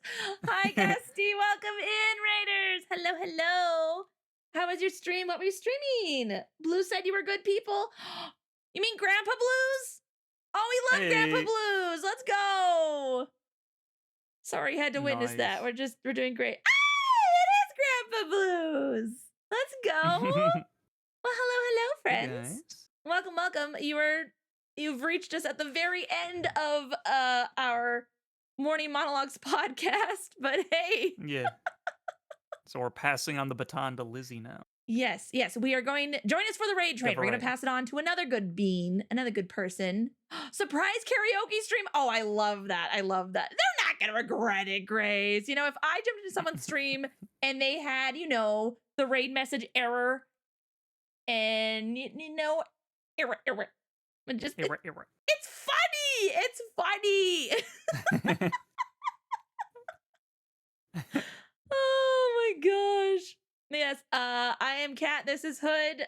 We do morning monologues every, I was going to say Tuesday and Thursday. Today was a surprise one because our guest was only able to join us for today. But yeah. Can I get it? Yeah, there we go. It was so lovely having you, Chronicle. Oh my gosh. Ask your master secretary, Quinn. No, Grace, come back. Can I get a shout out for Hood mods? Hood also does YouTube stuff, Twitch stuff. He just joins me for podcast here, and then occasionally I'll pull him in for other stuff too. And yeah, I do podcast things. I do cozy games with chaotic twists. We do just chatting, co-working. I host events and stuff. We do all sorts of stuff over here. So thanks for the raid. Thanks for popping in. I appreciate that. Let's go. Yeah, she does a lot of work to keep y'all's entertained. Yep. A jingle. Look at this. A jingle jingle. A jingle jingle. But yes, what was I was gonna say, this week is gonna be just podcasts, guys. I will be doing some collabs with other people. The schedule is in the Discord or on Twitter. But yeah, it's gonna be a busy week, but it's gonna be a lot of fun. So buckle in for that. Mm-hmm. And guys, did you know that you can give Kat all of your earthly possessions right now if you so Good. very much wanted to? You can give it through subs and gifted subs and biddies. You can also do it through Ko-Fi, as you can see down below. And she also has a throne and Amazon wishlist, which you can buy her an entirely new computer because she needs one because it's about ready to explode right now. And she won't be able to actually produce anything because it keeps crashing on her all the time anytime she just opens OBS. But you can also give to her through, if you go to the Dragon's Treasure and get some coffee or tea, you can get 10% off your entire order when you use Catherine_Naomi at checkout. So those are all the ways you can give to Kat. So give all of your money to Kat today. Thanks, Hood. I appreciate it. I'm getting better at it. I'm like getting it down pat now. Yeah. Also, get Hood to affiliate, go over and follow him on Twitch, guys. He just got back to streaming. He did his VTuber debut. Go check him out. Do it. I did. Yeah, he did. And he did very well. We're working on 10,000 on YouTube right now. A long off goal, but we're working towards it. So. Good job embarrassing that. Thanks, Grandpa. Thanks. Gosh. Yep. I make it's my occupation. It's my side job. Really. All right. But with that, we're going to go raid Lizzie before she raids out because she tends to end before we're done. But we're going to get her. Thanks for the follow, Gusty. I appreciate it. Yay. I was going to say, I think I follow you. I think your name looks familiar. Yeah. Okay. I was like, wait a minute. I recognize that name. But thank you again so much for the raid. I really appreciate it. God bless you guys. We're going to take this party over to Lizzie. Let me see here if I can do. Thank you so much. Best friendo, thank you so much for the follow. All right, let's go raid Lizzie. This is fun, guys. This is a really good time. It was. And if Chronicle, if you're still there, thank you for being here. Yes! Your voice was very much appreciated. Can you add a family? I don't do the family-friendly tag just because, not that we do anything inappropriate, but with our podcast, we talk about things like abuse or just like we have an open space for discussion about those things. Hence why I don't do the family-friendly tag anymore. But we are safe for work and things like that. So I just know that some kids don't need to be exposed to the cruelty of the world that early. So. I appreciate it. Thank you. But yeah, that's it. That's all. Thanks so much for joining us, friends. Hope you all have a wonderful morning, afternoon, evening, wherever the heck you are. And as always, remember you're awesome and you are so, so very loved. Mwah! We will be back here for more morning monologues tomorrow, 9 a.m. MST, 11 a.m. EST, with another guest. Bonus points if you can guess who it is. But yeah, we'll see you guys tomorrow. So until then, bye-bye. Bye. Thank you for the follow. Bye.